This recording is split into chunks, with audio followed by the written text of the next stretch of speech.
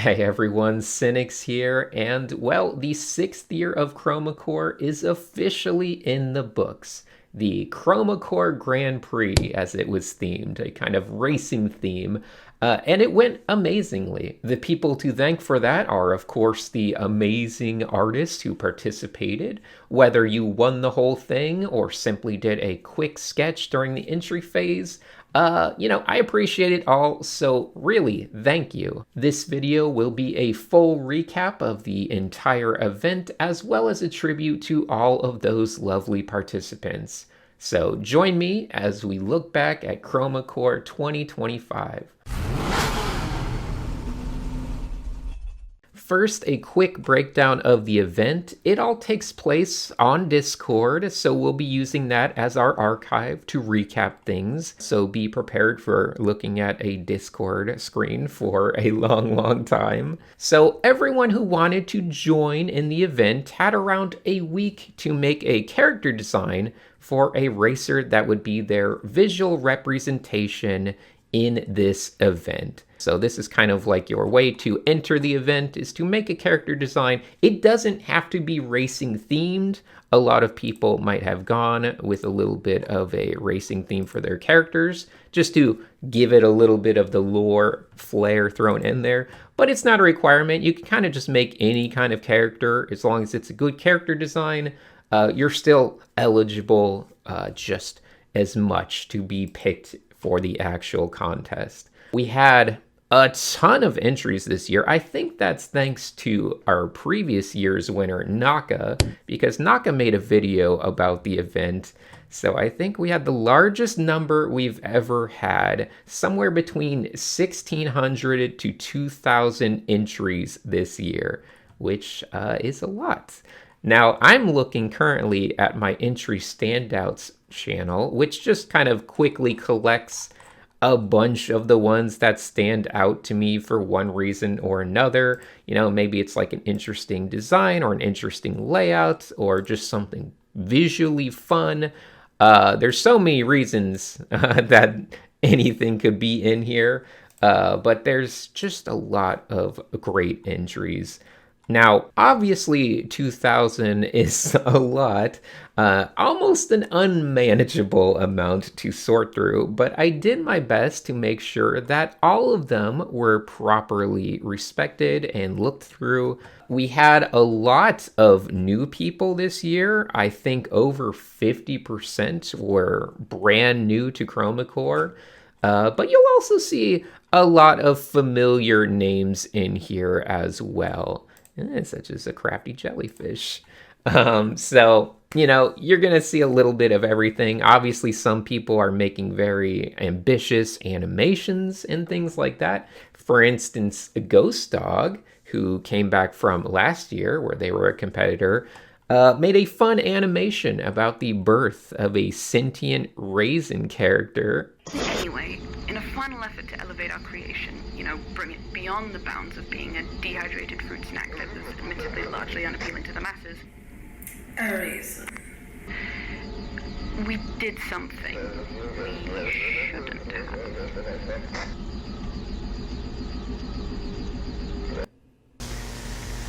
Hey, Eddie. You ready for the races? No, I got your raisin duty. Well, no need to stall. Let's put it up.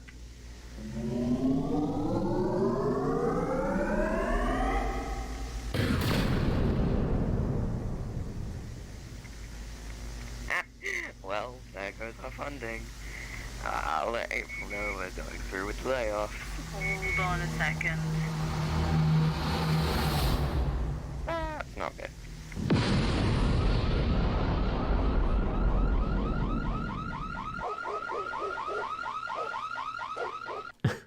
Which is pretty funny. Meanwhile, Dizalzer pulled an entire origin story for a character out of a minor lore event that happened back in 2021. And that's pretty great as well. I don't know how much of it I can play, but I'm going to play a bit of it.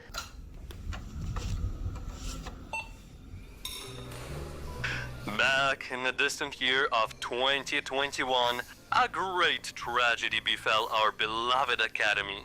It was a peaceful afternoon at the Chroma Corps cafeteria, but all of that changed in an instant. When someone blatantly disregarded the operational instructions of our interdimensional soft-serve machine, leading to a dimensional incursion, as a consequence of which a bunch of dastardly doppelgangers invaded. But luckily, our brave cadets were there to save the day once again, and send those evildoers to where they came from. But What? Bro, you gotta wrap this up. The deadline is in a couple of days and you still haven't started work on your illustration. Oh, fuck. But the presence of those invaders left its mark. A little piece of a device used for interdimensional travel broke off and landed in a container of our meatloaf. And from that moment on, a new life was brought into our midst. As years passed by, baby meatloaf grew this fast, first-person shooter. very fast. But like every kid, there were some unforeseen troubles in a way. But in due time, we all learned how to properly I don't care think this for him. Meatloaf song And is after going to be long good on and the copyright. strenuous years of training, So let's try he to grew into ignore quite it. the Let's try to independent drown young it out. man, ready But yeah, we to got take this on the cadet world. named Meatloaf. Just in He's time. delightful. And, hey everyone. Oh my god, it's me! You can believe it. It is time for a Alright, I'm pausing that. But, yeah, there's more stuff in there. Anyway, let's get back to the other stuff. So that might give you some idea of the fun and chaos we're dealing with here. I think every year Chroma Corps gets a little bit more wild, a little bit more creative, and just a little bit more hectic and chaotic. The art styles seem to expand outward every single year. Sometimes it's just whatever little Greeble Glorp is doing, and sometimes it's just completely different, industrial design aesthetics, painterly aesthetics. We have people that will do traditional art. I was hoping I would scroll and find one right away. People who just do incredible line work. So a little bit of everyone represented in the art world. I will say, I think the general feeling of graphic design and presentation is one thing that just keeps going up and up every single year. It feels like everyone's way of portraying their characters just keeps getting stronger. So that's always amazing to see.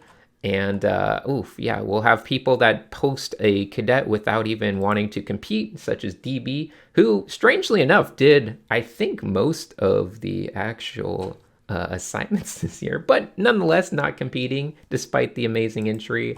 We'll have people that do animations that are just kind of out there and weird. We'll have characters that are just weird, glitchy creations. It's just great. I don't know how to describe it. So yeah, we get a little bit of everything at Chroma Corps.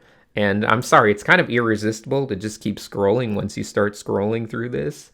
But that's where I would encourage all of you who might be watching this. If you ever feel like getting inspired, just hop on over to the Chroma Corps server. It's dormant right now, but that just means it's a little museum for looking at art. Not much fluff or wasted moments. You can just kind of scroll through amazing art as much as you want, whether you're doing it here or in the official entries channel. This is, of course, once again, the standout channel that I make.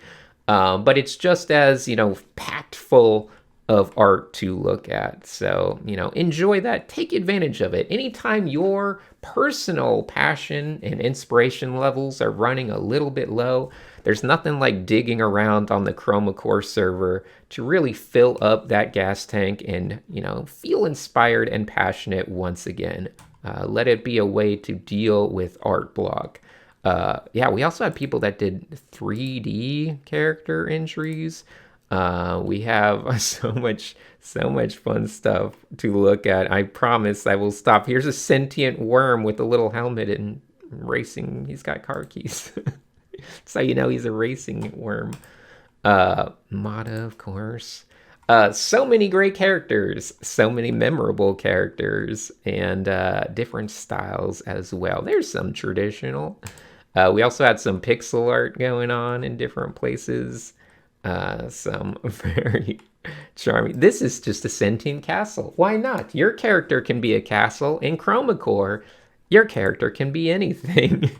There's really no rule. How does that castle race? Well, I'm sure that would be a whole funny lore onto its own.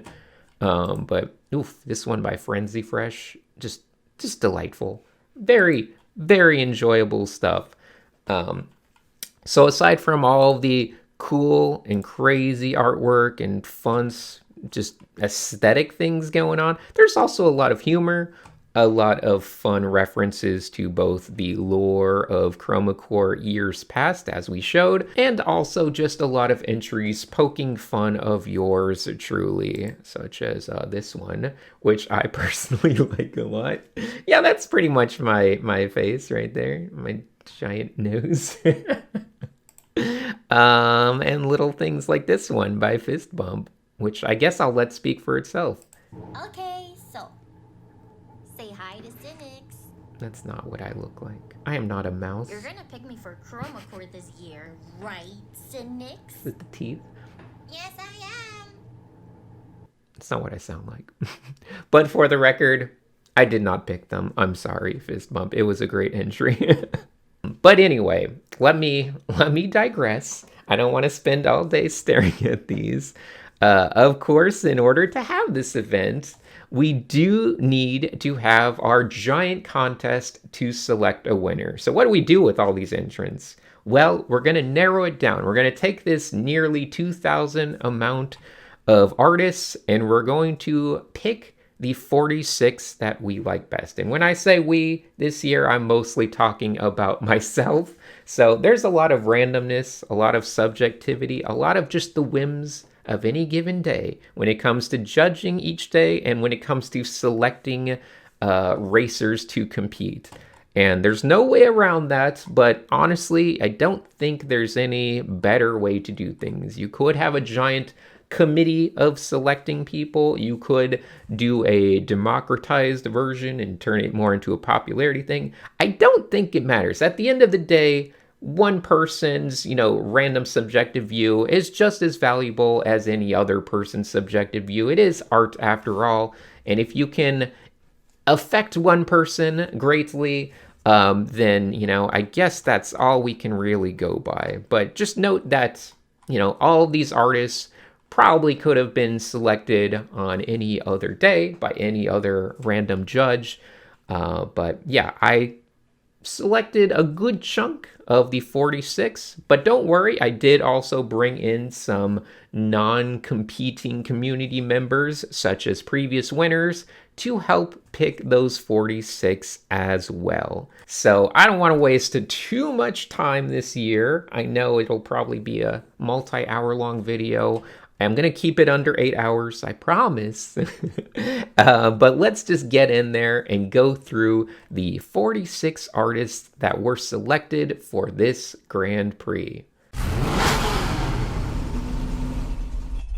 In no particular order, we have Dunk Sunk, aka Skunk Sunk this year, who is coming back from last year where they made it quite close to the end. Definitely one of the strong competitors of last year. Good to see them back. We also have Vagabond with their Carly, which definitely great to see, a regular around Chroma Corps. Then we have Zactor, who is a huge wild card, and I don't know if you think if this is an orange or a lemon. I went with lemon. Apparently it's an orange. This is a huge source of internal strife for me, but a very fun artist there. Then we have Memo, who has this zombie-like character here. Great stuff going on with that. And then Medi, who did a very lovely layout and presentation of this petrol oil slick character.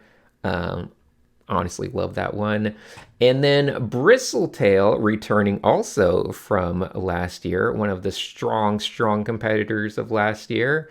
And not to be outdone or forgotten, we also have Will returning this year. Now, Will, most famous for doing bingo last year. And this year, Will has brought us another lovable character that became the star of the show.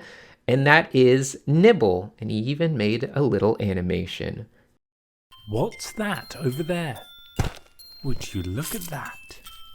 It's little Nibble. Oh, he's a dear jolly fellow. Come on, little Nibble. Come over here. That's right, come on. It's time for dinner. A little bit of Nibble makes the perfect addition to any dinner. Go on, have a nibble. Have another. So that's pretty great. Then we have Vwolf here, Justice for Vwolf, obviously a competitor of years past that was, some would say, unfairly treated, got eliminated on a contest by doing too good. But, you know, that's how things go. You never know what's going to happen. Then we have Cydo Whip, definitely a fan favorite. Great art. And Lucat, who is someone that I personally enjoy and respect a lot. They have so much artistic energy. And then we have Ashy Adobo, another familiar name around the Chroma Corps community. And then going to the next row, we have Powie, who did this really nice 2D character adventuring into 3D space. So Powie, great stuff. Then we had Sashi, a very graphic design oriented injury, I would say, but very enjoyable. Then Devance, who had a really nice character design, and I didn't even realize how much 3D stuff was going on with it because it just looks so nice. But they gave us this nice little 3D dancing as well. And King W, one of my favorite follow-along entries from last year. Someone that I always said I would have selected King W if I was in charge of last year. And this year, since I was in charge, I did select King W. We also have Bagley here, another wonderful community member. And then Olbers, who did a very kart-themed racing character, and I have to say, I love it. I love to see the extra bit of theming going on there. And then City Bell, who also was one of my entries that I really liked last year, and this year they made another great entry, so glad to have them here. And then October, right in here, who I think has a beautiful layout with beautiful colors. And then we have another returning person from last year, and that would be Dio Vice. So great to see Dio Vice again. We already know Dio Vice is a strong competitor. Looking forward to seeing what they'll do this time. And then right next to that, we have Panacea right here. Absolutely stunning entry, just really cool design stuff. I think they spent a good amount of time on it, so we'll see how that plays into the daily assignments, but really enjoying that. And then a fan favorite again, Big Boy, giving us the beefiest of big boys with their character design, both this year and last year. Glad to see them in here. And probably the biggest fan favorite, dare I say, of all, is a crafty jellyfish. Now, if you've watched the recaps from the last 2 years, you would be aware of crafty jellyfish because while not being an official cadet or competitor in those 2 years, Crafty did a full embroidered entry for every single assignment in those past 2 years. So 30 embroideries in 2023, 30 embroideries in 2024, and now they're coming into 2025, bringing their embroidery skills and mixing in a little bit of digital art with the embroidery this year. So I'm excited to see that evolution. After that, Going to the next row, we have Paramecia, who I think did one of the most interesting renders of a creature-y cadet thing. I just love the translucencies going on in there. We also have Stargecko, who was someone that I really enjoyed seeing their follow-along entries last year. They were always very distinct, very noticeable with the style, so it was always something I looked forward to each day. And then another great person who has definitely been showing off in the community is Svenin. And I love this entry. I love Svenin's stuff from what I've seen previously as well. And yeah, I'm excited for that. And then we have Addie, who has a fun sense of kind of charm and whimsy to their design as well.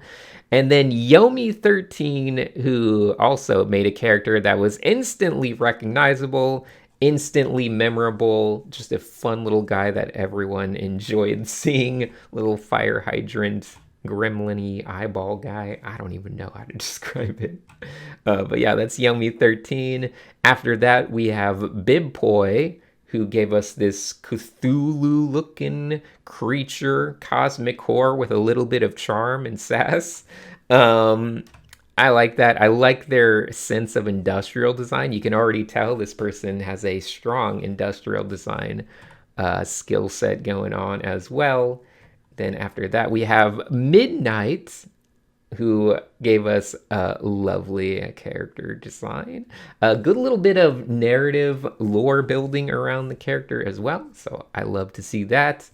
And then going into, I feel like this year was just chock full of all of these people who were amazing in the follow-alongs last year. And that's where Annie falls into things, because Annie had some beautiful colors with the follow-alongs last year. I just remember some very distinct, beautiful pastels, and their entry this year seems to have only improved upon those beautiful colors.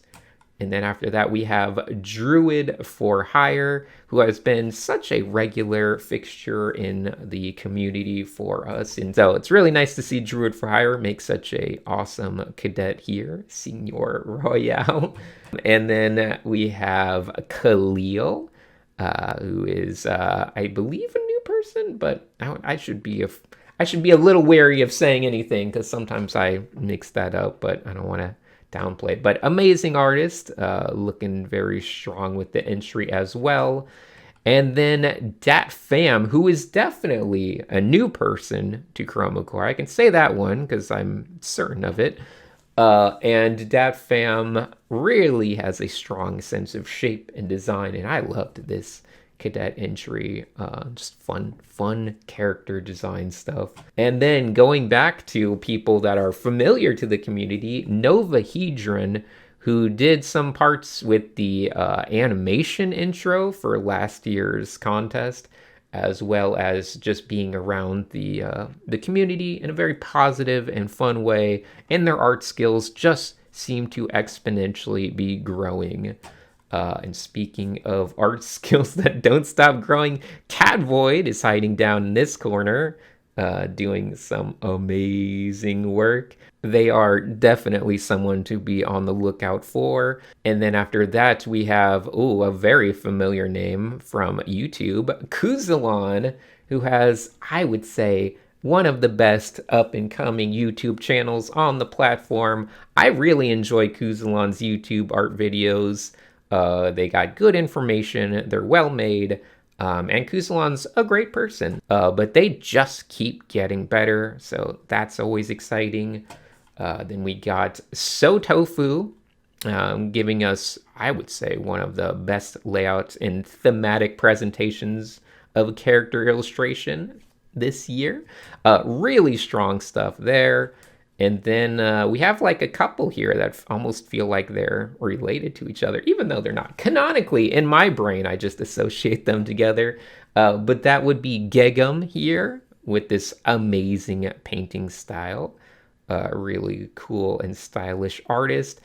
And then right next to that, we have Balin, who I definitely remember seeing their brushwork last year and being like, I love this painting style. I want to have this person competing. And here they are. So excited to have both Gegum and Balin in here.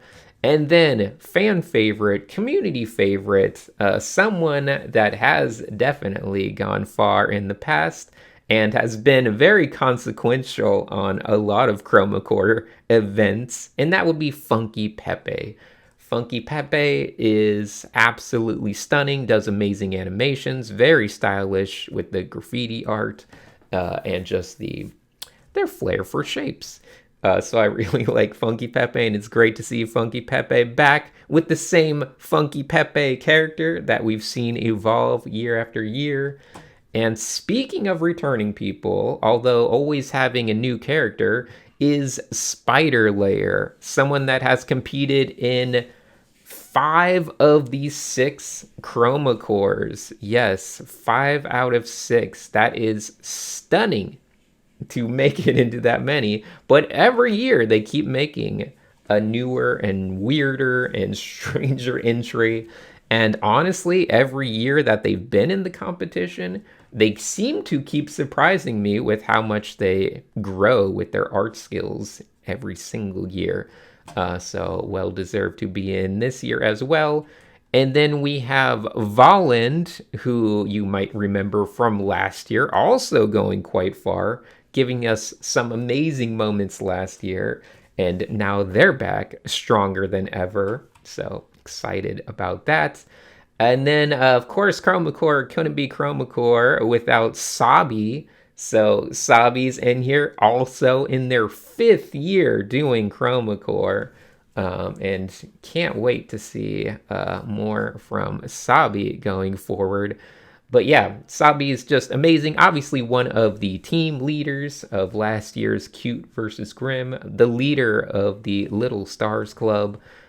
Just an amazing artist, and honestly, their cadet entry, their racer entry for this year, just looks great. I love the long squiggly lines and the shapes of it.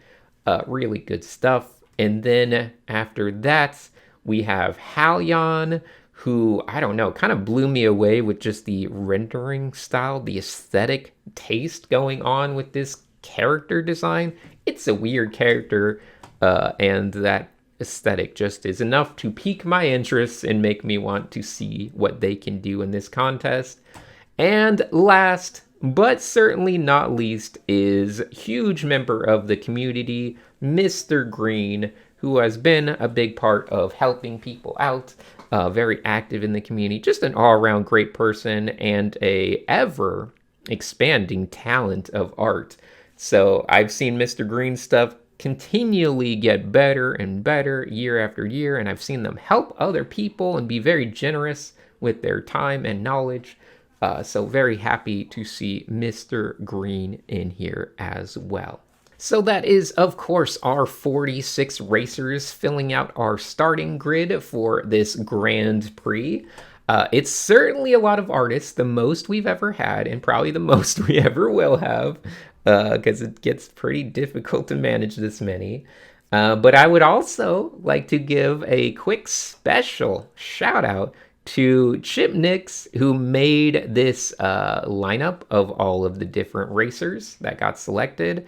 And we will be using Chipnix's kind of work here as our scorecard for the day-to-day races to keep track of who's got how many points and everything like that. So Chipnix, thank you so much. Chipnix has also just been an amazing member of the community, is really, really talented in art. It's kind of crazy that Chipnix hasn't been selected as an official cadet yet, because their art has been outstanding. And you'll probably see some of that follow-along work represented as we go through with things. But yeah, Chipnix, really good artist. You can find them on Instagram at I think it's at Art of Nixby. I'll just write that down and I'll put it up on the screen. But yeah, Art of Nixby, very talented. Go check them out. They do amazing work. So this seems like a great time to explain the format of this contest. Like every year, Chroma Corps consists of daily art assignments. Everyone is welcome to follow along and try the challenge, but the selected competitors are judged against each other each day on their art. If you miss a day, you're out of the contest. So this year, with the Grand Prix theme, the 30 daily assignments are divided up into tracks. So each track will have a set length of days, or laps, as we'll be calling them, and each lap will award lap points to the best art of the day, with a bunch of competitors maybe getting 1 point, and the top finishers getting 2 points. At the end of the track, the artists with the least amount of lap points are all eliminated at a certain cutoff point that is known to them ahead of time. So they get eliminated from the competition, and that's how we narrow things down. I'll also be referring to the artists as racers interchangeably, so just keep that in mind, artists, racers, cadets. These all mean the same thing. Sometimes I'm referring to people by their character's name. Sometimes I'm referring to them by their artist name. Gets a little confusing, but hopefully you'll kind of figure it out. Anyway, overall, this battling for points each day did wind up feeling very much like a race. And while we're not going to do this format again, I think it actually worked out pretty well for just keeping things extremely competitive through the whole thing, with every track feeling like a make or break moment and every lap feeling like you need to keep the pace in order to survive. So anyway, after we selected the 46 racers, they got 1 day of rest, and then we are off to the races. So let's go and check out how things went. We're going to be starting off with, of course, assignment number 1. All right, did 46 seem like a strange number for the amount of racers competing? Well, if you paid attention to previous years, yeah, it's probably no surprise. The very first challenge of this year's Chroma Corps is called the qualifying lap, but it is a fan art challenge. So we're not on a track just yet. This is just the testing grounds. And the goal of today is to make fan art for any of the racer cadets entries that weren't selected, and the 4 best fan arts that people make of an unselected cadet will bring that unselected cadet into the racing group as a fellow Grand Prix racer. So once again, this isn't part of any track. There are no lap points today. It's just the standard little gimmick and to get some more racers into the competition. So let's just take a look at what we got today. Gegum posted early because they had already done a little bit of fan art. But ignore that. That's not their final fan art. Spider Layer decided to do a little tribute to Steg Art, who has definitely been a great community member and definitely someone that is pretty skilled. So that's a good choice from Spider Layer. Dat Fam decided to do a cadet by Phanton, Nimri. I personally love this cadet as well. If I had more spots for all of the entries I loved, this was certainly high up on my list. I liked the design of the character, and this fan art of the character looks great as well. So great stuff from Dat Fam. Bibpoi decided to do Kiki, Couchmaid's cadet. We'll just say Kiki. Kiki, also a very important and wonderful member of the community that we will definitely be seeing and possibly hearing more from soon. But yeah, good stuff from Bibpoi there. That name always trips me up. Bibpoi. I want to say Pip-Boy. Will decided to make a piece for Kana's cadet, Nova, which I have to say, Nova, it's like the character from Kana, extremely good. This version of it from Will is just like amazing to me. I love the hair. I love the shapes. It's very, very good. So Will establishing dominance early. Sashi did this piece by Stors. Stors had a pretty good character design. Sashi is a little bit more of a graphic design person, but it's nice to see that. Yomi decided to take the raisin from Ghost Dog and make a tribute to that. I don't think they actually wrote who it was, that it was Ghost Dog, but we all know the raisin of Ghost Dog, which is, I think, fun. A traditional entry from Yomi. Mr. Green decided to make this a lovely tribute to Jorts, which maybe that music is unusable, I don't know. But it sounds so dang cool, and the art looks amazing. Even this funny little part. So yeah, amazing illustration of Jorts' cadet there. Of course, Jorts, someone very familiar, former competitor Jorts, in this illustration also looks great. Even got Shamalu's carrot person in there. Svenin decided to do this fan art of Micah's character. And that's just, normally getting people to do environments is like pulling teeth. But Svenin's out here just doing environments for fun during the character challenges. So that's nice to see. A crafty jellyfish also made a wonderful entry of Bella's cadet here. And like I said, crafty jellyfish, this is all embroidery. You can zoom in here and see the stitches. They're adding like mixed media stuff with beads. But this year they've introduced the mixed media of digital art. So you'll see little touches of digital stuff, which personally I think is so nice looking. After that, we have wait, Yomi, you already, what? That's a different one. No, okay. I can't even remember which one's real.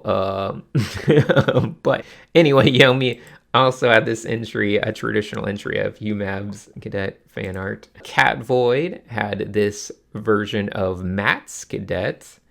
And man, that is honestly quite good looking as well. October did a version of Cleo's cadet. Cleo had a wonderful cadet as well. Good choice by October. Powie decided to introduce their cadet to Peppenhoff's, also astronaut-based cadet. And that's just fun. That's charming. I like that. I like a little bit of character lore, integration. I like to see characters interact with other characters. It's fun for me, especially when they're really weird. I guess, oh, that's right. I did say they could do multiple ones, and I would just determine what the best one was. So Spider Layer also did Jeb Cosby's cadet Susan, a cadet that has been a favorite of many of us for many years now. Jeb Cosby's always had the same character. They've kind of changed and evolved with each year of Chroma Corps. But yeah, I like Jeb Cosby's Susan character a lot. After that, we have Adi doing Tappa's cadet. And definitely capturing an interesting mix between the two styles. Pretty fun stuff going on there. Funky Pepe decided to do Tapiasa's character, which, once again, always finding a way to do a little bit of graffiti. But a very grungy, textural-looking entry right there from Funky Pepe. Memo did the the Owen Gideon Castle entry. Of course, you might have seen me pointed out before, but I love the castle, the sentient castle. Lou Cat decided to do John Reddit, which is also a little bit of a meme this year. Celeste made this character called John Reddit, which is slanderous toward all the Reddit users, but I'm okay with that. Then we have Gegum, who did a proper another fan art for Biped. And Biped, of course, had a great Waxling character that really stole a lot of the show last year for just being really enjoyable. This year they made the Wax King character, and it was really good. Sadly, it just didn't quite get into that original, list of 46, but it was quite a good character. And after that, we had Annie doing fan art of Amon's character. Beautiful color choices, like just stunning colors. Everything Annie paints just makes you feel like kind of warm with pleasant colors. It just is enjoyable to see the cyans, the magentas, all of these pastels flowing around. Really good stuff from Annie. Panacea had this one from Goat, the Goat Rider. Not to be confused with any other trademarked names, just the Goat Rider. We also have Paramecia, which you might get a little bit confused. Panacea, Paramecia. I know, what are the odds that two people would have such a weird name that both got selected? But nonetheless, Panacea, Paramecia. Paramecia did the Wonder Cadet Bach, which I think is a pretty fun little entry there with their mono motorcycle. Regardless, Druid for Hire has this version of Shucks's Cadet, which honestly, this also looks great. A nice tribute to the lore of the character, as well as just feeling like a straight up Mike Mignola cover piece. Like, it's just really good. Olbers did a little tribute to Shrug's character here, which is really a nice illustration. Plus a little bonus, a little tiny bonus of a Greeble Glorp poster inside of Olber's sleeping area. I enjoy that. Then we have Stargecko doing a Tedrax fan art of their dragon. It's a little bit of a tricky one, but looks nice. Kuzalon decided to do Overgang's Cadet in a Choose Your Racer format, and doing a little UI UX stuff. That's fun to see. Then we got Sabi doing Nat Geo's character. And that just looks great. That just, Sabi can make any character kind of look like it's a Sabi character, just through style alone. But that's really enjoyable. Then we had City Bell doing Shade. I keep wanting to say Sade, but Shade's Cadet. Looking fun, going for a more extreme perspective on that one. Novahedron doing The Hunter by Josie. Josie, of course, a former competitor. And that looks pretty nice from Novahedron. Big Boy decided to do Audrith's character, which I think this is the official first time I've seen Big Boy make an art that wasn't a giant beefy character. But that looks great, proving that they could do any proportion of character and make it look pretty dang fun. So good stuff from Big Boy. And then a John Reddit with a little updo, just, I don't know, for whatever reason. I'm not even zooming in on that one. Then we had Dio Vice, who's just giving shout outs to some of their favorite entries, and doing a fan art of Mild's character, which I think looks great. Dio Vice really pushing the ultra wide meta of super widescreen formats. D-Vance decided to do fan art of Eileen's Cadet, and I kind of like that direction. It looks cool. Khalil, I guess we could say Rez, or I don't know if they go by Rez or Khalil, but we're going to say Khalil because that's what we wrote down. Had this fan art for Hokey Pokey, and Hokey Pokey is going to make a lot of fun stuff this year, I can tell you that. Will it be in follow-alongs or in the racers? I guess you'll have to wait and see. But, racist taste the best. Racers, not racists, racers. they're racing. Then we had Lucat doing some fan art of Mehul's Cadet, bringing all of his knobheads to go on a date with that character. And you can see them as a source of affection for all of these knobheads. After that, we have King W doing a Mystics fan art, which is looking pretty good. Then we have Cyto Whip also doing Tapias's character, bringing us some pretty cool looking perspective on that as well. Great stuff from Cyto Whip. And then Vagabond doing another Josie fan art. I like this one a lot. That's a good fan art of Josie's Cadet.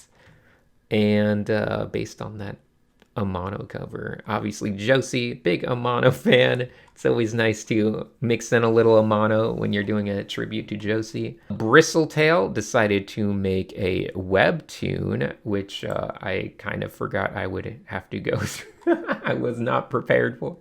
But here we go. Take a quick look at that.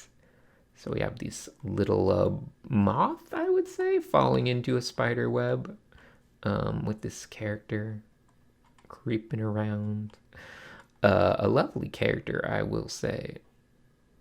And a pretty nice presentation for all of these panels. A lot of lovely transitions from one panel to the next, which seems to be the real key to a good vertical webtoon.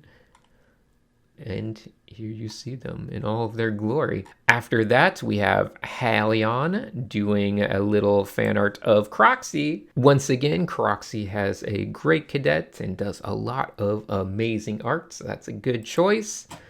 And then Zactor decided to do a little video of Tapiasa's cadet going to death work.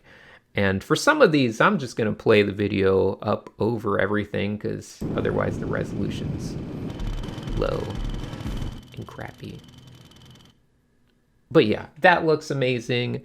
Great stuff from Zactor. Then we have Bagley doing a little tribute for Alto's cadet. Looking nice from Bagley. We also have, right after that, Vivuf doing a tribute to Alto's cadet. And I think this one is probably a little stronger in my brain just because of those Vivuf lines that I enjoy so much. Love the way Vivuf does line art. But after that, we have Volland doing a tribute to Mata. And this might be, hints of things to come near the end of the competition. But we have Volland and Mata there having a fun little interaction between their characters. After that, we have another tribute to Alto, 3 for the GOAT, from Ashy Adobo, who had a little bit of a computer crash, but nonetheless, gotten back to a reasonably nice state with that. And Lucat also doing Jugbot's little brother cadet, which is fun to see. Dumb man. And where else? Gosh, I always forget how many there are during these first days. We have Balin doing a tribute to Overgang. And I like this version of that. That's a very nice illustration there. Great painting skills. Midnight decided to do a little bit of a video as well. There's no audio on it, but this is Hermit Forge's cadet. And we'll take a look at that. It's a good 51 seconds. So, I guess I should give some context. NAKA did make a cadet entry, even though NAKA is a winner and can't compete. But their cadet entry was just Mr. Pale, who drives a vehicle called the Deadline that just collects all of the fallen racers and eliminated cadets. So that's a lot of fun. But yeah, nice video here by Midnight with a lovely tribute to Hermit Forge's cadet in a very, very nice looking way. I guess I should have been reading that instead, but you can read the subtitles. I'll just overlay it in a bigger size so it looks nice and readable. But yeah, very, very ambitious and fun stuff from Midnight. After that, we have Skunk Zunk, The Duality of Style, I Did Too, Clara by Shy Kid, and Fiona by Val Melma. So this is Clara by Shy Kid. Lovely piece by Skunk Zunk. Dung Sunk. I might call them Skunk Zunk from now on because that's the name they used this year. But just note that it's Dung Sunk from last year, Skunk Zunk this year. And Val Melma's cadet here in a very different style.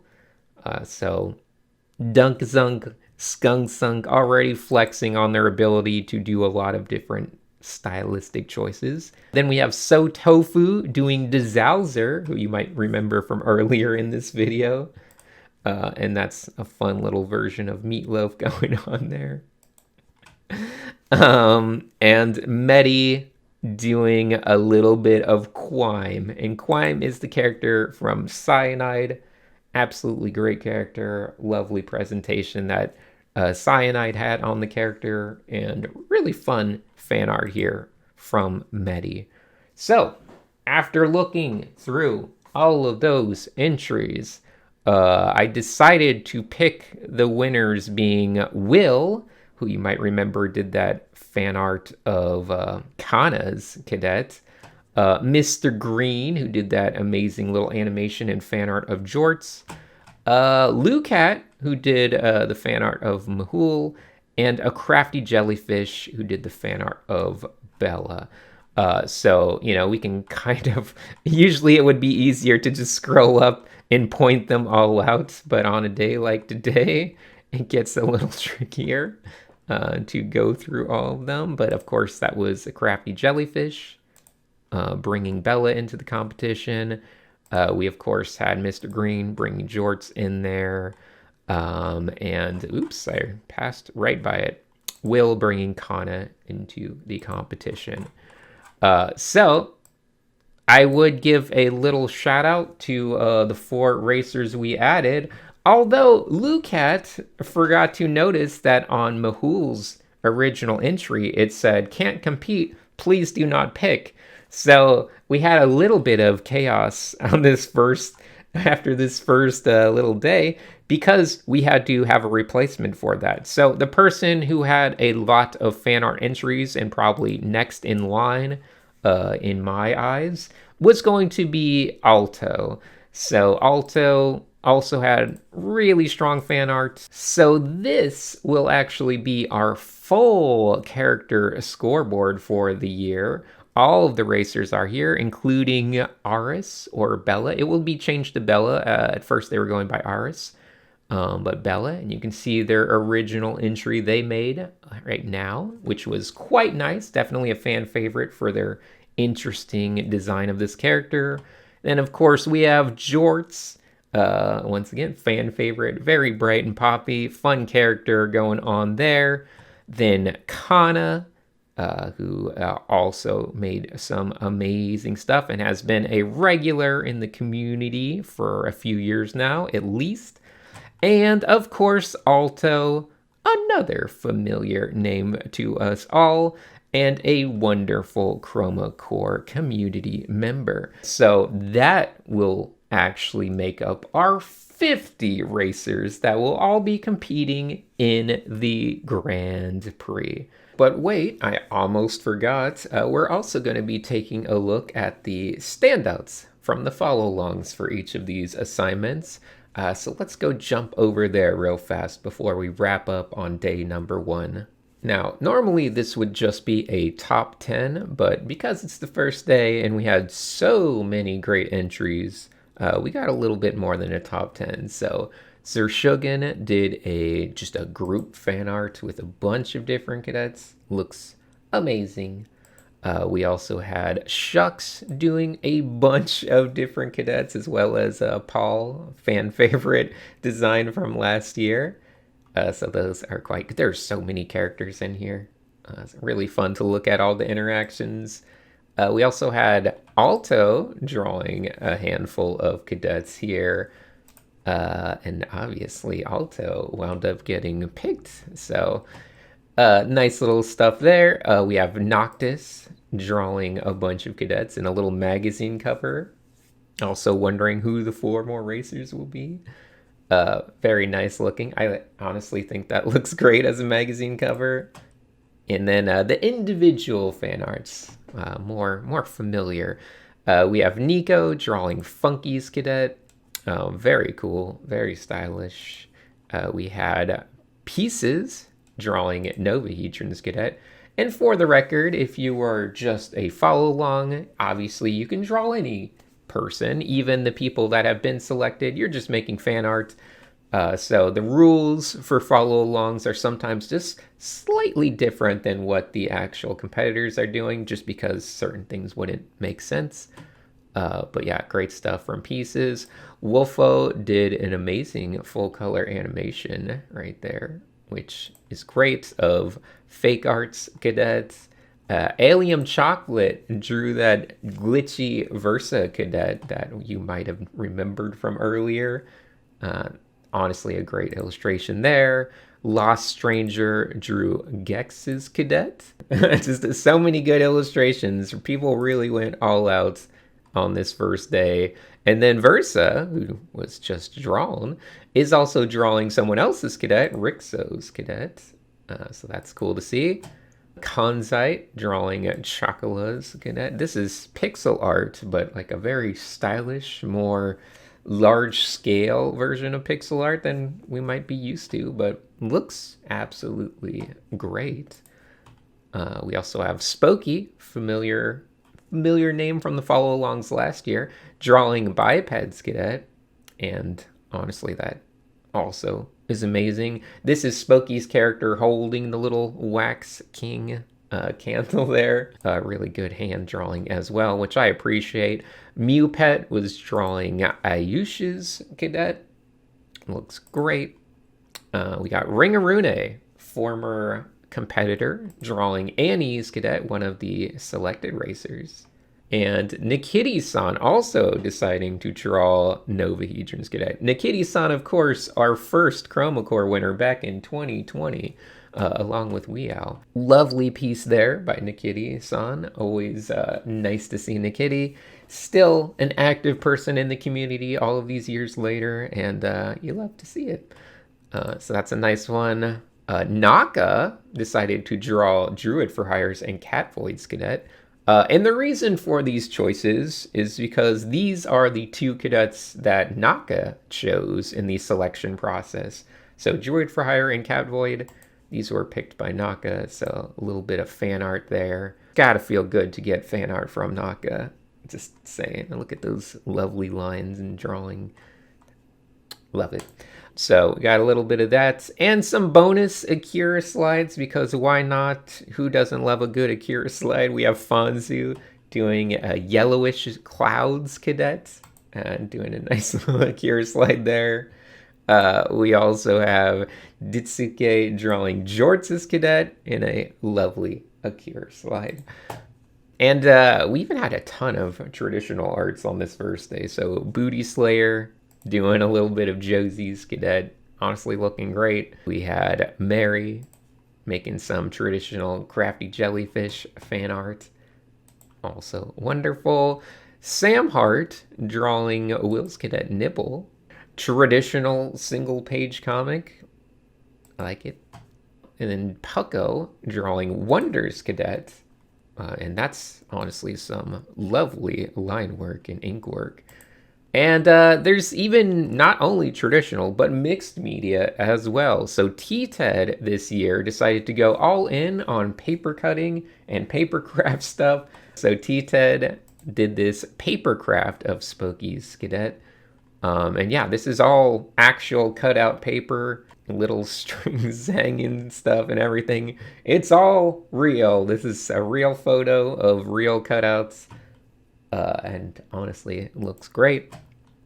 We also had Lord Cave drawing Surmount by Scorn and Alium's Chocolate, or I should say doing a cutout art of them. But this one's a little bit of mixed media as well, because the cutouts are actually digital art on a little cutout piece of paper. Kind of a nice combination of all of them.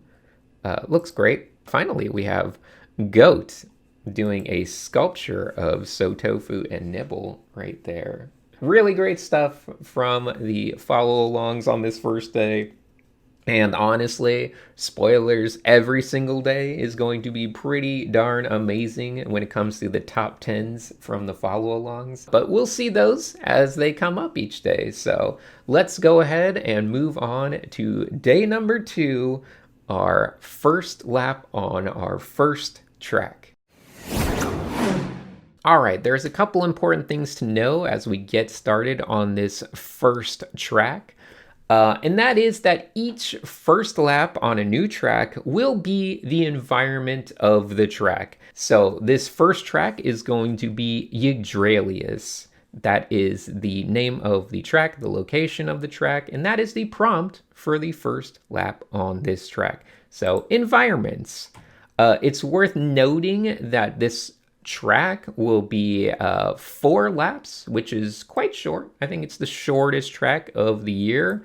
So we're just trying to do a quick 4-lap track to cut down on the numbers so it doesn't take us an hour to get through all of just the entries each day. And the lap will award the top 25 art pieces with 1 lap point, with the top 5 getting 1 extra lap point. So obviously that's a lot of points being given out each day. Which means, you know, when I recap who won at the end of each one, I won't actually be showing off the art again. So, you know, just try to keep your favorite art pieces in mind as we go through, because that would be way too many to keep going back and forth with. But yeah, after the 4 laps, the 4 days, the top 30 racers with the most LP will proceed to track number 2. Now, in case of ties, basically everyone that ties for a position under 30 will get in. So there could be as many as 40 or whoever knows how many, but just keep that in mind. So anyway, the first track is going to be Yggdralius. We have a little bit of lore about it. Now, people aren't required to follow the lore specifically. They only have to follow the prompt. But certainly, you know, it's a little bit of lore that could help inspire you. So Yggdralius is the cosmic tree, and it is known as one of the strongest bioforms in the universe. It was once a small seedling floating in the deep cosmos of space, but then Yggdralius latched on to the hyperdense ember of a micro-dwarf star. I know, it sounds very silly. But what happened next was nothing short of magical. The tree sprouted forth in every direction, expanding outward through the millennia under the singular tree that was the size of a large planet. I kind of said that a little bit weird, but you get the idea. A little seed in space attached itself to a little tiny ember of a star, and then managed to grow outward around it using the star as its light source, like all trees do, except this time the light's on the inside and the tree's growing outward and trying to get the light from the inside and whatever. I don't really know how it all works. But it's an excuse to have a giant planet that is basically one singular tree, and it's going to have so many levels because obviously you can go down through the branches into the cores and deeper layers. And I would imagine it would be very disorienting once you start going down into it, because who knows which way is up, which way is down, which way is out, which way is in. It's all very chaotic, like a never-ending jungle where many racers might wind up getting lost. Have a bit of fun with that, interpret it how you want, but we're going to take a look at how all of the artists interpreted this prompt. All right, we got a lot of jokes to start out with, of course, appropriately with this many people. Ignore these. This is not Yggdralius. Don't mind it. Here we go. Official entries. Thank you, Spider Layer, for bringing us back to sanity. Spider Layer had this entry, which Spider Layer, coming from being someone in previous years that was a little weak on environments, I would say, absolutely crushing it out of the gate with this lovely environment that not only features Yggdralius, but also the idea of like the race that's happening there and all of the fun little maybe ghostly inhabitants or whatever it is that exists on Yggdralius. But I love the twisting and turning and all the fun little aspects of this whole little environment. So a great way to start out from Spider Layer. Then we had Jorts, who is obviously just pulled into this contest because of yesterday. And they had this little Midgard-themed universe tree, the whole little kind of taking some Norse inspiration from it, which, for the record, obviously Yggdralius is definitely a play off of Yggdrasil, the life tree, the Norse mythological tree. Just trying to twist it into something more sci-fi, but a great entry from Jorts there. Kana had this one, which features their cadet with their long hair coming through on Yggdralius. So another person that just joined up. Diovice posting a little bit of a placeholder in case they can't finish. I don't actually remember if they made something more finished. But regardless, then we have Sashi, who went full on graphic design for this first track. So Sashi did something we don't normally see too much of, which is theming each track around a certain art style. So every piece Sashi makes during this first track will be in this kind of interesting Yggdralius art style that they picked. It's kind of a nice little experiment in how to approach things. We also have another webtoon, The Meta, which is going to be from Midnight. Sapling, soaked in pure starlight. I like it, using our lore. Lovely transition here. It drank until the star went cold. Now in place of fire, a void remains. Ooh, a little black hole at the center of Yggdralius now. Furious, devouring, blind. Blind that the tree has grown beyond root and leaf. Yeah, very fun idea here. Ooh, with a little bit of a science-y kind of layout. Little Da Vinci looking notes going on there. Yggdralius, the tree that outlived its son. I like that. So amazing, great stuff from Midnight. Then we have Dat Fam. Once again, amazing colors. Also incorporating Yomi's character in there, along with their own character. So having a little bit of fun with character interactions. You love to see it. Svenin coming in very strong with the colorful entries, environments. I like that. Looking good from Svenin. Big Boy, I don't know what I'm doing. That's fine. It still looks pretty cool and experimental. It's kind of the core of the tree around some sun, little dwarf star light source. So that looks nice. Then we got Big Boy doing this one, which is also a very weird, almost abstract art looking piece. But I kind of like it. I like the feel of all the movements a lot. Mr. Green also decided to do the webtoon approach. So let's take a look at that. A little bit more of a sci-fi approach, but Discovery Crew, XLPL 27. We have come across very unusual data, starting investigation. This celestial body doesn't seem to emit radiations, but rather pheromones. AI agents identified a solid surface and some atmosphere. We are preparing for landing. The crust is made of a protective layer of dead organic matter. When compared to our database, the closest match is tree bark. Nice. Under the surface, computers are detecting electric impulses similar to a neural network. So we got this little ship exploring deep down in there. I like this frame a lot. The deeper we go, the stronger the read is. It seems that these spherical structures are replaying some inverted signal directly from the core. We are close to the center now. How? My God. I love how it switches to a cockpit view. And you just see this crazy core with the plants sprouting out of it. How is that possible? So very good stuff from Mr. Green. And after that, of course, we have Crafty Jellyfish watching the planet grow. Added little tiny little digital art space people hanging out. Honestly, an amazing feeling of light source coming out of this, even though obviously it's just thread. It's just fabric, but it almost feels glowing. So a lovely effect there from Crafty. Powie decided to make this image, which as soon as it loads a little bit, looks extremely good.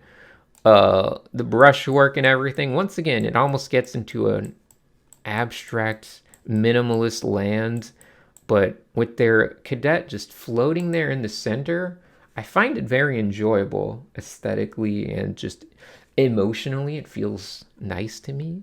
There's Yomi with, once again, another traditional nice little version of someone crash landing on Yggdralius with the the plants themselves trying to stop the intruder. Jorts had another entry because they were like, wait a minute, it wasn't supposed to be a Norse one, which, for the record, I was fine with that entry. I think it was legitimate.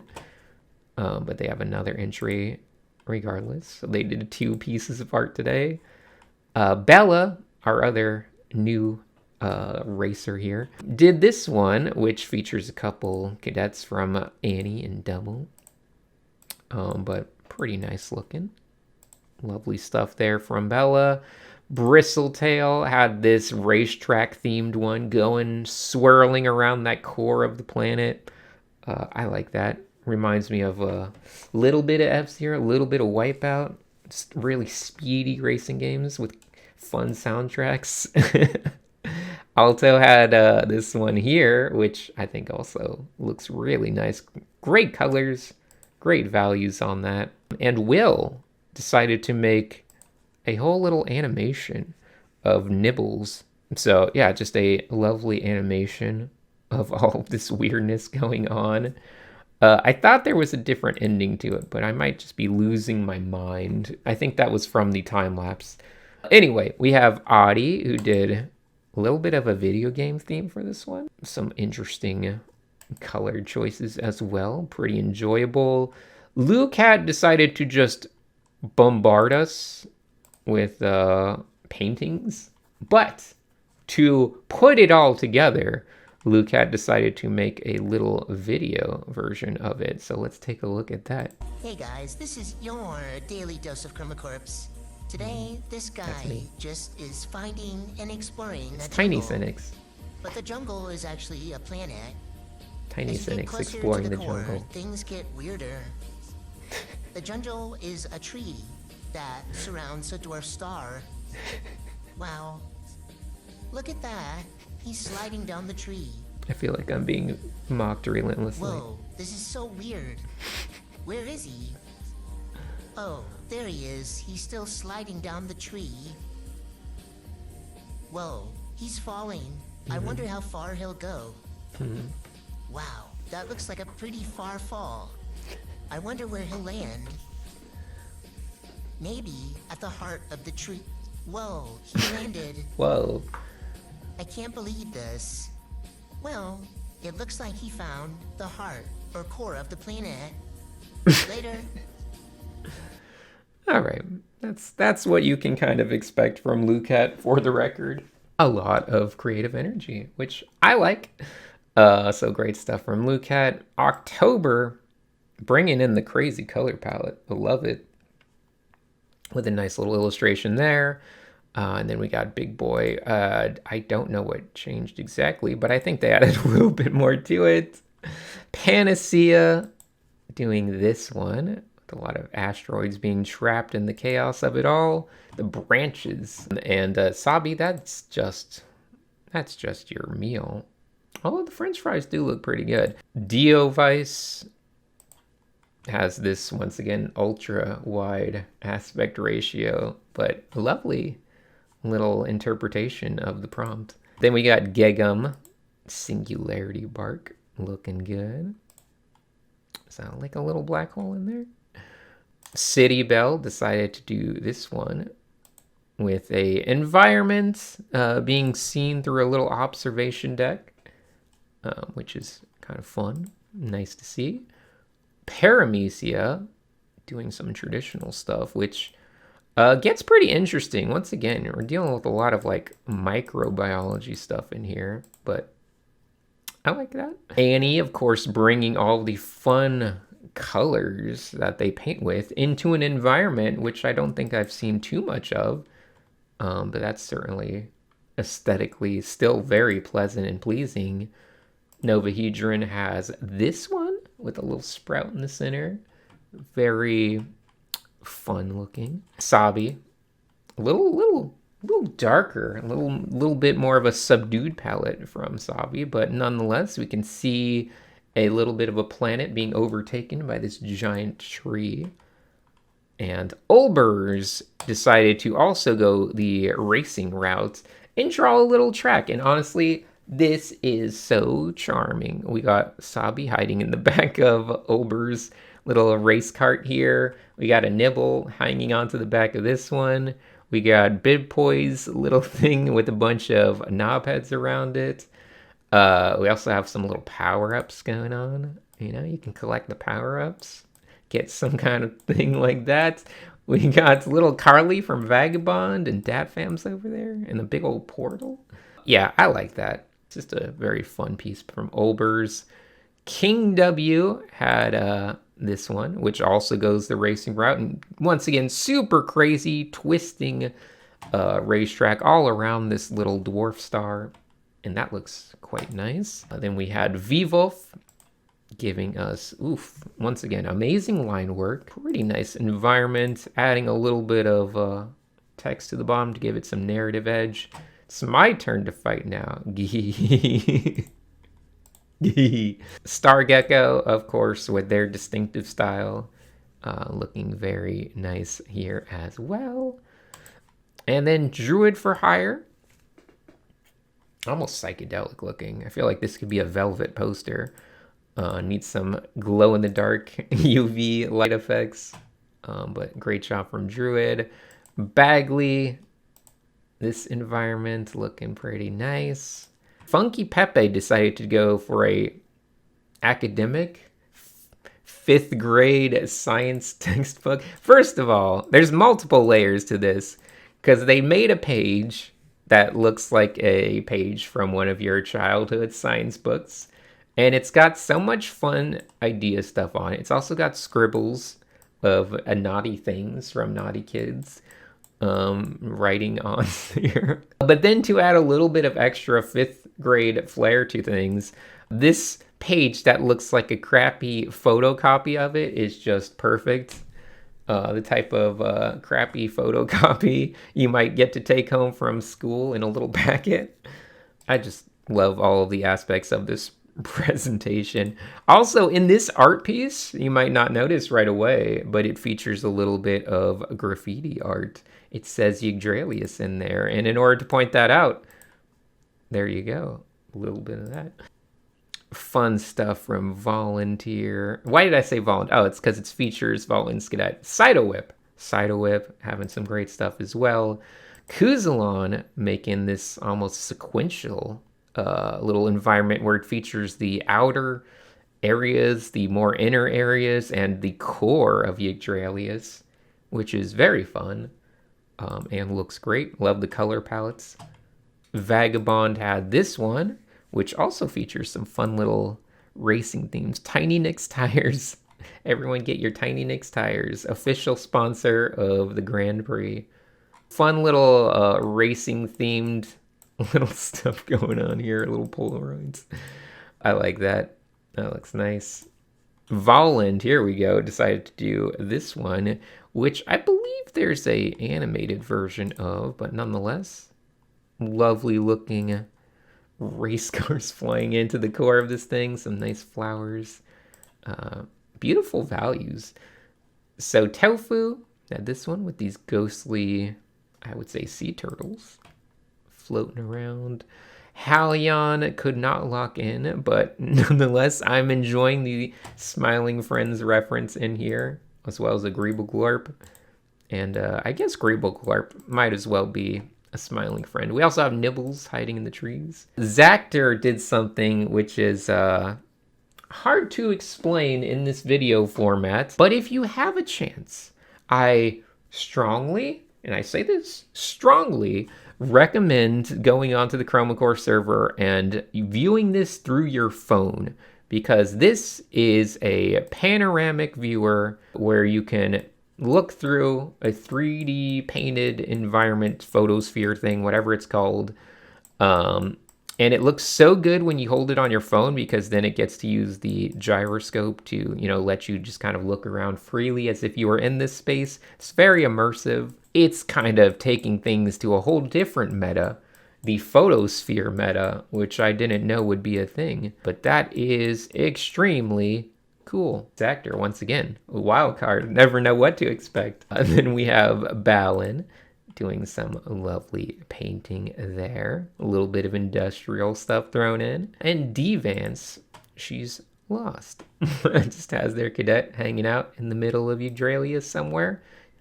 And Catvoid decided to do a pit stop with treetops, by the treetops, with a bunch of the different cadets. So we can take a quick look at that.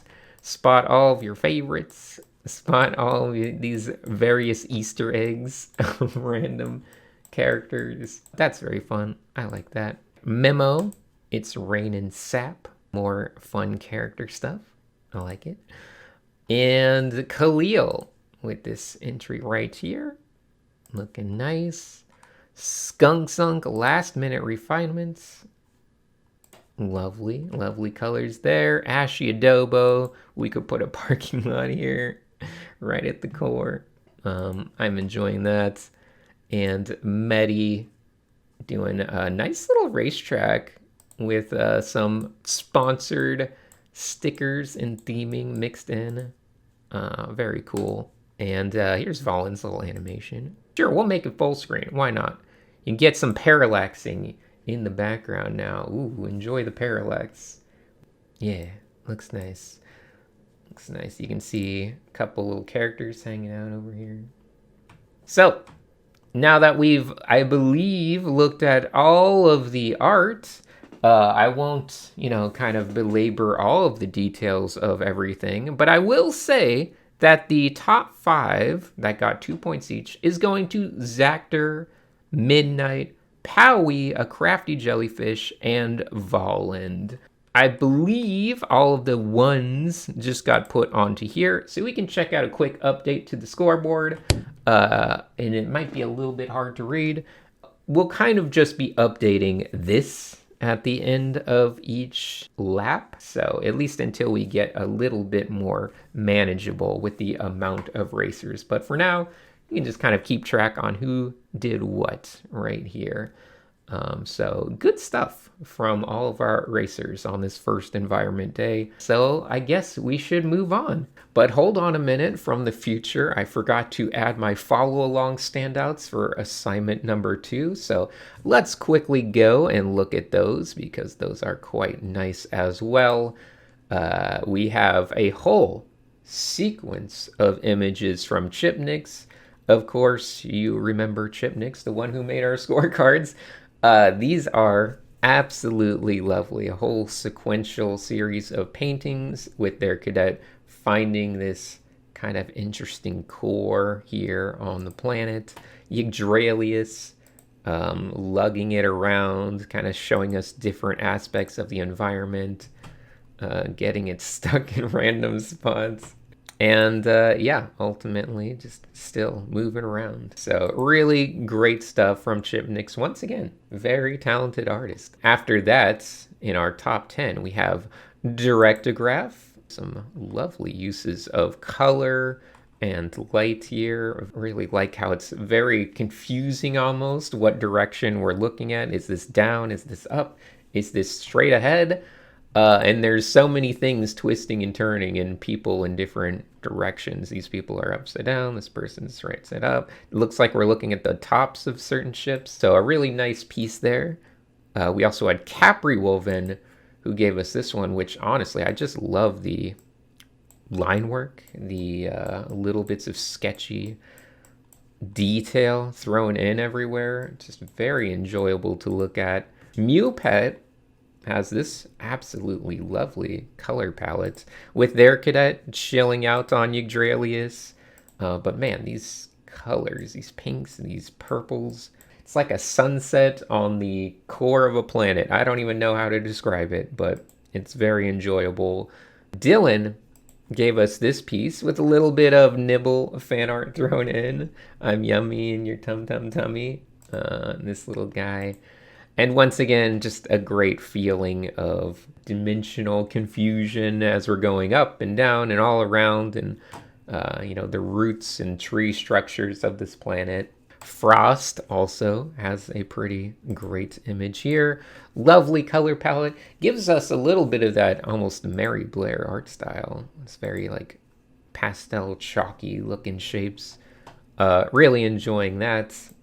And then Yalak has a kind of in a different direction, this very sci-fi, almost tech-looking core of the planet. Looks pretty great. And Kiki has this one, which has so much atmosphere, so much kind of depth of clouds and mist, but really enjoyable to look at. So great stuff from Kiki. And then Amon had this one, which just has some beautiful color choices. And honestly, some great shape choices too, and aspects of this tree stuff. So feeling quite nice about that one. And lastly, in our top 10, we got Stores. Another familiar name in the community, but they decided to go for this very academic research looking illustration with a nice breakdown of how the planet works, what the core looks like, what the canopy looks like, what all of this, mother tree structure and root structures, along with a couple illustrations over here of people exploring it. So really enjoyable. I like that a lot. Wonderful stuff on this second day.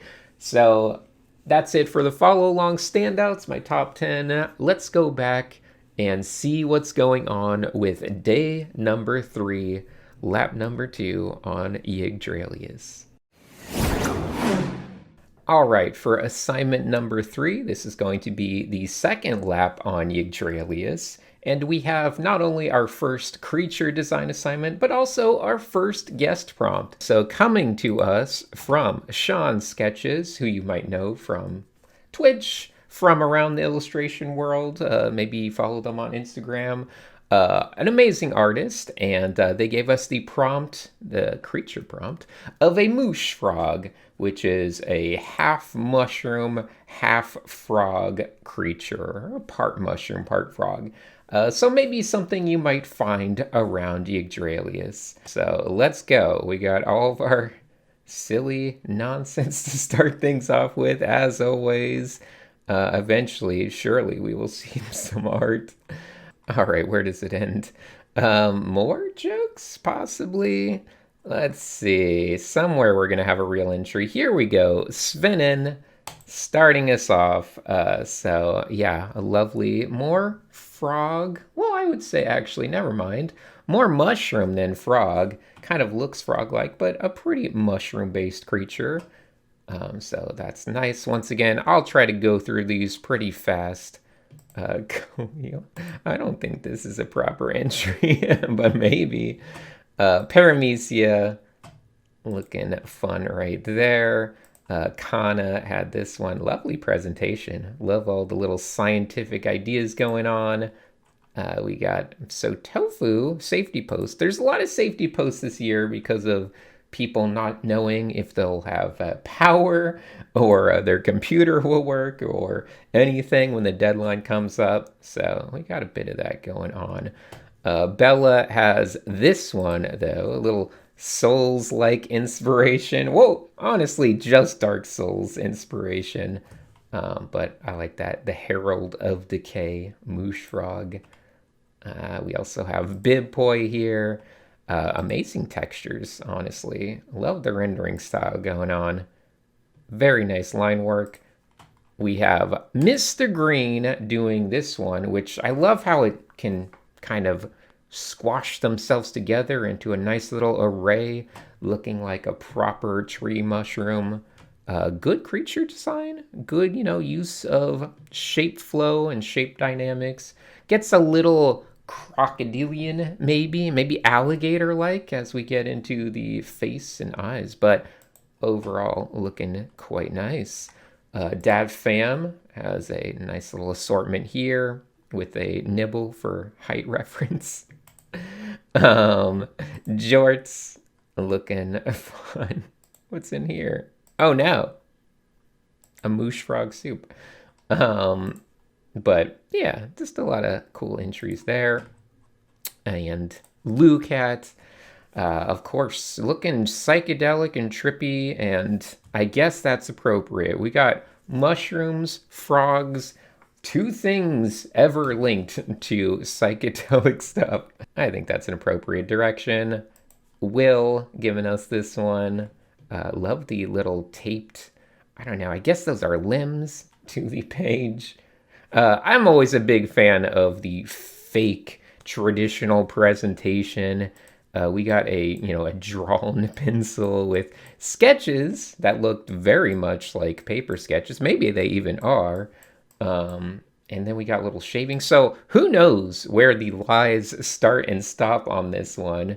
Because there's a lot of good mixtures of traditional looking stuff. But a great entry. A crafty jellyfish, of course, going for that embroidered stuff with a frame. But lovely, a little bit of digital art on there as well. Very nice stuff. Powie decided to go the pixel artist route, which is kind of fun.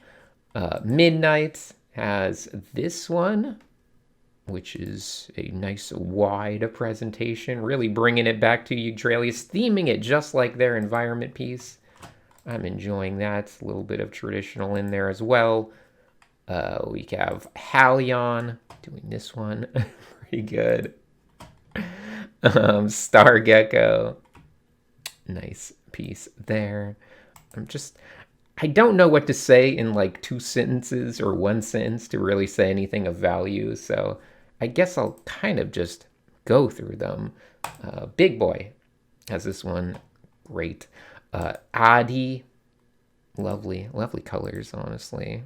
I guess I'm going to say stuff no matter what. I can't contain myself.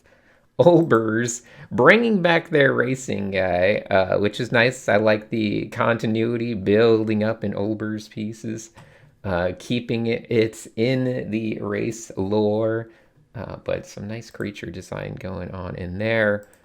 Panacea, or I guess we could just say Pana. They can change their name to Pana. We'll go with Pana for now. Pana has this Mooshfrog with its little webbing-like tongue. It's pretty interesting. Yomi13 still not at their computer, but honestly coming through pretty nicely with this rendering. I like what I'm seeing there.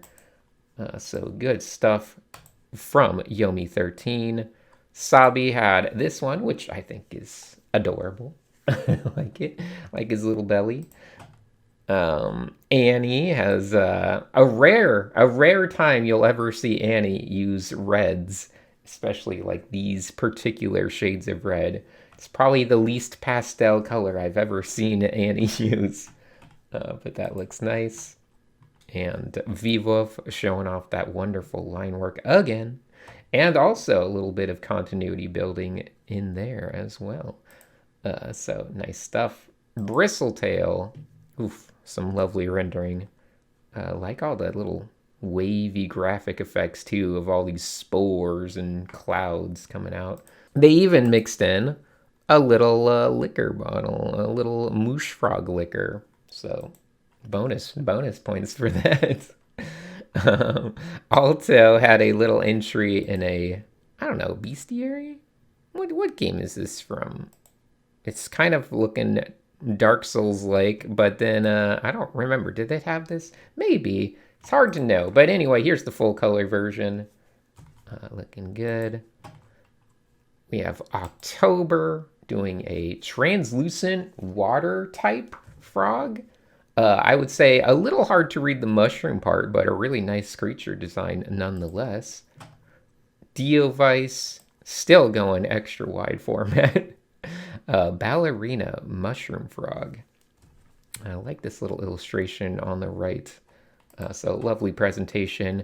Kuzalon making this one, which honestly, a lot of the ones that are just kind of more straightforward are pretty appealing. Like this. This is just a fun, straightforward idea.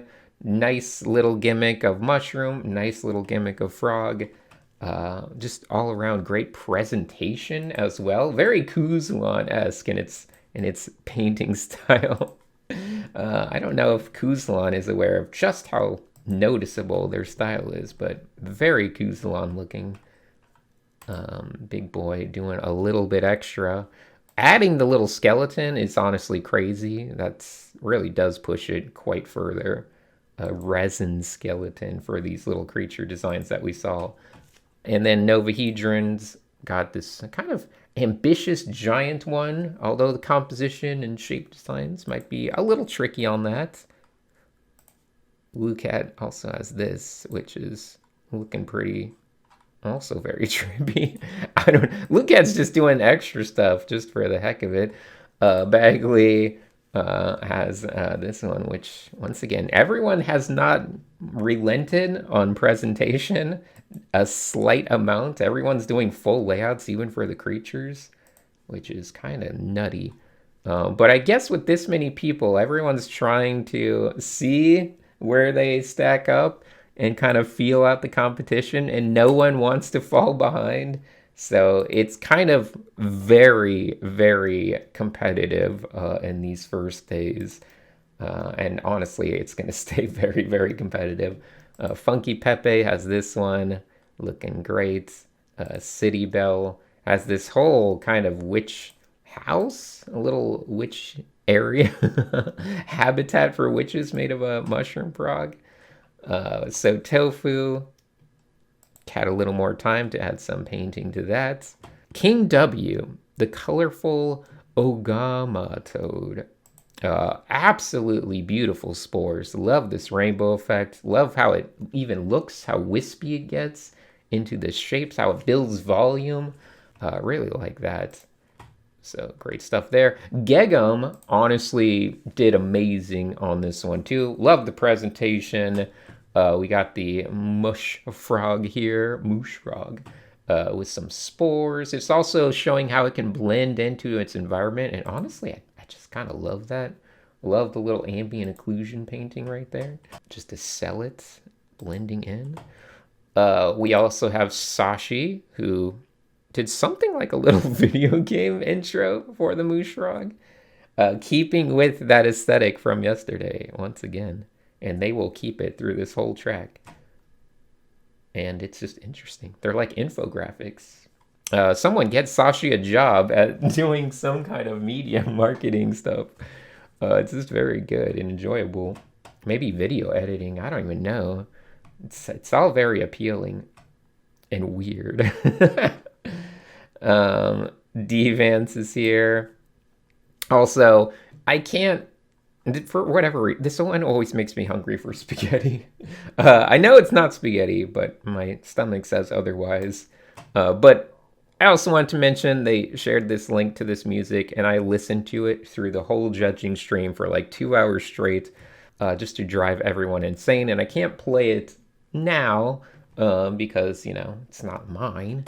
It's not copyright to me. But if you have a chance to be on here, go to assignment 3, play this song. You will be happy.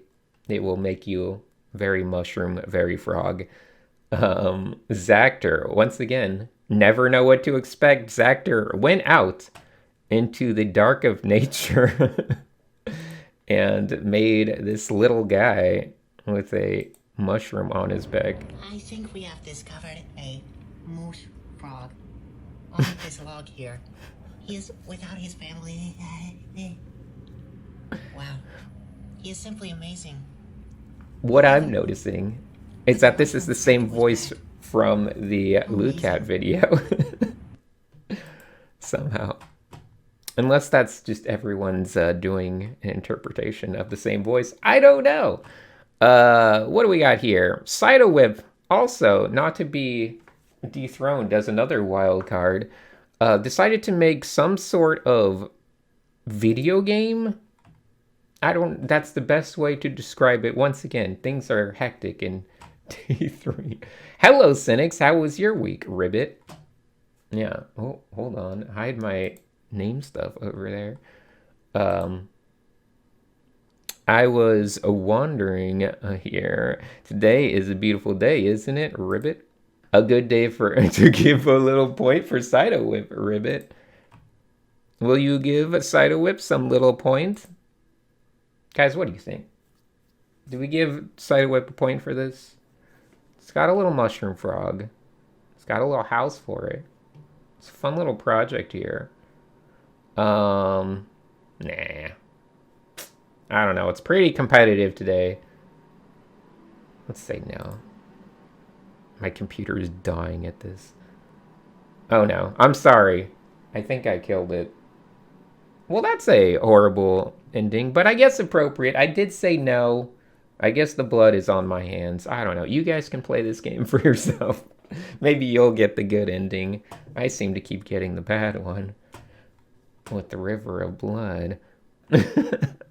Memo has this one, which looking nice and translucent. Kind of dancing around there. Boop, boop, boop, boop. Vagabond. Toadstool Toad. Looking very Goomba-ish. Nice. Medi as this guy. Being driven as if it was a sandworm by Funky Pepe. So, like I said, things are wacky, things are fun, and this is the type of thing you love to see in Chroma Corps. Weird references that make a little bit of sense, but are mostly just fun. So, great stuff there. Druid for Hire has a full traditional little set of pages as well, bringing out all the tools, even the ink. Nice. Dat Fam has a just once again, these people already posted, but they're like, hey, I made some more stuff. Seeing how everyone else is just doing above and beyond. Look at these other parts. Skunk Zunk has a couple very fun designs, honestly. Based off of real mushrooms and just wacky little frogs. I like that. Spider Lair has some fun designs. A little bit of an oversaturated background, but I brought that up originally. Volland has this one, which, let's see. Got a little drawing of it there. I will say the kind of design of it gets a little consistent with spacing in terms of where your eye is resting in it. But nonetheless, kind of a fun idea going on in there. The booming beat frog. Ashy Adobo going for this very blue one. Abudi. Khalil, once again, a lot of people made like whole sets of Mooshfrogs. Shotgun approach. Try everything. See what I like. You never know. It's not the worst strategy. Sometimes it can backfire, but sometimes it works. Balin had this one, which honestly amazing rendering. Love the feel of these little mushrooms. They feel extra mushroomy. Really just enjoy that brushwork from Balin. And Zactor, what is going on here exactly? Some kind of 3D thing, some kind of mushroom frog mixture. I guess it's self-explanatory. Yeah, that's cool. And you're right, it's already way better. All right. Anyway, that is all of them. That wasn't too bad. We managed to creep through all 50. The top 5 spots went to Skunk Zunk, Balin, Gegum, Funky Pepe, and Big Boy. So, this was one of them. And, well, I guess you'll just have to kind of remember all of them. Skunk Zunk, this one was one of them. But yeah, I'm not gonna go through and try to relive all of them. But as you can see, another 25 people also got 1 point. So the overall scoreboard is looking like this. We got a lot of people with 2 points, a lot of people with 1 point. And right here at the bottom, we got Volland, Funky Pepe, and Balin in the early lead with 3 points. Of course, after this, let's take a look at some of those follow-along Mooshfrogs, because I do have a top 10 there as well. So, in the top 10 for Mooshfrogs, we have, once again, Chipnix not letting up, showing some dominance here in the follow-alongs with a whole little presentation, great designs. We got different stages of life. Lovely painting here, once again making it into the lore with their character on Yggdralius. Amazing stuff from Chipnix. We got Cyanide in here, giving us a little hypnotic animation. A little bit of Hypnotoad going on, trying to focus on this little guy, not even knowing there's a big guy behind him. So great stuff from Cyanide. Charlie gave us this one, which I'll just tell you is somehow the most disturbing. And I think it's just for the little feet. I don't know. Mushroom frogs in ramen. I find this uncomfortable. And that's just because it's painted so well. So great stuff from Charlie. Nesso Kaio had this beautiful traditional sketchbook spread with just lovely rendering going on here and fun little stuff. Once again, the follow-alongs are just crazy this year. Lander, this one, which is also very unsettling. Not only for just the feeling of it being like that trail cam look, where it just barely, has any light going outward, but just the eyes. And then the fact that there's so many other ones in the background, just kind of creepily looking on. Oof. Yeah, nightmarish, I would say. Goat decided to get out in nature also and do a little sculpture.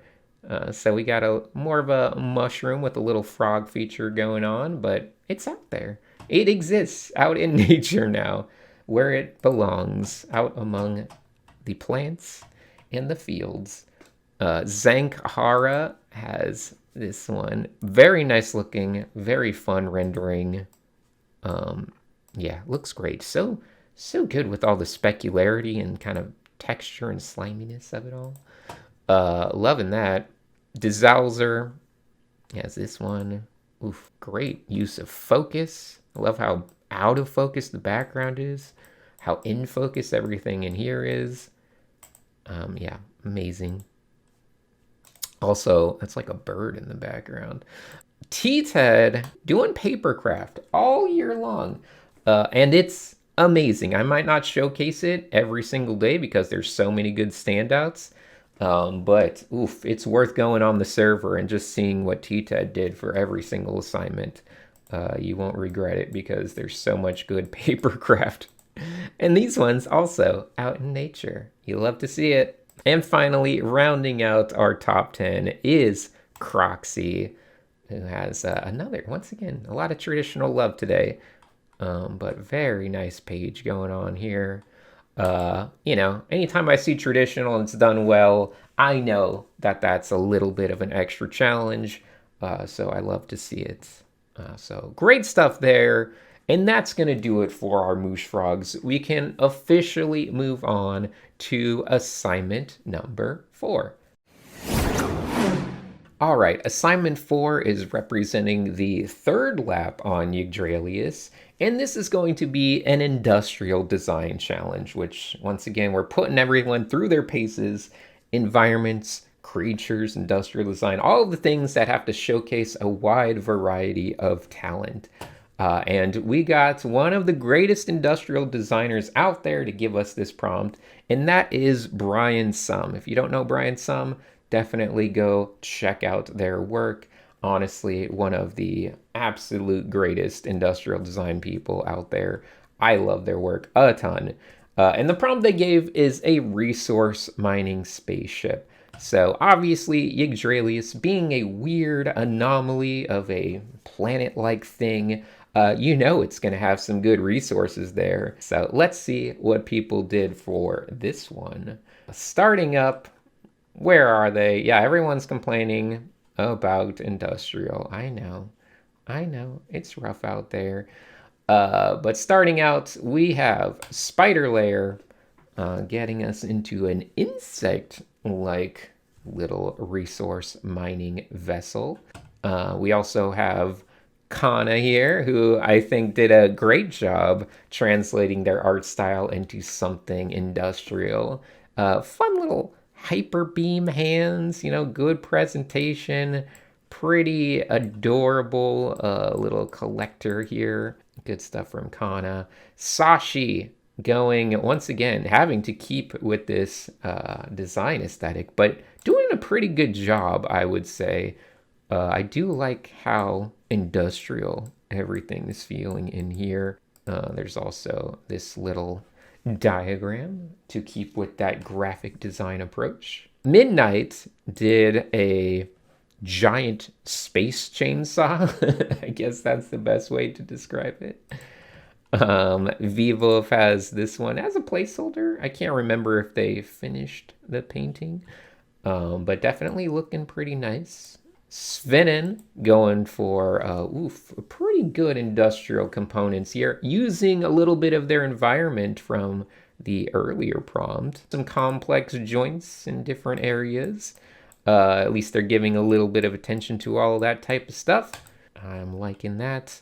So Tofu, I think this is just a quick idea. Cadvoid, another placeholder.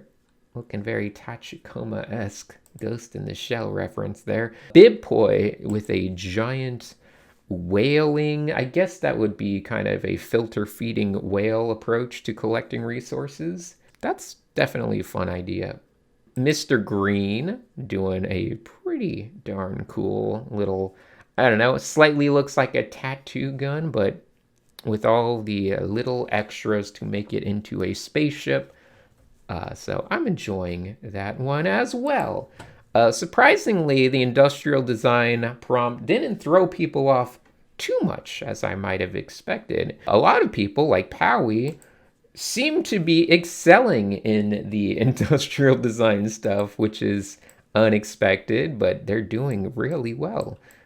So great industrial design work from Powie. A little bit from placeholder for Memo. DavFam, once again, some nice chunky volumetric shapes going on in here. Love to see that. We also got Stargecko with this fun little charming guy. Jorts going very space naval ship-like with this kind of container ship. But nice industrial details. I'm enjoying that. Feels great. Looks great. Crafty Jellyfish probably has some of the toughest hurdles to overcome for an industrial design, because obviously using embroidery does not lead itself well to industrial hard surface design. But I think they did a decent job getting some feeling of mechanical stuff going on in there. It's still a nice embroidered presentation. Annie has this one, Camel, which has spaceship version, ground version. We also have Adi, who I think had a little bit of fun with some of these. Kind of one of those like tree cutting looking machines, but some nice touches going on there. Will going a little bit into an interesting direction. I don't think I've seen Will make industrial design stuff that looks quite like this. But some sort of super future, wow, that whistled, super futuristic mining setup here. I like how it mixes so much organic stuff with the inorganic. Just honestly quite good. City Bell has this one, which I don't know, you know, it's a little on the simple side, but honestly the feelings of form and stuff are just really nicely done, so it works for me. And there's even a little little animation of how it's, you know, zooming along. So I like that. That's a good one. Paramecia doing it almost like a giant space station up there, but really ambitious with the perspective of it all. October going for the slight more organic bird-like route. Good rendering, good colors. Bristletail doing a giant weird centipede-like thing that stores all of the mined resources on a long chain going behind it. I'm loving the little industrial touches here. Honestly, this is quite a strong industrial design. All of the pieces seem to be accounted for and how they're connecting. Very sturdy feeling, very sci-fi feeling, and there's a good logic to it. Even the container is well designed. So very strong piece from Bristletail. Olbers, once again, keeping in there with the location they've established, but now they're chopping down parts of trees on Yggdralius. Looks like they might be making the actual racing track. Olbers has been great. Bella has this one, SP1. I think that says spinach, which I guess is the nickname they're giving me. And there's little fetal spinach here in the core of this. Little fetal Sinix up there.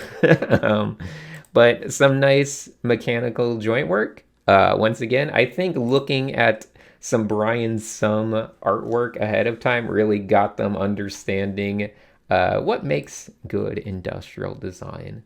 Sabi has this one, a little bit more simple, but good colors. Volland has, honestly, a really interesting color palette. And I'm actually quite enjoying the direction that Volland's industrial design stuff is taking. Also representing Nibbletech. Diovice has this lovely container ship with these lovely little mining vessels, which, man, that painting looks great. Very strong. Another Nibbletech Nibbletech employee. It's those big corporations, they just take over everything. Before you know it, Nibbletech's like all across the universe. Yomi, once again, traditional, but, you know, doing their best with it, making some fun ideas. Appreciate that. Kuzalon maybe has some good ideas in the little silhouettes. There's some nice things happening. A little tricky on the overall design. I think that's just because everyone's so strong. But, you know, nonetheless, still a solid effort. D-Vance going very boxy, but a nice feeling of perspective building there. So I like it. I like the presentation of that. We also have Pana with the CCSA, Chroma Corps Space Agency, 0G Mining Operations Spacecraft. A little bit of 3D going on, right? I feel like it, although maybe it's just a little bit of 3D with 2D on top of it. I don't even know. Maybe it's all 2D. Who knows? It feels a little bit too sturdy, but nonetheless, looking quite nice. Big Boy had some fun little industrial movements as well. Kind of a whole little sequence of them. The hive with these little guys piloting them. That's creepy. And we also got Vagabond, who also almost didn't make it today, but a fun, weird little entry there. Matriarcha. Lucat decided to, once again, just go nuts and just make a ton of spaceships. A little bit of that, like, Ian McKay, you know, fishing boat kind of aesthetic and floating in air. Just a, you know, delightful little collection of them. We got some little call-outs, some little higher rendered ones. And yeah, they look great. Honestly, great stuff there from Lucat. King W also did this one, which I guess I should briefly mention. There was like a tarot card collab going on this year in Chroma Corps as well. There was also a trading card game. So there was a lot of side projects this year in Chroma Corps. So this is a little bit for the tarot cards, but still a wonderful resource collecting mech. I like this a lot. I like how the collected resources are being piled up here in this hex pattern. I like how the mothership here, you know, has this very interesting motherly design to it. And a little update from Big Boy. And Alto, a mango harvester. But once again, doing some strong industrial design work. Look at all of them mangoes, I guess. Do those feel like mangoes? Maybe giant, weird mango peaches. Is that a thing? Has anyone ever mixed a mango and a peach? Get on it, scientists. Inquiring stomachs want to know. Druid for Hire did this one, which is a fun little train idea, and they have some cool versions of it over here in 3/4. Gets a little flat and, you know, evenly spaced with detail, but I still think the idea is looking quite good. Cyto Whip, the Sniffer, has this one, which feels almost a little bit into the steampunk realm of old retro futurism from the early industrial age. Kind of a cow catcher on the front. But that looks great. Zactor has the tree sucker, which is also a 3D based one. Some lovely little touches and ideas there, and it's painted over quite nicely. Feels pretty strong as a resource collecting vehicle. And then we have Medi, who made this one, which also feels very slightly on the realm of, futuristic to a point that is almost foreign and magical in our viewpoint. But I kind of like sci-fi that's right on the border of being weird and alien and strange to us. So I think this looks really cool. I think all the aesthetics of it are pretty dang appealing. And then we got one from Novahedron, looking like a little needle mosquito type drone, just to go suck some resin from the veins of Yggdralius. Cat Void finished off that one that I mentioned looked a little Tachikoma-esque. And it's knitting, it's crocheting a little web going on there to basically pull in the asteroids, cut up the asteroids, whatever it might be. Midnight also has a little video of the chainsaw spaceship moving, which is a nice touch. Khalil has this one looking interesting. I kind of look at it and I see like the head of like a cow or something, because it's got ears and little like horns where the eyes would be, and aside from the front part looking more alien-esque. You know what it feels like? If I were to describe it, I would say it's kind of like if the planet that the Predator is from, with its little mandibles, had cows, and those cows were then made into robots. This is Predator robot cow head. That's how I feel about that. Bagley does that say another little entry? Yes, it does. Looking nice. Great layout, fun little idea. Once again, people went absolutely crazy this year. So, don't feel bad looking at all of these. This is just people pushing themselves to the limit each day to make really good stuff. So Gegum has that amazing one. Balin saying rest day today. And all I have to say is, are you kidding? This is a rest day? I guess because you didn't spend 5 hours on a layout. But look at this design. It's great. It's very, very good. It looks like an actual resource collecting spaceship. So great design. Vivov finished up that one that we saw the line art for. It shaves off the bark and collects it from Yggdralius. So that's cool. Funky Pepe going nicely into this one. Some good industrial design details in there. Oof, good joint movements always do the trick for me. So love that. Halion doing this quicker one, but still looking nice. Skunk Sunk deforestation tools, going a little more into a different stylistic version. Little Tommy, Uncle Thomas, the Tom series. Okay, Skunk Sunk.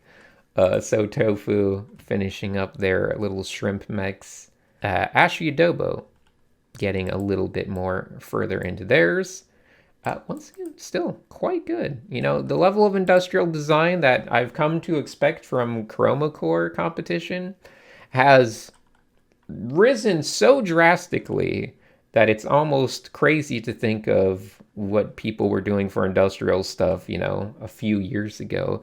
No shade thrown on everyone. People weren't pushing themselves as far into like all the niche aspects of design things they don't normally do. Anyway, after looking at all of those, the winners for today are Voland, who you might remember, that colorful, interesting one. Bristletail, who did that extremely good one I was gushing about. Diovice as well. Medi, who did that very boxy tube one. And King W, who, once again, you probably would also recognize all of those. Maybe they were your favorites as well, but they were certainly a lot of my favorites on this very, very competitive day. Aside from those 5 people getting 2 points, another 20 people got 1 point. And this is what the scoreboard is looking like now. So as you can see, Volland, Funky Pepe, and Balin still being quite strong. Volland in the lead now with 5. Bristletail and Medi catching up, also getting to 4. Everyone's doing an amazing job. So let's take a moment now to go see what those follow-alongs did. What's the top 10 looking like over there? Because surely they have some good stuff to share with us. So, moving into the resource mining ship top 10, we have Stegart, who absolutely loves industrial design, so it's good to see them destroying this entry. Really good one. Nice details, fun touches. A very cool spaceship design, like that a lot. So great stuff from Stegart. Drive did this one, which I just loved because it feels so Mobius inspired, and I think that looks great. You know, it's simplistic but effective. We also had DB doing this one, very insect-like, but also some nice mechanical touches, good presentation. Detroit did this one, which is kind of just a doodling/noodling exercise, but there's something quite appealing about this, you know, just as a traditional idea for approaching things. We have Dusko making this very crab claw looking spaceship. I'm liking that a lot. Feels pretty strong. Relating it to how it would get resources from Yggdralius.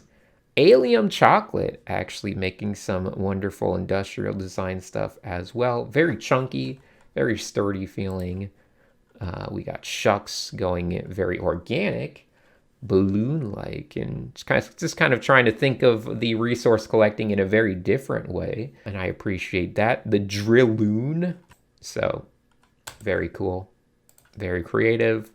Josie made this one, which, you know, taking a lot of good inspiration from good industrial designers to create a pretty good aesthetic. So I'm liking that one. Joe Art's doing it traditionally, but also a very interesting space dust collector with this big vacuumous, bag going on. I guess that's the best way to it's just a big vacuum bag. And finally, Obscure Panier had this one, which was a full 3D model with little bits of animation and how it works, how it collects stuff.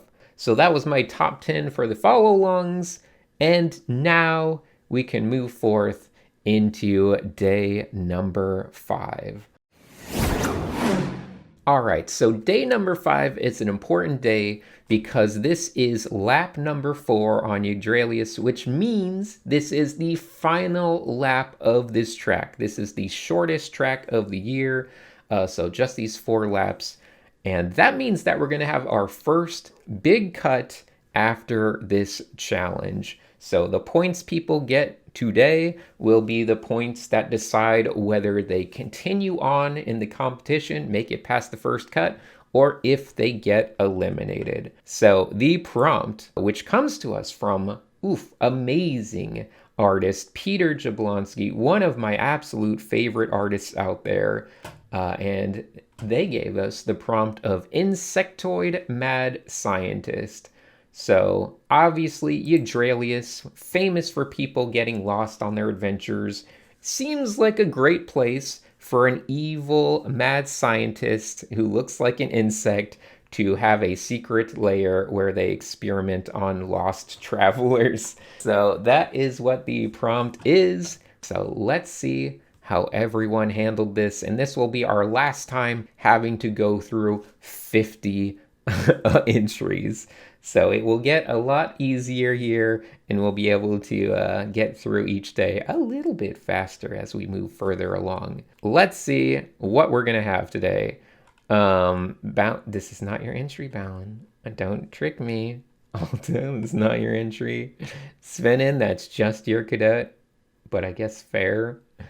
Ashy Adobo, I don't think this Gregor Sims looking entry is gonna be right. Okay. Okay, surely we'll find some real entries in here. Not District 9. Vivov, starting us off, right? Okay. We got a crazy insect with a chainsaw. Surely this will stop before anything horrible happens, right? No! Okay. Maybe. But they got their entry right here. A lot of praying mantis themed evil sign. I guess praying mantises just look like scientists. Or maybe they just look evil. Maybe they have a little bit of both of those qualities. I don't know. Personally, I love praying mantises. They're one of my favorite bugs. Every time I see one, I feel lucky because they just are so dang charming. Anyway, it's a good entry there from Vivov. Moving downward, someone lost their thumb. No, they injured their thumb. Okay, we got Spider Layer here. I love the perspective. I also love the liberal use of nibbles in so many assignments this year as a test subject, as something to be tortured, I guess. But that looks really good. Strong piece from Spider Layer. Kana made this one, who honestly is kind of adorable. I don't know if I get necessarily a scary mad scientist vibe, but it's definitely a scientist. And they're definitely insect-like. Very charming. Paramecia has this one, which is fun. A little guy there. Khalil making this one. Also kind of safety post. I'm not sure if they posted anything more elaborate. So still a nice character design. Audi doing the safety posts. I know, lots of safety posts. Lots of redundancy. Svenin, this is a more finished entry. Has a centipede-like scientist. I believe this is kind of a lore dump for how Svenin's previous cadet became a full-on mantis, but you know, whatever, however you want to look at it, it's a great piece there. We also have one from Mr. Green, who has been doing amazing so far, and the aesthetics of everything, oof, even this little container here, it looks great. So much good design stuff. Look at these safety goggles. I have to point these out. The use of angles and shapes in clear plastic. It looks so functional and so believable, these safety goggles on top of this weird insect-like face. I just really enjoy that. And honestly, the expressions as well. Mantis Curie. Very, very good stuff going on there. Is that me? Am I the one in here? Is that what this is supposed to be? It certainly seems like it. We have Powie, who did this one. Kind of a mixture of the centipede and the mantis to some extent. Dr. Frantis, although the name makes it sound like a mantis. You know what? Ignore everything I say. A nice entry by Powie. Will had this one, which, man, I just love the way Will makes this stuff. It just is so nice. It feels like a comic or a illustration straight out of a fancy magazine. Just a really good illustration. And Panna has this one of a little scientist here, hanging out, turning into a bug. Kind of more of a body horror-esque approach to it. Crafty jellyfish. They went all out and made some embroidery and then animated that embroidery digitally, which is a very interesting effect, a very cool aesthetic, and I like it a lot. So great stuff from a crafty jellyfish. And there's also just a standard version if you just want to look at that embroidery detail. We even got the beads on there. We also have Annie, who has very lovely colors, great shape designs on this guy. Sashi had this one, which is pretty fun. Olbers has this fun little guy. Carl, the Very Dead. This feels like something that could be in a Hollow Knight style game or something. Jorts has a lovely one going on here. Half person, half fly. Bella doing this one. Nice, once again, getting extra creepy with them. Bonus little doodle. Yeah, oof, very spooky. Volland making a scorpion, I think. Where are we going? This Dr. Wendell? Yeah, scorpion and something creature. Love his little props. Some good industrial touches. Once again, from Volland, I like that. That's nice. No, more nibble tech. Star Gecko has this one. Nice little centipede-ish one. Millipede, maybe. I guess that's a centipede. Devance, a little rough on the lighting and everything, but not too bad. Vibes were completely off today. It's understandable. Bristletail had some lovely rendering going on here. Very nice render. Very cool. And honestly, very unsettling the way they're dissecting their own arm. Adi's got this one, which is... There's so many different approaches. It's hard to weigh them all against each other. Brain Goop Bank. Very nice textures, very weird textures. I like it. I like the look of all the glass containers especially. City Bell has some kind of wasp-like scientist, which is fun. I love the slippers. They are delightful. Big Boy had this one. What did that say? Bungus? Having a lot of fun with the render of it. They look like an absolute mess. Falling apart at the seams here. Kuzlan has a pretty fun little character there. Yeah, a lot of... We have like a nice little mix of things that look straight out of some Cronenberg horror and things that look more cartoony and charming. Gegum falling somewhere in a different direction, just kind of making something that looks a little bit more edgy and dark and more scary, but like in a video game style way. And that's a lot of fun as well. Once again, maybe something you could throw into a Hollow Knight game. Speaking of which, they finally announced Silksong, which maybe it'll be out by the time this video is. I guess that's the true challenge right now. What will come out first? Silksong or this video? I guess you will know in the comments when this video comes out. I have no idea right now. We got Yomi13 in here. Dr. Charlie Kane. Looking pretty good. Balin still having a great time rendering stuff. Don't breathe it in. Spore season. Alto has Ogtha, which is quite a curvaceous insectoid scientist. Send Alto $100 and they'll draw her with her... I don't even know what them... With her 4 Patreon... Whatever. Lucat, food scientist extraordinaire. The grub guys. Oof, this actor. Just making it look like the most uncomfortable guy ever. Feeling like an extra from a Men in Black movie. And Asabi going very charming, honestly, with this one. I like this one. Going for a more ant-like guy, but love the smile, love the expression, love the weird, I don't know, robotic addition to them. Just a pretty darn fun character design. I like it. This is where Sabi definitely shines. And then we got Vagabond Dr. Tupula.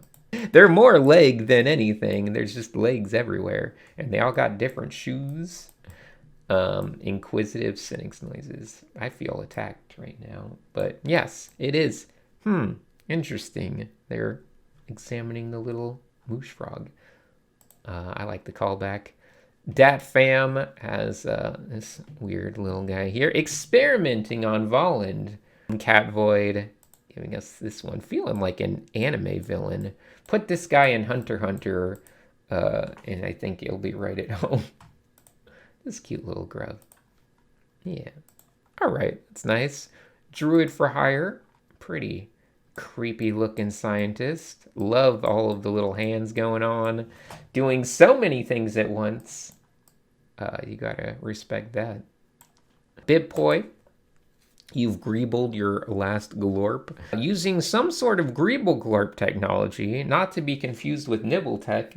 Looking pretty cool. We also have King W with Formosa. Nice little bug scientist. Pretty good render there. And you might be wondering, why do these feel related? Well, they are related because Diovice made this one, which also looks great. Bella. A lovely presentation there. And you can combine these together to be extra widescreen. Just for funsies. We got Formosa and Bella. They work together doing evil scientist-y things. So that's cool. I love the little bit of collabs going on. Cytowhip has some lovely color ideas in this one. And a pretty fun scientist as well. Creeping down a little lower, we have Bagley with Dr. Faustino. Pretty nice looking. Lovely. Funky Pepe decided to throw us a little bit of a curveball here with an animation. So Bug Expert Drew used Mysterious Potion on themselves. And what is it turning into? An insect scientist. You gotta respect this. I love the little idea here. We have a little call out sheet. So they made full-on sprite art for this character as well as their transformation and presented it quite spectacularly. So great job, Funky Pepe. We also then have October coming in after that. Oof, like some of those colors and shapes. We have Skunk Zunk making this weird guy. I don't like any of the body horror stuff happening in here. But man, these drawings look great. And Midnight. This is actually part of a webtoon, so I guess I guess I kind of spoiled it, but we'll look at it. What do you think got her? Got some dialogue. The researcher, what do you think drove her off the edge? Some say she was tasked to find a more efficient way of mining the planet. What's wrong with the chainsaw? Love all the little callbacks. Some say it was because of a fungus found around here. Yes, Mooshfrogs. Does it really matter why, though? The queen can't control her now. That's all the reason we need. So I guess they're two insects looking for some rogue scientist. What we got here? What do we have? I'm just saying the same thing they're saying. What do we have here? Coming all the way down here just for a little old me. And there we have the reveal of our insect scientist coming down from above. You really shouldn't have dripping acid on these poor guys. They never stood a chance. Thanks for the warm-up, gals. But the real work's just about to start. Oh yes, the evil science is about to take place. No chance at all. Well, that's a pretty great webtoon. Love the transitions, love the movements. Very strong stuff from Midnight. And then after that, we got Medi. Honestly, looking pretty charming. Love the design of this character. They're like just sucking the brains out of this little moth thing as if it was just a snack. Big Boy giving us a little final presentation of this creepy monster. And Novahedron making something quite nice today as well. Very strong looking character design here. Definitely a day for them to fit their aesthetic onto the prompt. So I love that. And then we have Ashy Adobo, Dr. Circe, a very different aesthetic. A lot of translucencies, kind of a praying mantis thing going on there. But also with some tardigrade looking technology. Pretty cool. So Tofu decided to make this one. A lot of the people that had no points going into this day really gave it their all and made some really strong stuff. I'm liking that a lot. Great presentation there from So Tofu. But yeah, and then I think that was the last entry. And then Andre reminding everyone of the impending doom that they might be facing. So the couch is returning, but that's not all. Because there's going to be so many eliminated people, the couch simply isn't good enough to showcase them. So this year, they have moved into the lounge, the Chroma Lounge for eliminated racers, eliminated cadets. It has a bingo. It has all of these amenities, a panoramic view of the racetrack. And yeah, we moved all of the eliminated entries into its own little section where eliminated people could hang out, called the lounge. So if you have a chance to go on the server, you can see all of the eliminated people doing entries still in there and hanging out and making fun, silly stuff. So we judged this. We added up all of the points. It took me a long time to go through them all and judge everything and figure out what is going on and who's where. But at the end of it all, I'll first mention that Memo and Halion both crashed out by not submitting, so we technically only had 48 artists submit. They both were just having a tough time and, just needed to quit for their own health and well-being, which is completely understandable. Chroma Corps is a very unrealistic standard of making a full illustration each day, and a lot of people have jobs, they have a busy life, they have a lot of stuff. It's very understandable. The expectation is that, it's unlikely to make it. It takes an alignment of both health and luck and timing and, just having the availability to actually compete in Chroma Corps. And if all of the stars align and all of these factors just luckily happen to come together and you manage to also make amazing art, and you also are dealing with the randomness of one person judging everything. And speaking of which, we have our winners for this challenge today, this Insectoid challenge, and that was Sidle Whip, Mr. Green, Crafty Jellyfish, Funky Pepe, and Will, who all made amazing entries. But looking at the scoreboard, we have to do the quick rundown of where things stood at the end of this all. Because so many people were tied, we didn't have to eliminate 20 people, but we still did have to eliminate 15 more people after those other two. So we are losing Vagabond, we are losing Ashy Adobo, we are losing Sashi, who did an amazingly ambitious thing. We're losing Devance, we're losing October, we're losing Paramecia, we're losing Panacea, we're losing Stargecko, we're losing Adi, we're losing Yomi13. We're also losing Annie, who is amazing. We're losing Druid for Hire. We're losing Khalil and Novahedron and even So Tofu. So that is a lot of people we're losing. And I know it seems like we just got to know them. We just started seeing their art and it's already over for so many of them. And hopefully all of them feel still happy to have competed, even if it was just for a handful of days. I certainly enjoyed seeing each and every one of their art, though, and hopefully you did as well. I think I might not have mentioned it previously, but it is worth noting that whoever wins a track gets to start the next track in pole position with 1 point already on the board. So this is going to be where the scoreboard stands after the first track. You can see we have Funky Pepe and Volland both tied for pole position, interestingly enough.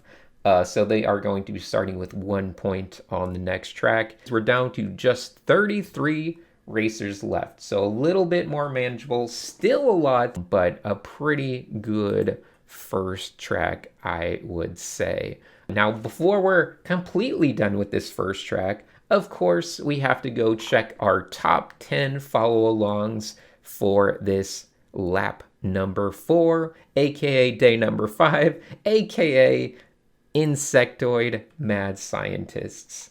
So, we have Pigeon Pie coming in right at the start with this full animation, and I guess we can kind of watch it, or we can take a breather, recover from that long kind of set of looking at all of these artists and judging them and all of that stuff, because Pigeon Pie made a lovely little kind of conversational animation.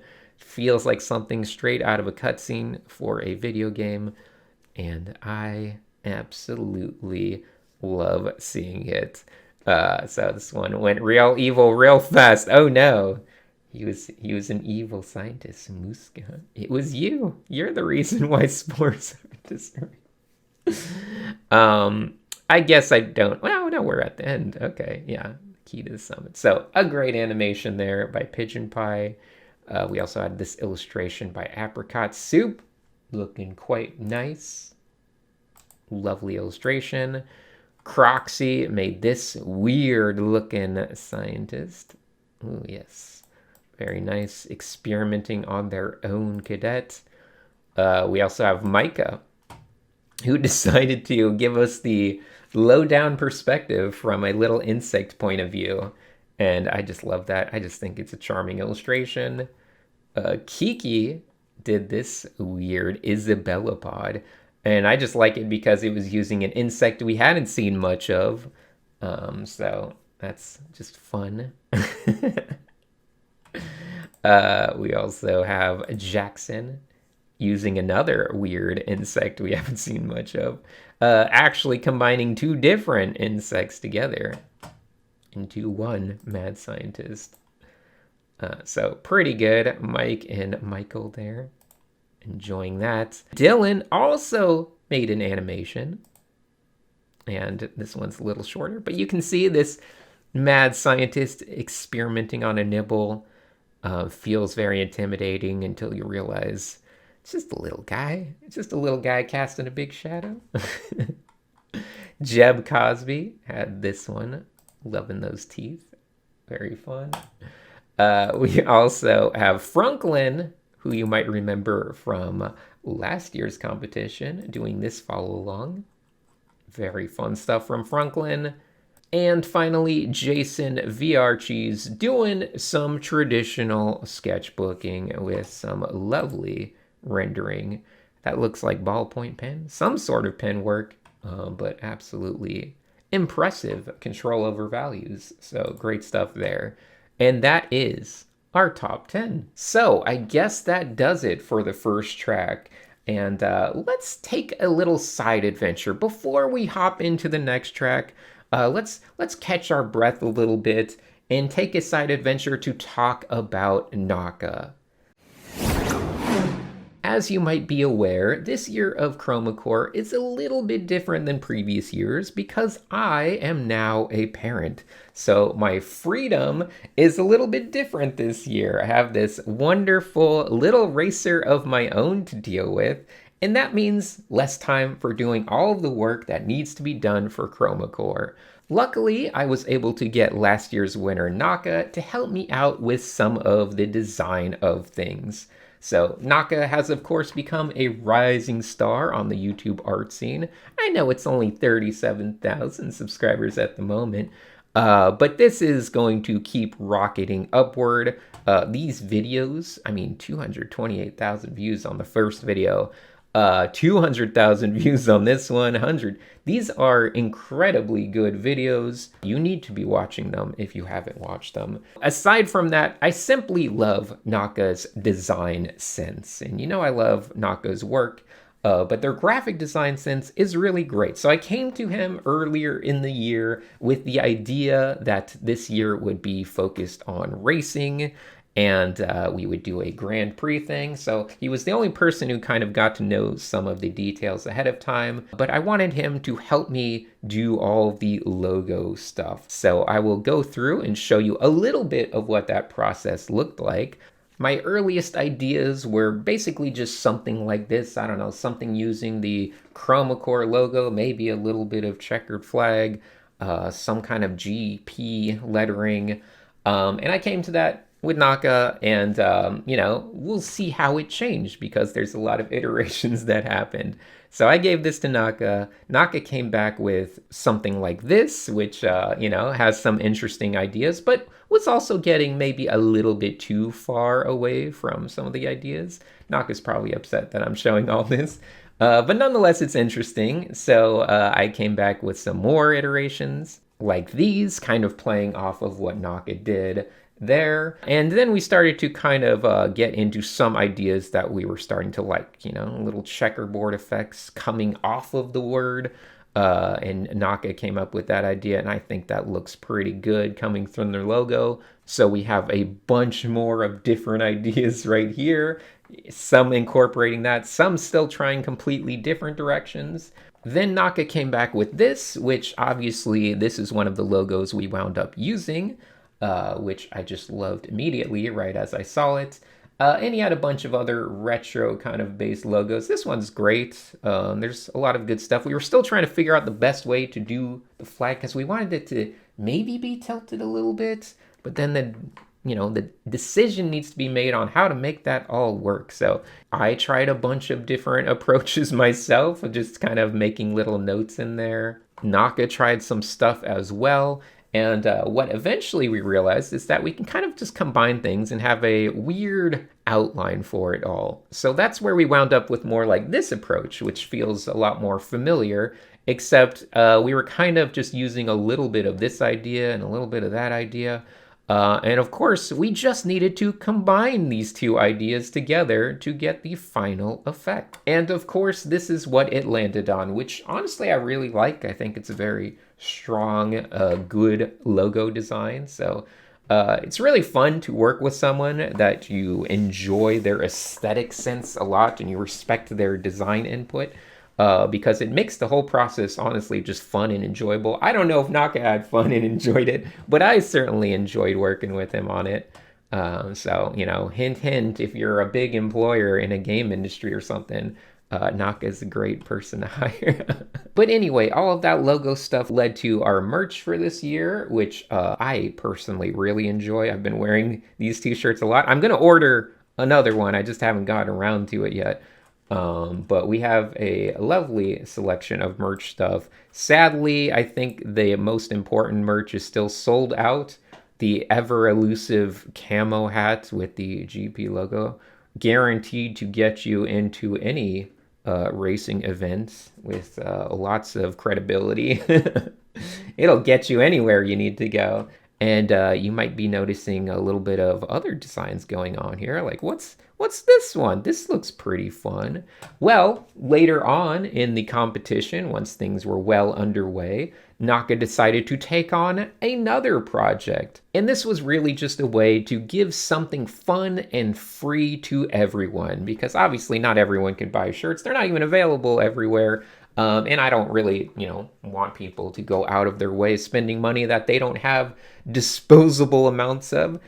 So we have these awesome wallpapers that NAKA made using stickers that he made for every single one of our 50 racers this year. So all 50 racers have stickers. They're all mashed together into this wonderful wallpaper. There's different versions of it. You can have this one. It's a desktop version. You can have just a darkened one if that fits your aesthetics better.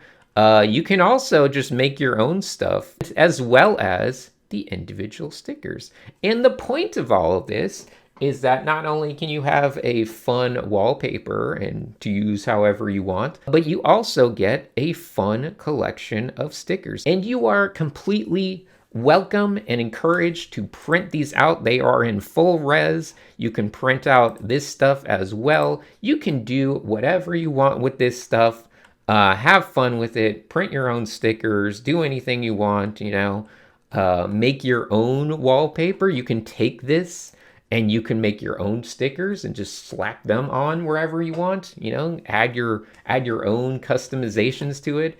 It's just a way to have a little bit of fun with all of the stuff people made. And NAKA is really a wonderful person for making this available to all of us for free.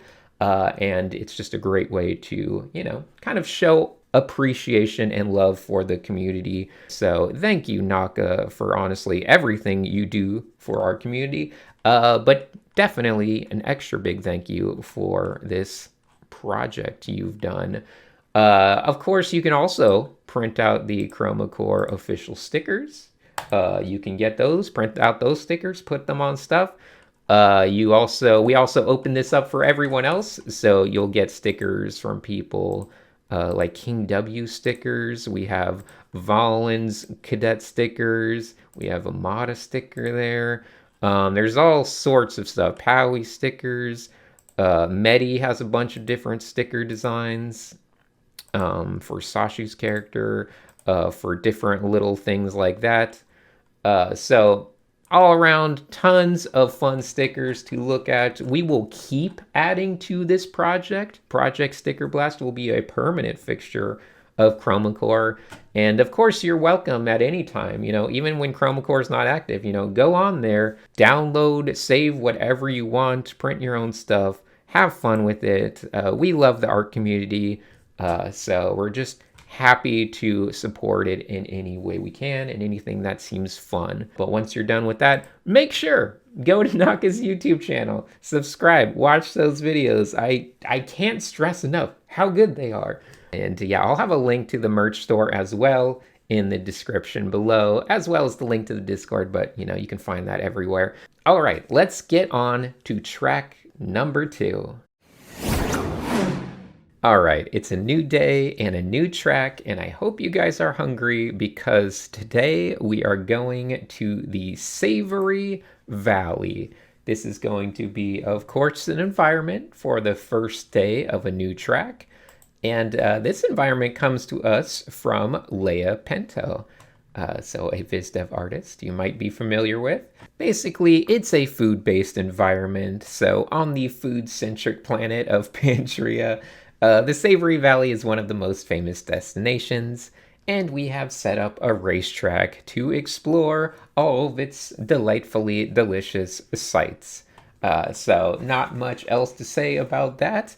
A little bit more straightforward, maybe, than the last one. But this one is going to have a total of 5 laps instead of 4, so 1 extra lap. That means 5 days, 5 assignments. And now the top 15 art pieces will be getting the 1 point, with the top 4 spots getting an extra point. And at the end of this track, basically only the top 18 racers will continue. So cutting it down fast.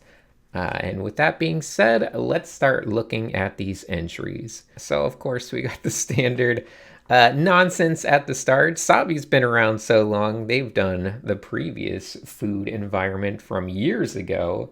Cinnabon Plateau, I believe it was called.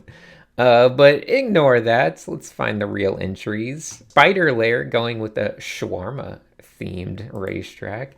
And I love that they're still incorporating the actual racing track through the Savory Valley. We got these lovely bread bowls, some nice touches, and I personally am enjoying the birds, which are just cooked turkeys flying around in the sky.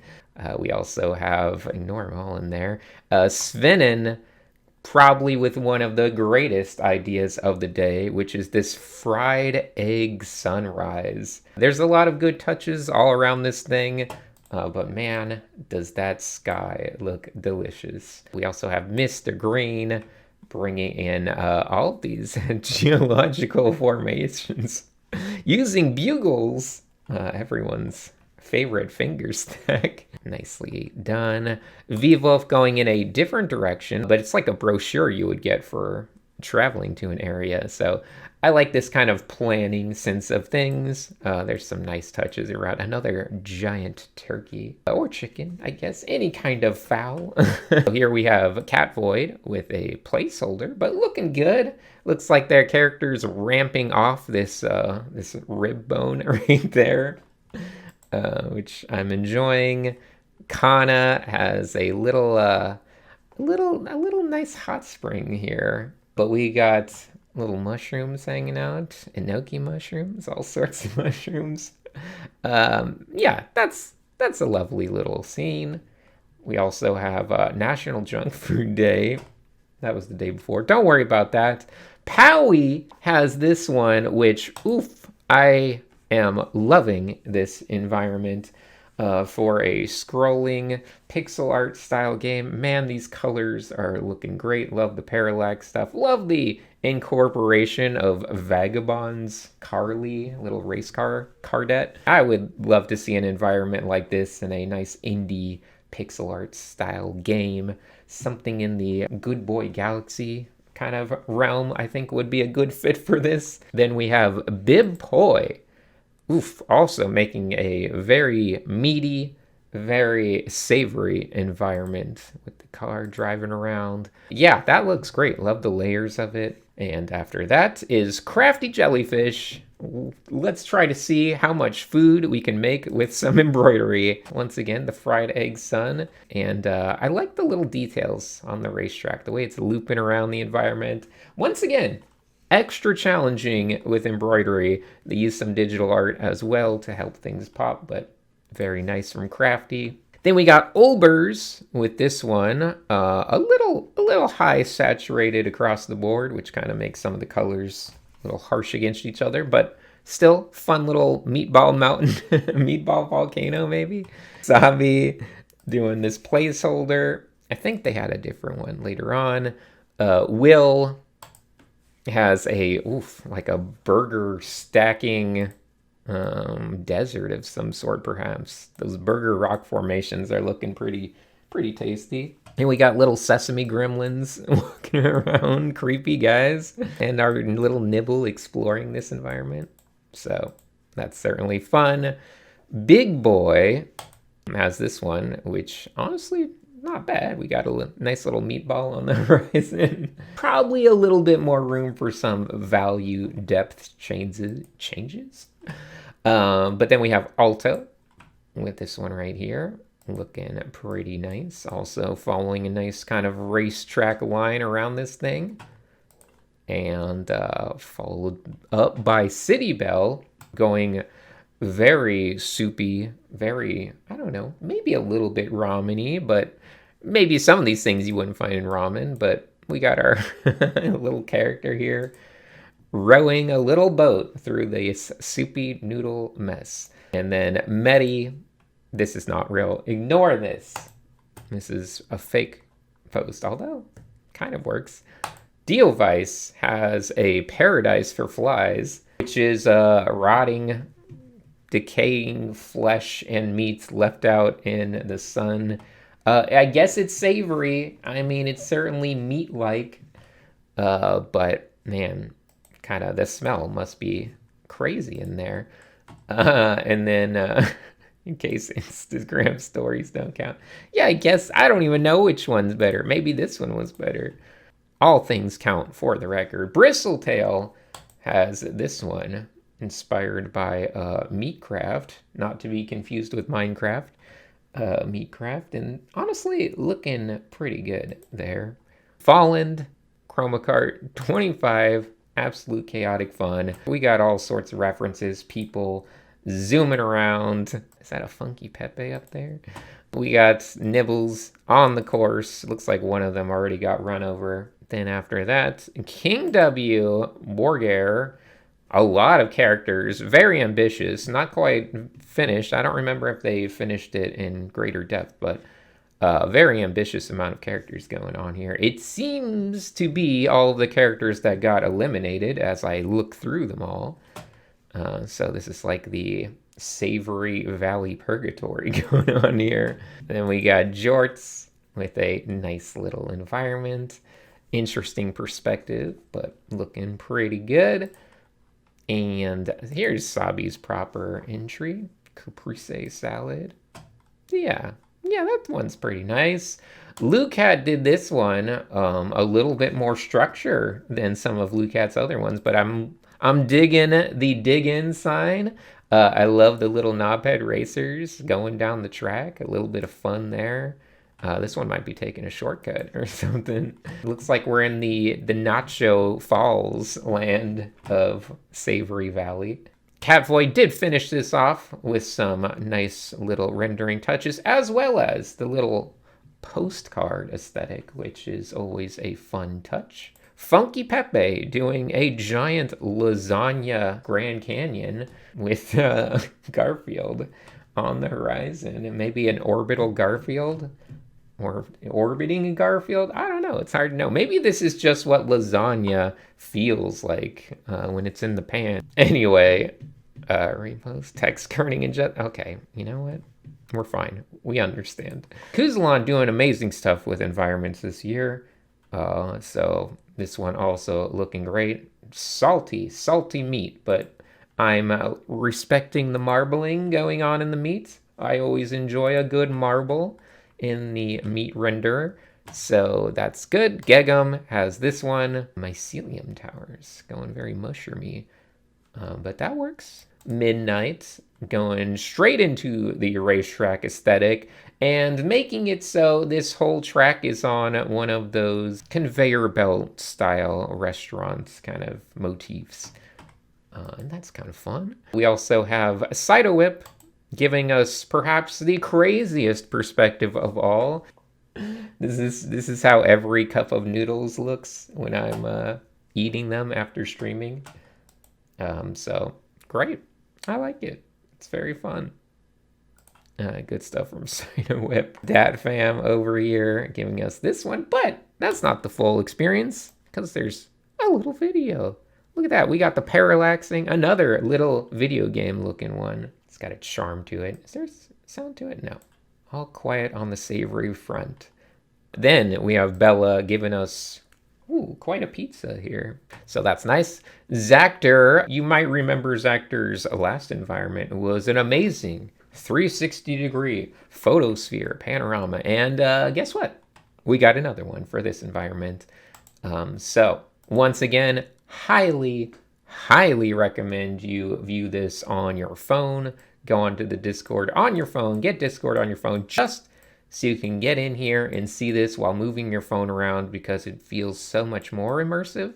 But still, even like this, pretty amazing, pretty nice. Makes you feel like you're right in there, right? You know, standing next to a 30-foot tall sandwich. So that's fun. After that, we have Skunk Zunk Yellow.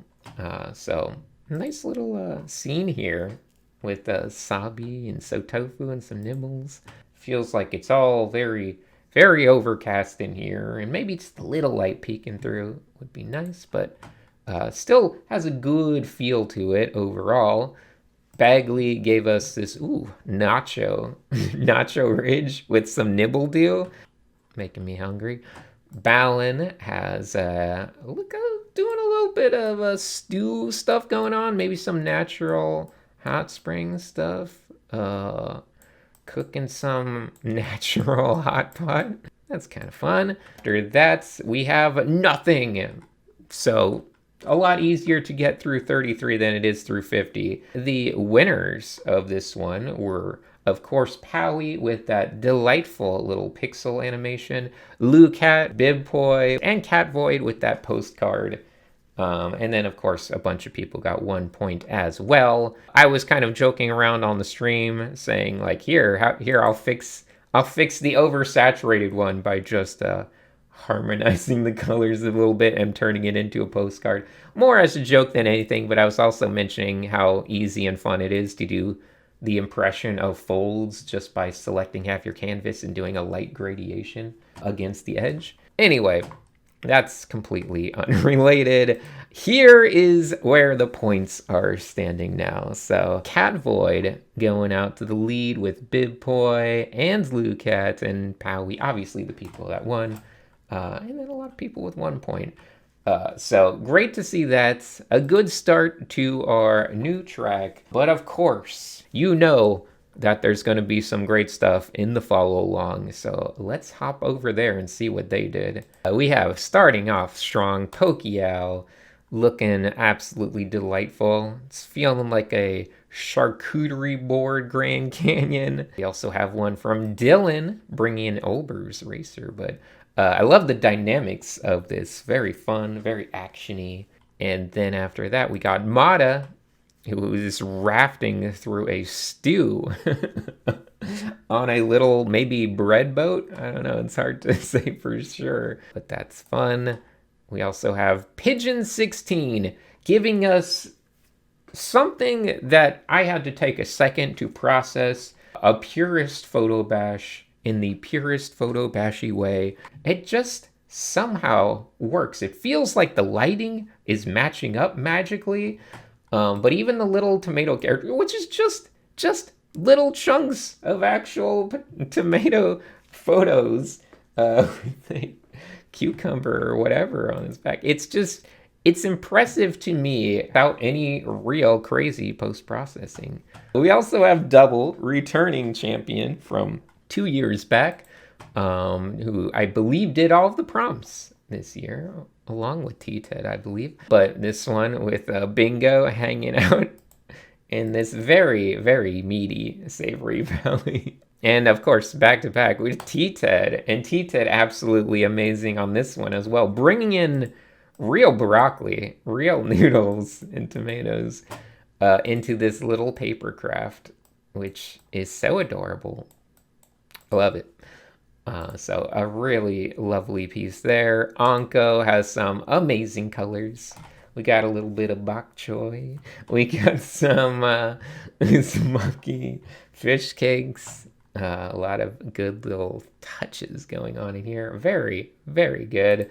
We also have Alien Chocolate, who decided to take food photography and add a little bit of cutout characters racing around. So once again, mixed media, very, very hot this year, very popular. It's pretty good environment. We also have Ringarune, someone who is always good in environments, doing this fun kind of speed paint there. And lastly is Goat. Goat did, I would say, a ton of sculptures for all of the early prompts. And this one is a complete clay environment with little sculpted eggs and pizzas and bread and all these things made out of clay into a little tiny food valley environment. So that's just charming to see. So with that out of the way and all of our food environments established, let's move on to lap number 2. All right, so assignment number 7 is, of course, lap 2 in our Savory Valley. And this one comes out of nowhere because the prompt is Unexpected Corgi. No one could have seen this coming unless you're familiar with the person giving the prompt, and that is Lin Chen, a Corgi enthusiast like no other. I guess it kind of makes a little bit of sense, but in the context of our little racing narrative, it's completely unexpected. So how will they interpret this illustration prompt?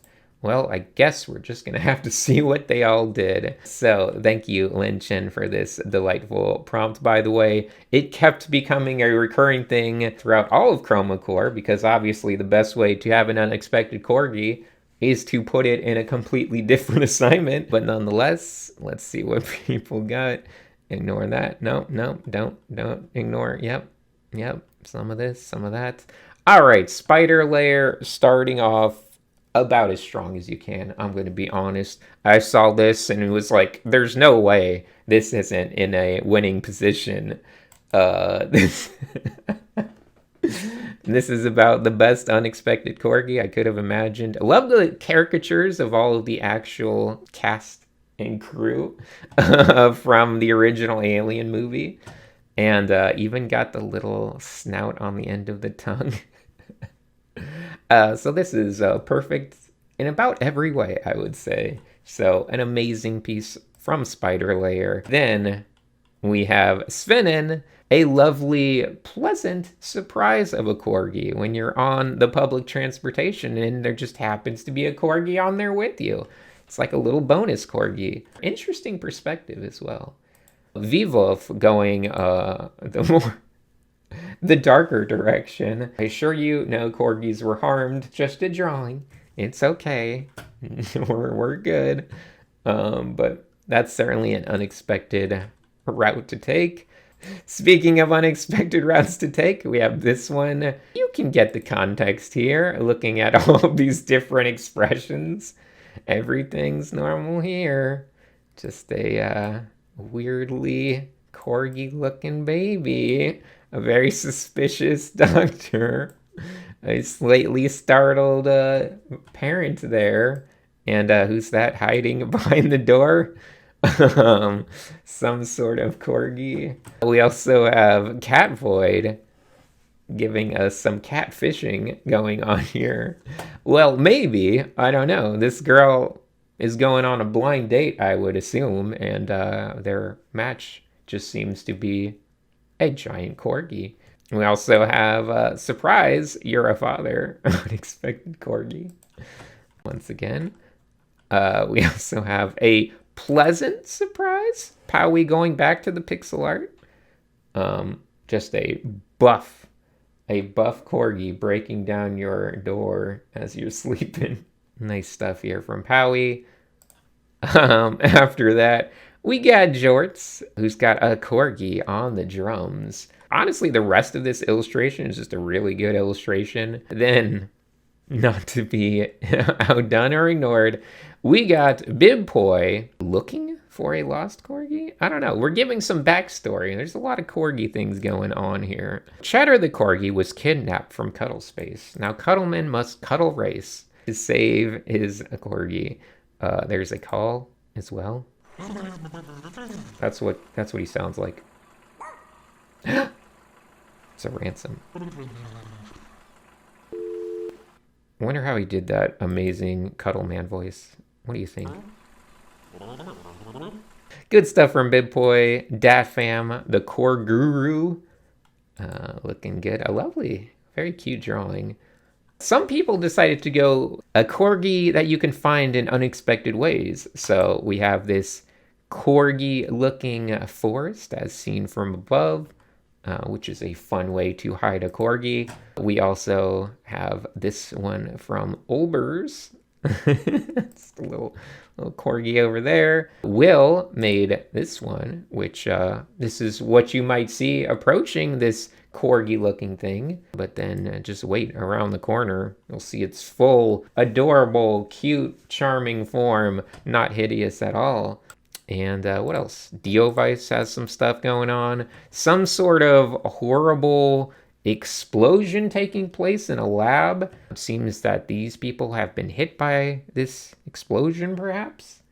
And all that seems to be left is some corgis in their clothes. It's transformed them unexpectedly into corgis. They seem happy enough. I'm sure that would be fine.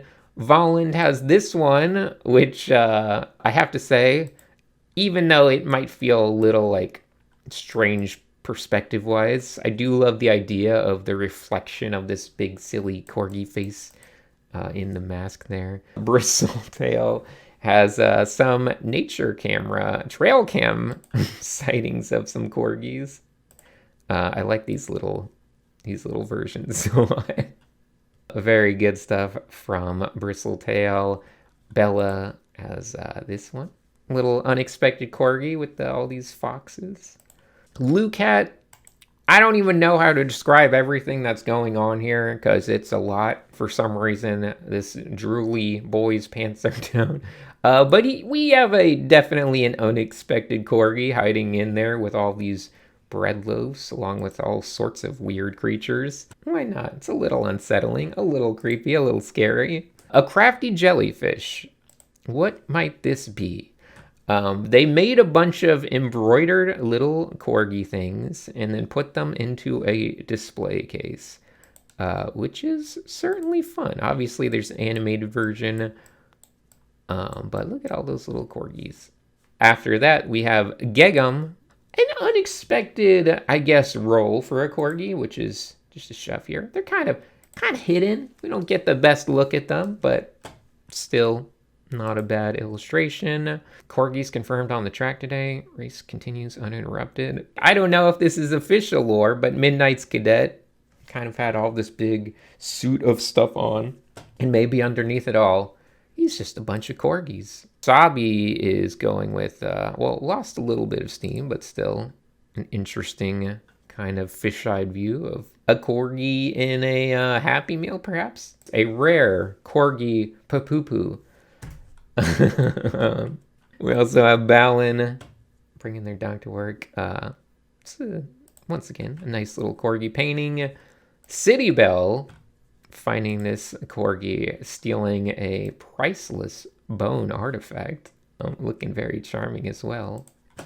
Then Cat Void just cleaning up this picture a little bit. Let's see, there's lore now. You're telling me the picture on your dating profile is not your dog? It's just the person. We also have Medi breaking no chlorine use in the site. Okay. Big boy, too cute to resist. We got a big old anglerfish in the deep sea. Fishing for humans with the little Corgi angler thing. Funky Pepe. I swear I had my dog, Tutuka, with me for this assignment, but I've lost him. I don't even know how to describe this one. I will get back to it in a second, because obviously we have a art piece here, but then we're missing the Corgi. Where's the Corgi? We'll come back to that in a second, because it's gonna take us on an adventure to find this Corgi. Kuzalon, he looked completely different in his pictures. Also another unexpected dating Corgi. Which is lovely. These people are being served nibbles over here. Who wouldn't want to go on a date with this handsome little boy? What else do we got in here? Cider Whip doing some claw machine Corgi stuff. Pretty fun there. Bagley has a Corgi Hellhound, a Corberus, I believe. Corgerus. And a clear reference to that which shall not be named. You know what it is. If you know, you know. And then we have Zactor, once again, wild card. Not sure what to expect. Some sort of environment painting with an unexpected Corgi that is being ridden like it was a jet ski. Sure. That's about as unexpected as you could get. Skunk Sunk also had a lovely drawing. Honestly, amazing line work here. The good boy is the track's race color. Yeah. Alto had a pretty intelligent and fun idea to hide the Corgi in the environment as like a cloud formation. So that's another fun one. Well, I guess since we're already at the bottom, I'll say that, yeah. Spider Lair, of course, won that one, as well as Kuzalon and Mr. Green and Funky Pepe, who's once again, we haven't seen the full extent of it yet. I'll come back to that in a second. Do we want to click on this thing? Trading. Trade what? All those videos. We have to do something, and we have to do it now. Who's that? This is basically my reaction to seeing this. Skunk Sunk did add a little bit of lighting, which really makes it pop. Okay, but, aside from the scoreboard, which I guess is worth checking out, what did Funky Pepe win for? What was it? What did he do? Well, basically sent us on a wild goose chase into the lounge. Has anyone seen my dog? But no, even in the lounge on our race car couch, none of our eliminated cadets have seen the dog. So maybe it's in the washout area. Is it in the washout area? Tutuka. We got Eldon and Chipnix hanging out in here. And the Funky Pepe still looking. Where did this dog go? Where is it? So it wasn't in the washout area. The follow along area. Where else could it be? Is it in is it in the general chat area? Well, let's see what it says. The Corgi will be where you least expect it. Yes, that is me saying that. Where would it least be expected? Let's see. Surely on some site that none of us use anymore. such as X, the Everything app. And there we go. We found it. We found the Corgi in an unexpected place, relieving itself on the Everything app. And I think that little wild goose chase was worth the extra point for Funky Pepe. Well, that's it for what our racers did, but of course, we got to see some more unexpected Corgis, so let's go check those follow-alongs. Will they be unexpected? Will they live up to all the creativity that we've established? Well, guess we got to find out. Up first is Pucko, which, oh yeah, that's pretty unexpected. Just rising up out of the sketchbook page. Very sneaky. So a very unexpected Corgi there. We also have Eladin, and it's raining Corgis here. Everyone's freaking out. Look at those expressions. I have to say, by the way, Eladin has gotten so good at art. I feel like Eladin just exponentially is getting better and better at things like illustration and design. We also have a double, possibly my favorite one of all, which is the most also disturbing one of all. Oh no. Yeah, it's a great illustration, perspective, lighting, it's composition, everything. But yeah, this poor Corgi. Small Panda decided to give us a little Where's Waldo thing in our nibbles. So don't get tricked. There's some Easter eggs in here. There's a Greeble-glorp. But that's not what we want. There's a tiny Sinix. Do I remember where it was? There it is. We found it. A little tiny Corgi hiding right in there. Were there any other? Yeah, there's a panda, perhaps? A small panda? Certainly pretty good illustration there from Small Panda. We also have Printer giving us an unexpected Corgi. There were actually 2 entries that did an Evangelion reference. Mewpet also going into the Savory Valley, looking around. There's a little tomato here. And oh gosh, look at this little Corgi sleeping in this tomato plant. We also, in a creative turn, Kiki decided to do something very fun, which was to hide 9 unexpected Corgis in Berlin. They actually went out, drew a bunch of Corgis, and hid them around town in random spots. And I respect this. This is taking the prompt to the next level, making someone else experience a unexpected Corgi. So we had to, of course, show off this one. So a really clever, fun idea from Kiki there. We also have And So giving us Corgi Quest, another Souls-like, a Korg-like, if you will. And it looks like this Corgi is fighting Corgilius Canius, Forsaken Apostle of Dog Treats. It's really good. It's a good UI, too.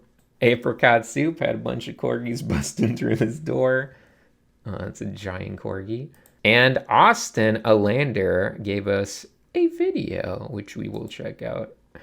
You can see just racing along the Savory Valley. Once again, bringing back Carly. And out of nowhere, Galactus Corgi coming onto the scene. Hungry. That's a fat Corgi. Sees Pantria as a delicious snack. And there you can see it rising up in the sky. Oh no. What will happen next? Yep. That was, I guess, inevitable. This is basically the plot to every Galactus story ever. So, nice. I think Galactus would work a lot better if it was a giant Corgi, but that's why I don't make the big bucks. Anyway, great animation there. Very fun. And with that, we can move on to the next day. All right, assignment number 8 is going to be a prop design assignment, and it is going to be the Spear of Mistletoe. So you might be familiar with Mistletoe from holiday It's like Christmas. But yeah, we're making a spear of mistletoe. And this comes to us from Jay Seki, or J Park, wonderful concept artist. So of course people can interpret this however they want. And let's see how we're doing. Spider layer starting with a trigger warning. But I think we're okay with that. It's kind of a weird zombie kissing strange thing going on there with all the mistletoe and interesting stuff. Obviously, if you don't know the lore of, well, at least one of the lores of mistletoe, I think there's multiple things related to mistletoe. It's kind of an invasive plant, but around the holidays, if you find yourself under the mistletoe with someone else, you're supposed to give them a kiss. That's the tradition of mistletoe, just in case you didn't know. Anyway, Svenin has this one, mistletoe spear, obviously, you know, being thrown and everyone making out under the mistletoe. A lovely presentation, honestly, very nice. After that, we have Asabi with perhaps the simplest entry. I don't think that's a real entry, was it? Stop confusing me. I don't even remember anymore. Then we have Jorts with, an absolutely lovely rendering going on here. I love how almost luminous it feels. It's very nice with these materials. And even the mistletoe here is looking lovely. Great stuff from Jorts. Skunk Sunk, I'm not even going to click on this. That is just a line. Don't say crazy line work. Mr. Green has this one, which honestly has a pretty fun shape dynamic as well. Liking the details here. Everything has a nice surface design. We even got a little bit of lore to go along with it. Incorporating Christian Clement's drawing, which you might remember we showed off earlier on. But yeah, really good stuff there from Mr. Green. Crafty Jellyfish has a parasitic mistletoe spear. Once again, going off the parasitic nature of mistletoe. But that's cool. Powie, not doing the pixel today, but bringing us some fun art. A really nice rendering on some of this wood material. An interesting spear for sure. Bibpoi, bringing it back to Yggdralius. So they might have picked something up as a souvenir from Yggdralius. Just a legendary spear of some sort. We also have Kana giving us this one. A little bit of floaty bounciness going on there. A poisoned blade of mistletoe berries. Funky Pepe has this one, which is also kind of a unique and strange idea. Then we got Will with a little bit of a different approach, not using any green, which is a bold choice. But I do like this presentation on the pillow, this just kind of pillow presentation. City Bell pointy stick thing, fair. And then we got Olbers. Literally, in case you're wondering, like, what happened to Olbers? Why is Olbers doing, like, such quick drawings each day? Well, Olbers was at a convention at the time, so, you know how rowdy it gets at those European art conventions. Nonetheless, basically getting ready to just admit that, like, probably not going to make it to the next track, which is a shame with how good Olbers is at art. Then we got Bella bringing some parasitic ideas into it. Nice presentation and layout as well. Cat Void gets some nice little lore, some ideas for how the mistletoe spear works. King W also giving us lovely presentation. Alto, Druid in the Morning, forgot to post. Still looks quite good. And Sabi actually did do a little bit more of a design, so that's good. Wasn't just a line today. And then Dat Fam with this I would say quite nice mistletoe spear being constructed. Some lovely little details in just the way the structure of it works. I like that.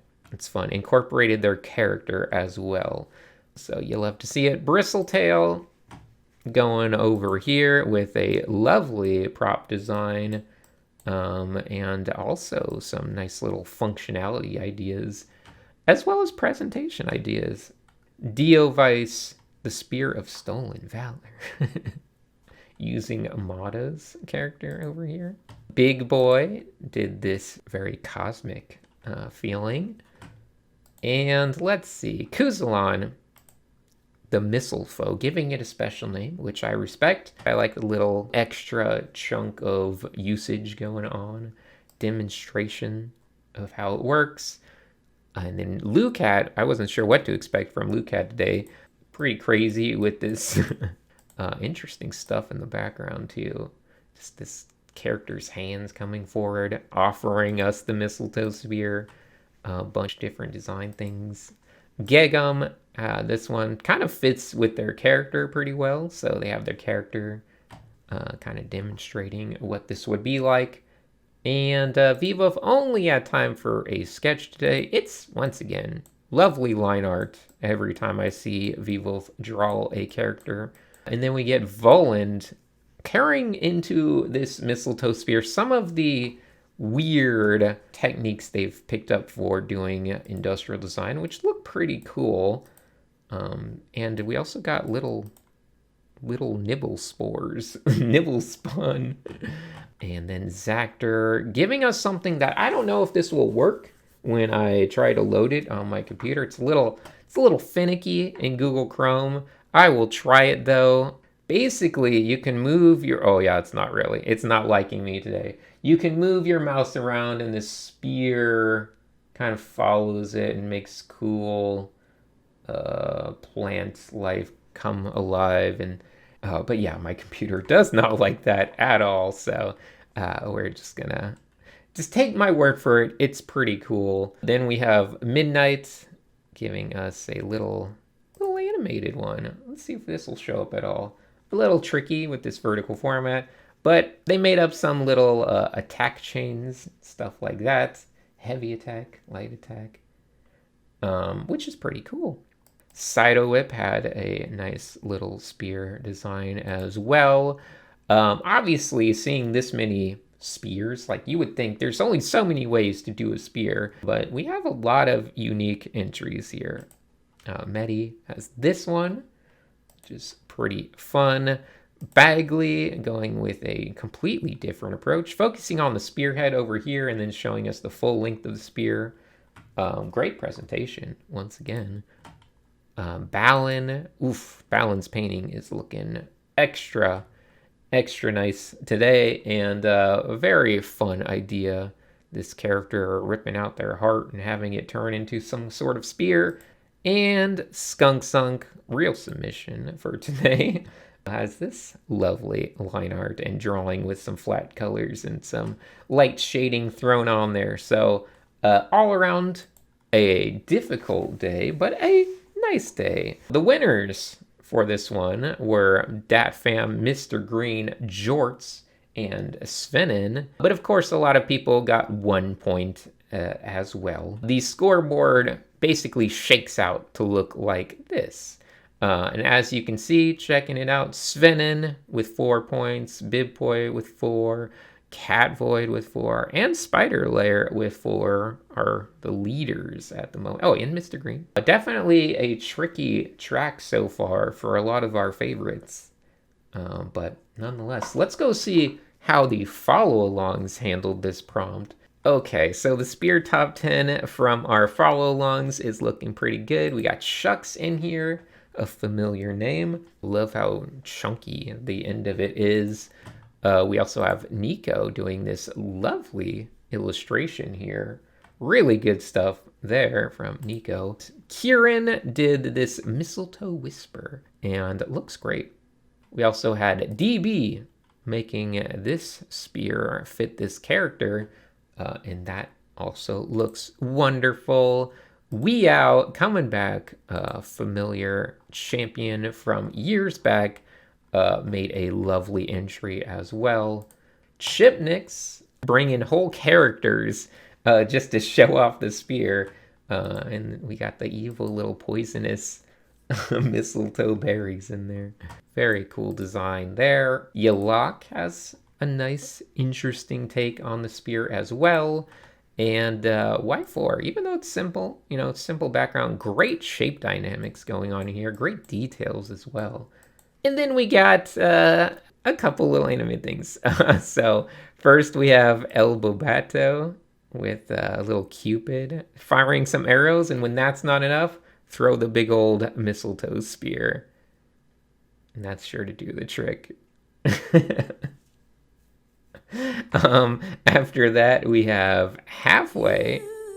Hopefully this doesn't get copyrighted. It's like a few notes of the song. Looking looking pretty silly there. And that's where we're gonna wind up today with the top 10. So yeah, we're down to just 2 more laps. Let's see what the next lap brings us. Assignment number 9 is going to be another kind of environment related one, but this time we're focusing on architecture. And this comes to us from the talented Alora Price, who also does YouTube stuff, but more busy with their job. They worked on like K-pop Demon Hunters, a bunch of projects you would be familiar with. But yeah, they gave us the environment or architecture, building, whatever you want to say, of Glacial Restaurant. Our Pantria planet with our Savory Valley has a lot of biomes, and right on the edge of the Savory Valley, we have a nice little frosty biome, and there you can find the Glacial Restaurant, a fine dining establishment. So let's see what everyone did for this challenge. Up first, we got not Elmo. Not this one. This is just the one from last time with an ice cube on it. Will, this is not your environment. That is not it. Spider Lair, thank you for providing this lovely environment. Fish Sticks, what a good restaurant. We got lovely cold ice theme. We got some Nibbles having a romantic date. Love the frozen meat. Love the just general cold atmosphere of it all. After that, we have Vivov giving us this one, which did they get to finish this? I don't think, well, maybe they did. I guess we'll find out. Once again, my memory is not great. We have Svenen, who gave us a bunch of illustrations. Fun restaurant. We have, a really nice interior shot, looking great, honestly.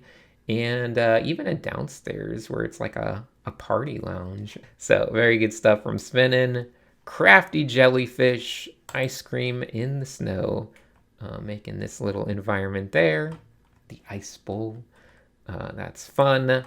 And we got Mr. Green, just kind of ice cubes on a on a floating glacier here. Fair enough. And after that, Will gave us this one, which honestly looks really great. Love the little chunks of color and design going on there. We also have Jorts going pretty dynamic with this camera angle, looking like some delicious gelato, perhaps. And Kana giving us a little mobile food truck.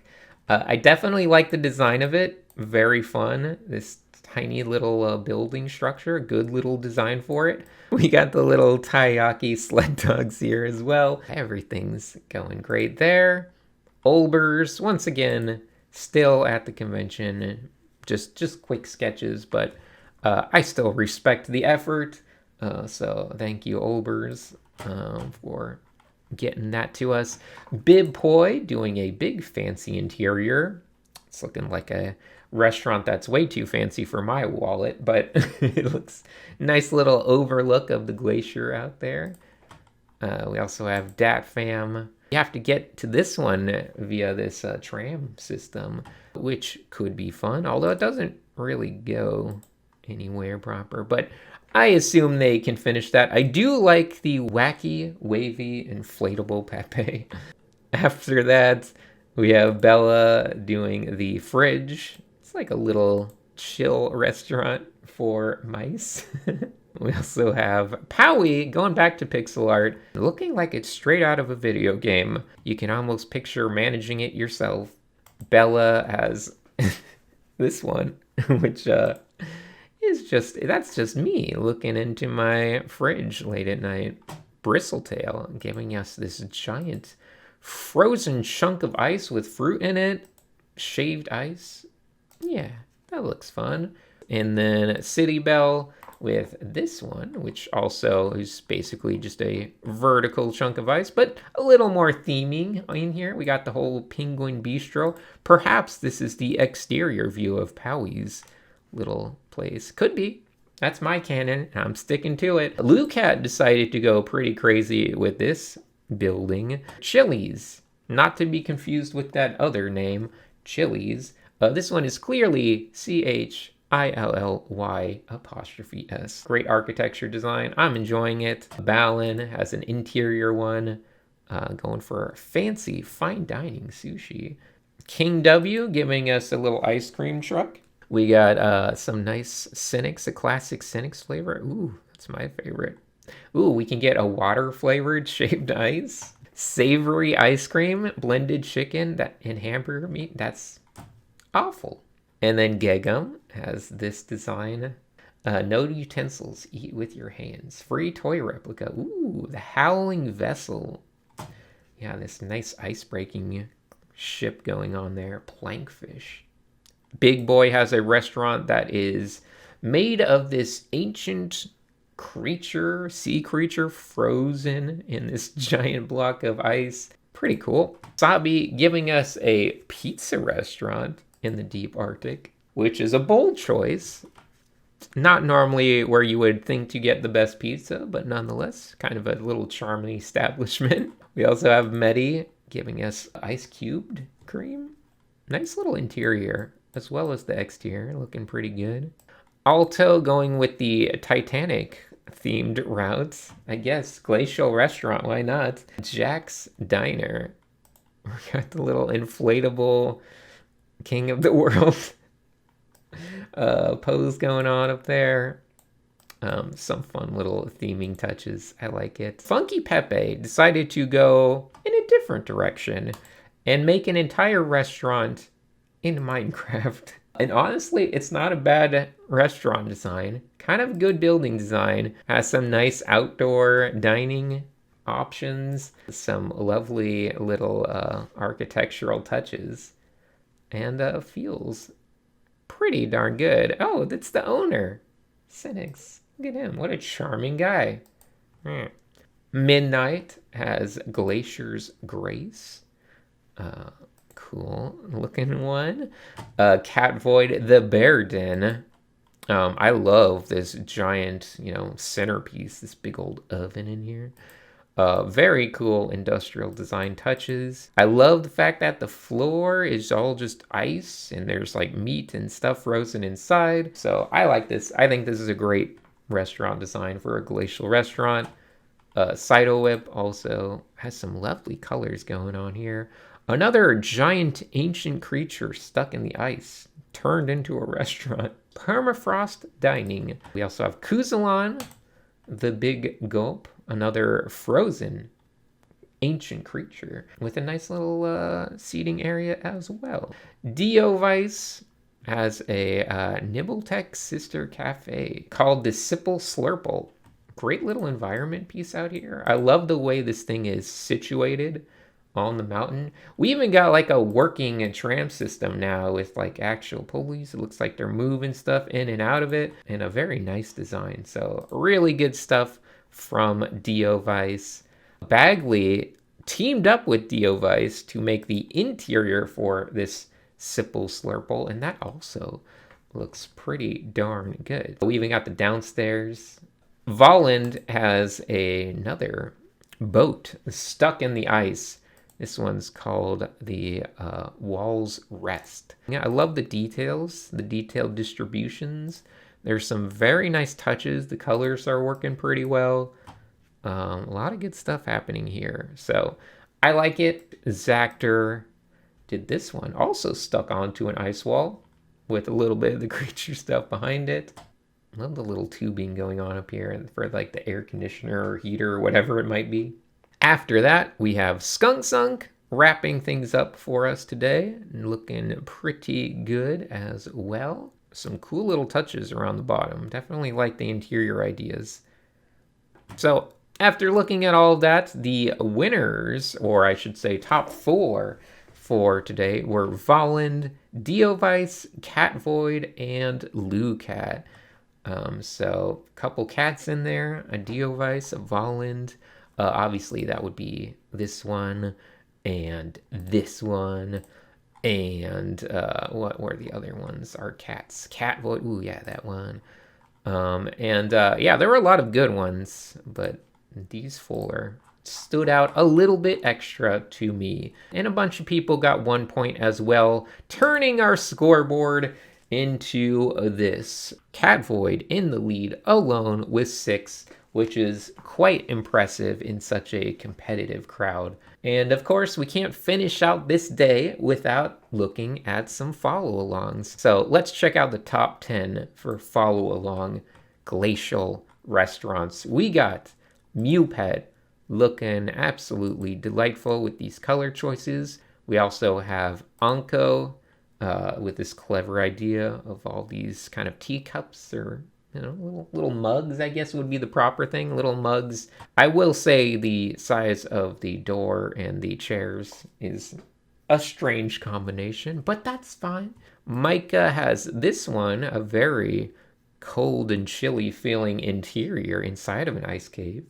Shucks also did a boat-like restaurant, the Frostpiercer. It's got a nice big outdoor area. I like that the sail says open. They have to hoist this giant open sail every time. We got Atom Lover giving us some glacial goobers. Soul Duck has this adorable looking little restaurant called the Sweet Spot. We also have Amon giving us this environment here. Some lovely rendering. Arcalide gave us a very sci-fi heavy approach, very industrial feeling restaurant. The Glacial on Pangeria. We also have Y4, another lovely little building design here. I'm enjoying that. Love the look of the glacier. Aside from the cloud, snow, I think that's a cloud in the background, kind of mimicking the shape. But it happens. And then we have Haina right here. And it's our 10th spot with this excavation diner. Another interesting frozen giant creature. But this one you get to enter all the way deep down inside. So fun restaurants today. We have one more lap left on this track. So it's getting down to the wire before the next cut. All right, assignment 10 is the final lap on Savory Valley. And this one is going to be a creature design, and it comes to us from the very talented Kuda Man, who you might know for their crazy use of shapes. And it is going to be a spaghetti Yeti. So it's kind of an emergency here, because while everyone was having fun enjoying a nice restful meal at their Glacial Restaurant, the dangerous spaghetti Yeti was sighted nearby. So everyone had to evacuate in quite a hurry, because spaghetti Yetis are infamously dangerous. But let's see what kind of designs we got for this thing. So, Lucat, that is not your design. Sideweb, no. Sabi, nope, still not that. Yeti in my spaghetti, nope. No, not AI. Will Smith. Medi, is this a real entry? I don't 100% know. Could be. We also have George. This is not your entry, but it is a safety post since a typhoon was coming George's way. But let's see. We got Dad Fam safety post. Svenin, okay, proper effort going on here. We have a Bigfoot spaghetti monster. Looking kind of fun. We also have Spider Layer with this spaghetti monster. Interesting chunkiness to all of these spaghetti noodles. We also get Sabi giving us this little guy. Look at that. Look at that charming little character. After that one, we get Catvoid with the spaghetti olives. Yeah, I made the mistake of telling everyone that I don't like olives. It's one of the only foods, in fact, that I really don't like. So sorry, olive lovers. Sorry, Olive Gardens. Not for me. But regardless, little alternate designs. We got the Squid Ink Seafood Yeti, Taurus Trap Cheese Wheel Yeti, and even a Pesto Yeti. Ooh, all kinds of pastas represented. Then we got Crafty Jellyfish coming out to give us something really amazing. Crafty Jellyfish, very behind on points this track, but this one is very enjoyable. I like that a lot. There's definitely a Yeti in the spaghetti. Kana had this adorable design. It's got little egg meatballs. Sketty the Spaghetti Yeti. Even got a traditional version of it. Dat Fam has this one. Accidentally stepped on a Paramecia. Oh yeah, it's a Nibble Tech commercial. No more missing toes. Get these Nibble Tech sneakers or boots or whatever they are. I would wear those. We also have Bib Poi. Pretty crazy looking Spaghetti Yeti. Very giant. Very imposing scale. After that, we have Powie, who decided to go for a very Kudaman-esque render style. And I'd say they did a pretty great job. It definitely has some Kudaman energy in there. Great little meatball minions. Diovice with a quick sketch. What does this say? There's more. Okay. Mr. Green has a pretty good one over here. Heated chest plate. We got some nibbles looking on. Lucat gave us this one, Spagball Yeti, which is kind of funny. We also have Vivo. Once again, love the way Vivo draws everything. Olbers. I wouldn't say get them out of here while standing on top of my Spaghetti Yeti. I guess Olbers is seeing the writing on the wall as this track is coming to an end. Kuzalon has a Spaghetti Yeti that uncooks itself for defense. It's kind of a fun idea. King W, fun little design there. Very charming. And Will, I told myself I wouldn't do this, but I had a free Saturday and barely any points. Yeah, we got to take a look at this. You know, we love videos. A full-length Will classic. Just a character. Love the expressions. You got kidnapped by this Spaghetti Yeti. He made you some spaghetti. And then he ate him. Just amazing animation.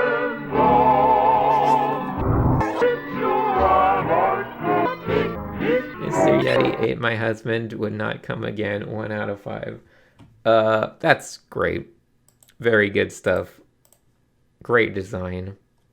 We also got Big Boy, and don't worry, it's just tomato sauce. With this guy looking great. Bristletail, very interesting design here. We got mushroom version, pesto, squid ink versions. Love the little minions. We also have City Belle with this Spaghetti Yeti. A lot of forks being used.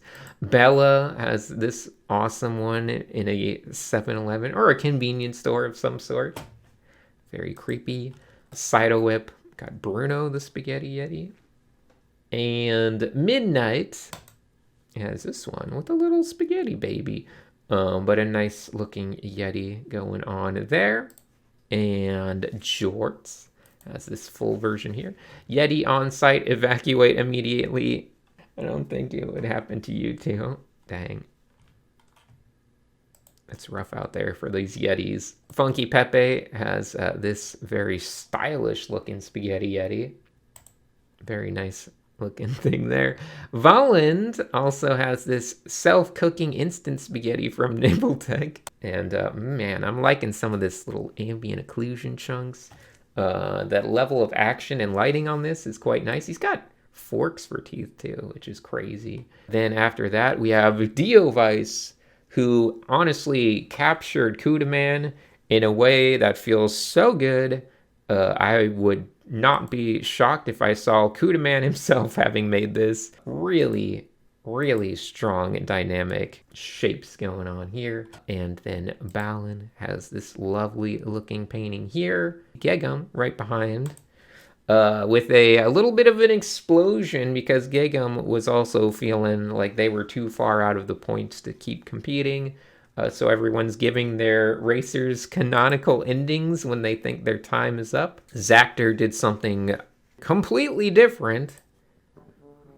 Guys, let's make spaghetti. You need some flour. 2 bird eggs. Very unsettling. Chop it up. Spaghetti.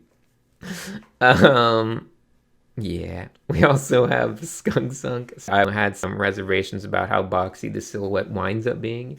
But I could see why Skunk Sunk likes this drawing. It's a fun drawing. What do I care? Shoot it. Yeah, that's me. Oh no, horrible things going on in this Spaghetti Yeti. We also have Bagley doing some lovely painting stuff. A Wild West Spaghetti Yeti man. And the winners were, of course, Will with that animation. Of course, Diovice with this amazing Cuda man. Bristletail as well, and King W. Although, you know, I would say this was very competitive because people like Volland and whatnot were right up there as well. Very strong day. Anyway, there is a scoreboard update, but there was something else that I didn't quite mention, at least in text form, which now I see is kind of confusing. But on the stream and everything, there was a little twist to the end of this track. So obviously it's the last lap on Savory Valley. But in our rush, in our, you know, desperate attempt to escape the Spaghetti Yeti and everything, we might have run into a little bit of a snag in terms of eliminations. So no one is getting eliminated quite yet, aside from Alto, who did not complete today's challenge. But I'm hanging them on for one more day before we eliminate people. But before we get to that, of course, we got to look at the follow-along entries for these Spaghetti Yetis. So let's hop over there. And here you will see the majesty that is Double doing another great drawing. Goat making a lovely clay sculpture of a Spaghetti Yeti. Gotta enjoy that. We also have Yalok doing a very lovely design. I like the silhouette of this. Nice presentation, really good stuff from Yalok. Franklin also made a delightful spaghetti with some meat pups. Very charming character design there. We have Pash going a completely different direction with this Spaghetti Yeti.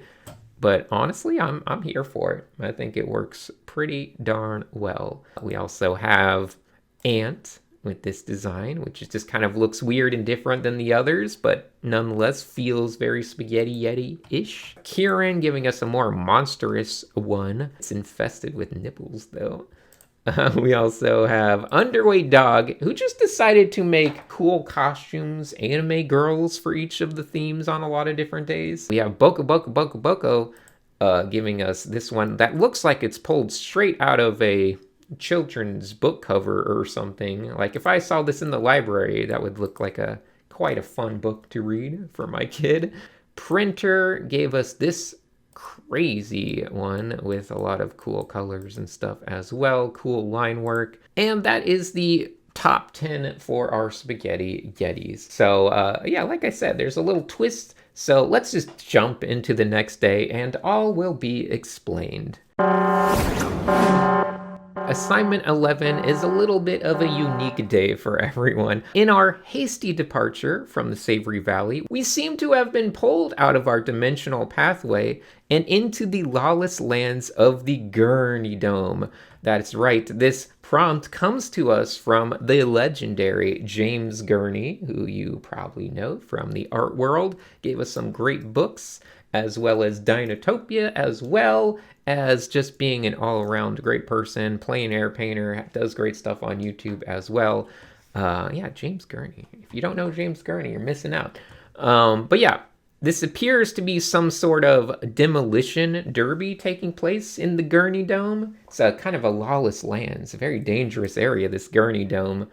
And they have a main performer in this demolition derby, and it's some sort of uncoordinated oaf of a ballerina. So please try to survive this one day of chaos while we get things sorted out and figure out who will be eliminated. But first, we must escape the Gurney Dome.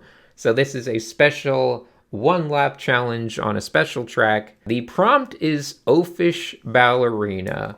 Not to be confused with an oarfish ballerina, a type of fish, but Oafish. Nonetheless, it seems like a lot of people thought it said oarfish, or maybe they're messing with me. I don't know. So anyway, I should mention that even though this is a special track, we are adding the points from this challenge onto the previous day to help further sort everyone for the elimination. So the elimination will be taking place, but with this special assignment, people will basically just get, added points. So here we go. We're getting into it. Ignore all of this stuff. Somehow Gegum is still alive after the crash because it's not over yet. We have a Oafish ballerina. It's not a fish. Medi, I don't know still what this is. But here we go. Spider Layer has a proper Oafish ballerina looking like full-on destruction derby mode, and even wearing the Nibble Tech sneakers. So I respect all of the references going on here. Stepping all over Cat Void. Powie has... no, wait, hold on. This is a meme. Ignore that one. I will not get tricked by AI teacups. We have Jorts in here with a lovely little Oafish ballerina. Volland making their character the Oafish ballerina. Svenin going for a full-on presentation in the Gurney Dome paper. The worst performance ever. Here's how the Oafish ballerina ruined everything. Yeah, very funny. Interesting little stuff going on here. Mr. Green has a crazy dinosaur Oafish ballerina swinging their long neck around with their tail. Obviously playing off of the James Gurney love for dinosaurs and Dinotopia stuff. We also have some wavy inflatable tube dancing. Crafty jellyfish making this cute little entry there. Volland adding that to this one. They look like dance partners. Bibpoi making this buff guy. I guess he's an Oafish ballerina. Why not? It's the Gurney Dome. Anything goes. Powie has some Photoshop fun. Midnight has this entry. Very interesting one there. With jackhammers for feet. We also have Bristletail making an actual oarfish. How dare you, Bristletail. Will giving us a very fun one-panel comic here of this Oafish construction worker doing their ballerina routine. Kana has this one. Oafish ballerina. Getting more emotional about it all. And I respect that. Diovice has an automaton design here with some honestly quite good little industrial touches. I'm enjoying the industrial work a lot this year. Volland, another entry. Now it's a proper entry with a completely new character, this big elephant ballerina. Some unexpected corgis going on as well. Gegum going off to heaven or the hospital. Obers just wanted to do something quick for the Gurney Dome. 2-hour speed paint there. Looking pretty good though. Love the destruction derby. Love the ballerina driver. Definitely matching the lore. Sabi making honestly a really good character design again. Just super strong characters from Sabi all around. That's a 24 karat gold Labubu. We also have City Bell.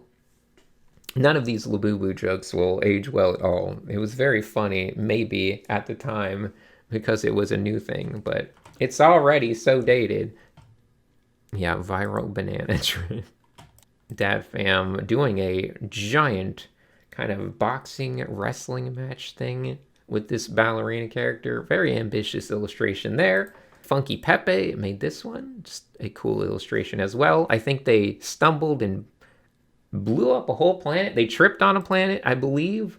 It's like another Galactus oopsie moment. King W has this one, which is a pretty good Oafish ballerina. And Sidewhip with a kind of ball joint puppet. Lou Cat doing this very interesting and strange design. Very, very unsettling. Then we got Kuzalon making a four-armed kind of thing. It doesn't feel that oafish. I mean, they got like little awkward elephant feet or something. Big Boy Theodore. Now this is what we come to expect from Big Boy. Big beefy muscles everywhere. Then Bella has this adorable little guy there. Balin also has I Protest the Gurney Dome. I was hoping for an environment on Environment Day. You'll have an environment the next day. Vivov made this drawing. Once again, looking great. Zactor made this weird fish character. Love the look of them on the side. We also have Bagley, a sloth with spring legs. I can't even begin to imagine what this would look like in motion. Skunk Sunk made this ice ballerina, whatever you want to call it. Looking pretty cool, but also clumsy, whatever. We also have Cat Void with this one. Let's go Team NAKA. It's just a fun demolition derby ballerina going on there. Okay, so demolition derby just gave the top 10 1 point each. It was just a bonus thing to see where people would wind up. And now we can make the official cuts. So we are losing Bella, we are losing Medi, we are even losing Vivov, who's an amazing artist. Well, these are all amazing artists. Medi did amazing stuff, Vivov did amazing stuff, Bella did amazing stuff. Olbers, of course, very talented, just, busy with this week. City Bell, we're losing City Bell, we're losing Big Boy, we're even losing a crafty jellyfish. It just wasn't the right track for them. Midnight we're losing, Gegum we're losing, and even our classic Chroma Corps competitor Sabi we are losing on this track. So a very rough track in terms of cuts. We're losing a lot of our very, very talented racers. So this was the final score after everything was added up. It looks like Cat Void and Volland were both tied for first, with Spider Layer right behind at 6 points. Unfortunately, we're saying goodbye to so many of them, and this is what the updated count looks like. So over half of the people are now eliminated. At least that makes the dailies go a little bit faster for you at home, but it does mean we're gonna get to look at less and less art. But before we move on to the actual new track, we are going to check those follow-alongs. So in the follow-along top 10, we have Monty Tremont giving us this lovely little egg getting cracked Humpty Dumpty ballerina. We also have DB going full in on the Demolition Derby with the Oafish ballerina, the most lore-based one yet. We also have Halfway, who gave us a full animation. And you know what? We're going to look at it because it's Halfway and it demands our respect. So we have a lovely scene, and I'll just let it speak for itself. This poor fish person that just can't seem to be graceful enough. They're too top heavy.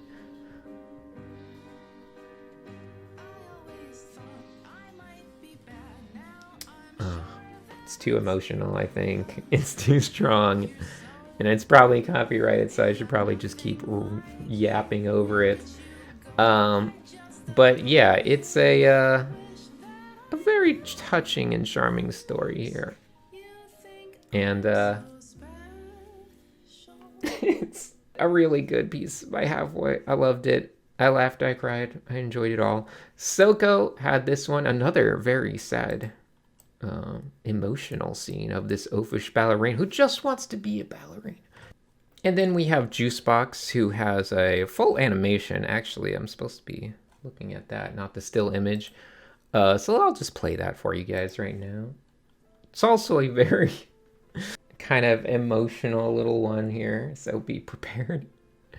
We have the wannabe ballerina entering the studio for the first time, seeing all of these beautiful and graceful ballerinas, and then feeling like they don't belong, of course.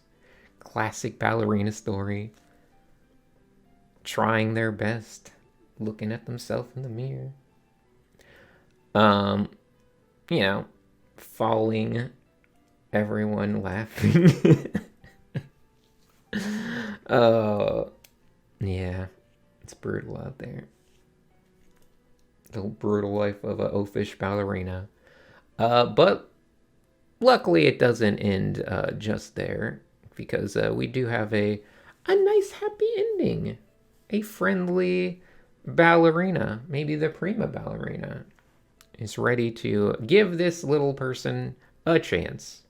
After that, we have another one from Double. She forgot her shoes. Giving us a snail ballerina? Why not? It's pretty, once again, great drawing from Double. Kieran also gives us our Demolition Derby giant Oafish ballerina. Pretty fun there. Hirano giving us a ballerina tripping on their own tentacles. Very fun drawing there. Like the sense of movement going on. And Amon has this one, which is looking pretty nice as well. And then we have Printer, who gave us a little 3-part story here. There was a ballerina who felt far from bright. Her steps were never steady, her heart full of fright. Her balance would falter, her posture would dip. Then her ribbon came loose, and so did she slip. She stared at the ribbon, faded and frayed, remembering the first time she tied it that way. From tiny steps to leaps through the air, she saw the strength growing beneath all her care. She fastened her ribbon, smooth and tight, breathing in deep, feeling just right. The stage was waiting, the music would play. She stepped forward with hope, lighting her way. So thank you for that. Nice little optimistic note to end on. And with that, we are officially done with this cut, and we're going to call this the track being completed now, even though it finished one lap ago. We're kind of in that weird middle area. So I think it's time to do a little break. For this break, I think we'll talk about some of the other community things kind of happening around Chroma Corps. So one thing I do want to point out is Zero Headroom. Zero Headroom, or Gubbins, is a member of the community that decided to make music for every single prompt during this year's Chroma Corps. So over 30 songs were made, little arrangements, usually like between 30 seconds to maybe 2 minutes in some of them. But they're just kind of fun, and they try to capture the vibe of whatever the prompt is, and they do a really great job. So I really enjoyed all of those. This year, we also had Benjamin returning. Benjamin did poetry for every prompt last year, some kind of word-related art. And this year, they came back and again did some poetry for every single assignment. But they also decided to mix in some little cryptography for us. So there were codes in most of the assignments. They had little puzzles to solve. Sometimes it was a matter of simply identifying letters that were maybe acting weird or maybe capitalized or something like that. Sometimes they were a lot more complex, requiring you to dissect an image, look through metadata, transfer it between a JPEG to text, and kind of rearrange things and do very complex stuff. So it was like a whole little escape room level challenge that Benjamin was cooking up each day. And during the final one, it got so elaborate that I was literally going through, making notes, sharing notes. There's so many components to it. There were hex key things. There were secret messages using the De Vigneri style of cipher. It was a lot. It was a lot of fun little Easter eggs to chase down. So I really enjoyed that. So thank you, Benjamin, for bringing a little bit of extra fun. I should also add that a lot of the codes were hidden in a bunch of different art pieces. So he got a bunch of different artists who also help out. We also had Hokey Pokey, who made a whole animation series, kind of like on the periphery of Chroma Corps, but they were updating new episodes all the time. And they were very weird and chaotic, and I enjoyed seeing them. I know Hokey Pokey was like, are these fun? Do you guys like these? And I certainly was having a fun time checking these out. But yeah, overall, really good stuff. And they even have their own little bumpers for Hokey Pokey showing up in different ways. There you go. There's a nice little bumper for you all. So yeah, that was really fun from Hokey Pokey. And they even made this nice Chroma Corps logo. Ooh yeah. This year we also had a couple of giant community-driven event-long art activities. One of those was the Chroma TCG, or trading card game, which is exactly as it sounds, a trading card game that you can play using cards related to Chroma Corps and made by Chroma Corps community members. This was organized by King W and Alien Chocolate, with help by Zoran and NAKA. As you can see here, they even have a Discord if you want to get into playing it sometime. But mostly, you can come to the website and look at a lot of the art that is contributed to this trading card game. And there's lots of fun stuff. Some familiar faces, some familiar art. And overall, yeah, they all have little gameplay elements. So, seems pretty fun. There's also equipment, weapon cards, various other things, items, and all sorts of stuff. So, definitely something to appreciate that also took place this year. After that, not only did we have the trading card game, but there also happened to be a Chroma Corps tarot deck this year. And you might have seen references to that in the things we've looked at during the past assignments. But it was another community-driven event. I don't know exactly who set it up. Maybe it was Alien Chocolate because they're hosting the website. But I'm not 100% sure. I'm sorry if I don't know everyone involved in that one. But it was really cool. And you can check those out on this website as well. So there's all sorts of fun card art, and once again, you might have seen some of it during the various days and events. So, you know, I like that a lot. I don't know anything about tarot cards, but you can get a tarot reading here, maybe, if you maybe understand what the heck that means. Let's see, what is this? The World, Knight of Wands, Justice. I don't know. Am I gonna die? Is this bad? Is this good? Well, maybe if I draw another card, it will all come together. 6 of Pentacles. Nope, not clicking for me. I have no idea, but that's fine.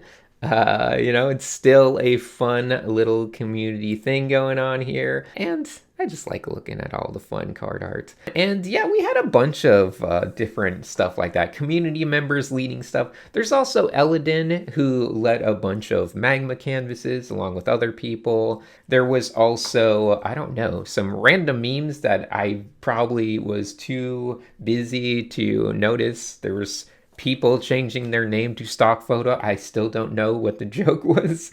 But there was a bunch of stuff like that. There's even a mysterious secret organization that kept popping up, and you might have seen it on a bunch of the different artist submissions. And it's this, I don't know, silly looking little jar thing.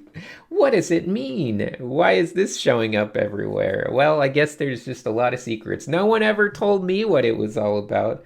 But yeah, lots of little organizations infiltrating Chroma Corps this year. So that's always a lot of fun. And yeah, all around, you know, there's a lot more to Chroma Corps than just what I can put into this recap video. And even way more than I can mention in my 4-hour nightly streams every single day. So Chroma Corps is a unique experience for everyone, and everyone gets kind of a unique thing out of it. All right, that's enough of these little Easter eggs. Let's go back to the next track. Assignment number 12 is going to be the first lap on our next new track. And this track is going to be the Cosmic Carnival. And this is coming to us from delightful art YouTuber and just all around great person, Hardy Fowler. So nice to involve Hardy Fowler this year. And of course, being the first day of a new track, it's an environment, so everyone will be making their own cosmic carnival. Who knows exactly what that might be? I have a little bit of lore, just saying that it's, you know, some psychedelic, mind-bending experience of a carnival with crazy rides, and some people saying that the carnival even exists in a dimension between the conscious and subconscious mind. But yeah, just something weird, sci-fi, carnival nonsense. Let's take a look at what environments people made. So, up first, we have Spider Layer making this piece. It feels like it could actually be a good plan for like a track in a racing kart game. And then Svenin did this one, which kind of really captures that like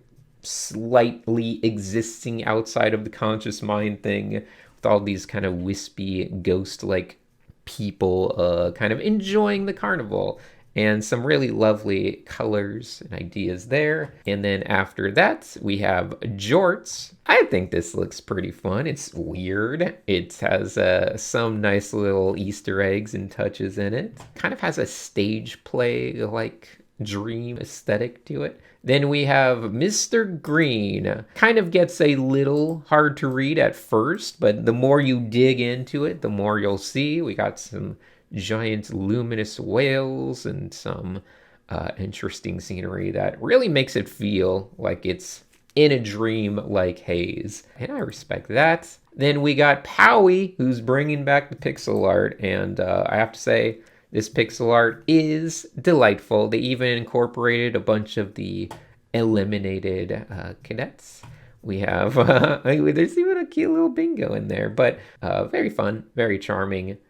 And then after that, we have Will giving us this environment with this lone solitary clown nibble. A clown nibble, perhaps? I don't know. Some kind of little clown doing stuff out there. I love the feeling of all these like ribbons and banners going back in space, along with the lights as well. Then we have Bib Poi, who obviously is pretty aggressively ambitious with all the environments. And this is no exception. This kind of gives off a very strong pinball-like vibe to it, which I think fits a cosmic carnival. And I think that looks really nice. Kana went in a different direction, where there's a whole little cosmic carnival planet, which honestly looks delightful. Very, very much in some Mario Galaxy style of a little compressed planet with all these buildings. And I love the portrayal of it. I love this presentation. I love this giant nibble as well, just being part of the structures of things. And the way the character is just kind of hanging out here as well. Then Bristletail has this one, also featuring a lot of those recently eliminated characters. So nice to see them all represented here. And then Funky Pepe, I don't even know what to say about that. Diovice, Sunken Cost Fallacy, maybe bit off a little bit more than they could chew today, but really, really enjoying this illustratively. Just the characters from Big Boy to Vvolf, Olbers, Medi, even Gigum, Sabi, Bella. Yeah, just really, really nice looking illustrations going on there. Kind of sad that I don't think we ever got to see a finished version of it. After that, we have Volland, who has really been pushing themselves quite far with environments. I like how trippy this is, this feeling of gravity being all over the place. Once again, a nice dreamlike quality to have. Personally, I gave Voland a slightly hard time because it's kind of like an even 50-50 amount of light versus dark areas. But it's fine. Then we have Cytowhip with this one, feeling a little bit maybe unfinished, like there could have been more stuff happening in it.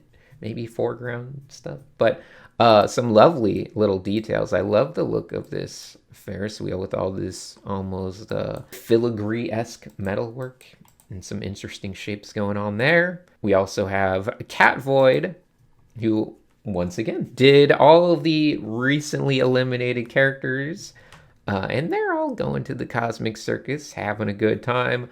I really like this clown guy. He's lovely. Then we got Lucat, who I guess, like always, decided to just go nuts.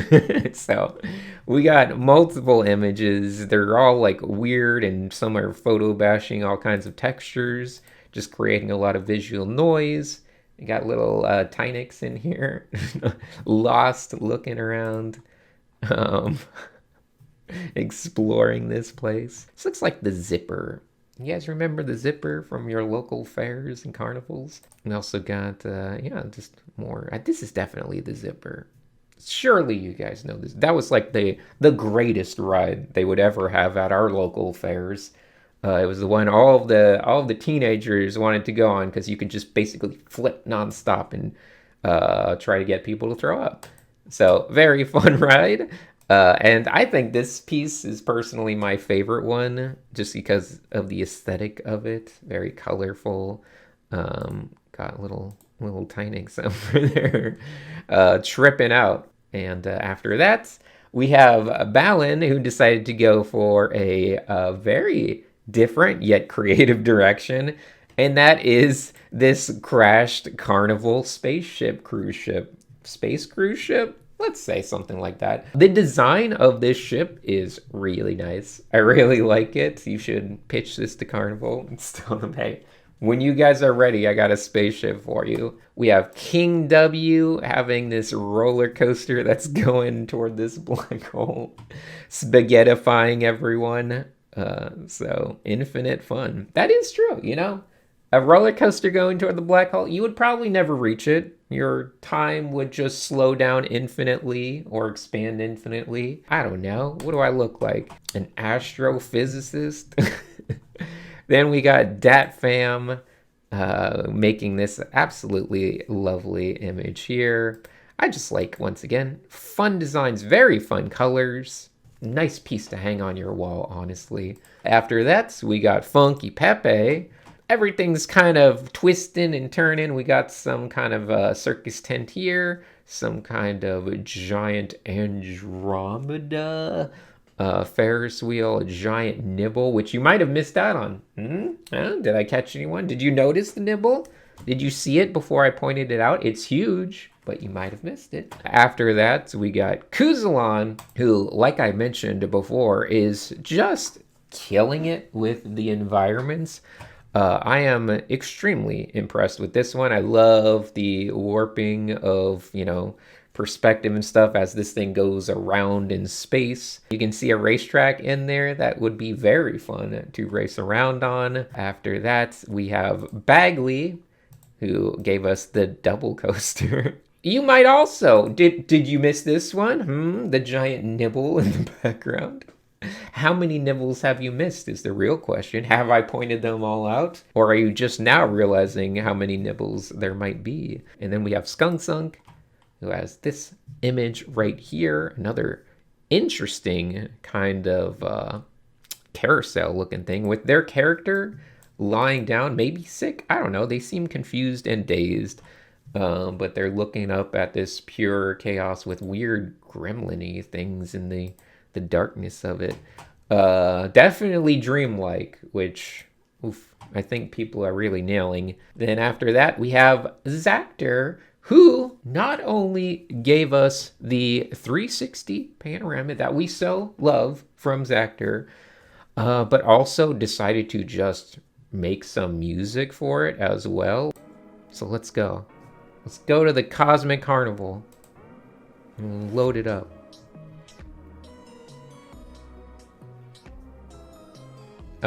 So here we have our Carnival panorama. Got a little circus tent over there. Some fun little things. Once again, these work so much more enjoyably in your phone, where you can just move the screen around and it moves the image around. But look at this guy. What is he doing? He shows up in every one of these. He's so creepy. Well, we got a little racetrack here. Going around this maze. These are very cool. I think this was the first one where I'm like, well, I can't just give Zactor the win for all of these, even though I do like them a lot. They're nice and trippy to look at. After that, we have nothing. That was the end. I forgot. We've narrowed it down a bit. But anyway, the winners. And it's just a top 3 now. I guess I need to mention that as well. Forgot to mention, first day of a new track. This track is 8 laps long. It is a very long track. It is the longest track. 8 laps, 8 days, and each day awards the top 3 people with an extra point. Top 9 get 1 point, top 3 get 2 points. And only 10 racers will make it through the next cut, or, you know, a tying amount. So the winners for this day were Kuzalon, Datfam, and Bib Poi. I just couldn't resist that one. I couldn't resist this one. And as well, I couldn't resist, I know it's right around here, this one. Although I will say, it gets way more competitive as this contest goes on, because, like, there are so many in here that are quite good. But nonetheless, that's the nature of the challenge. So, mixing in the pole position points from the previous track, we currently have this as our leaderboard. So, yep, Kuzalon and Bib Poi out to that early lead with Datfam. And then we got a bunch of people with 1 point. But as you can see, getting a little bit trickier to read the entire scoreboard. So don't worry, eventually I will adjust that. The later scoreboards have a little highlight around the characters that are still in, because it does get a little tricky to read it. There's so many people that are out. Well, having looked at those, of course, you probably want to see, I want to see, the top 10 follow-alongs for the Cosmic Carnival, so let's go check those out. So in the follow-alongs, oof, we had some great ones. The top 10 I picked out were, Double was in there, previous winner, just like that one. A very nice dream-like Cosmic Carnival.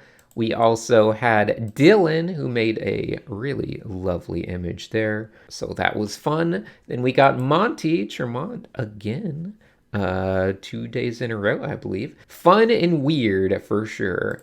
After that, we got a Directograph with some lovely color choices. Getting very cosmic with the carnival.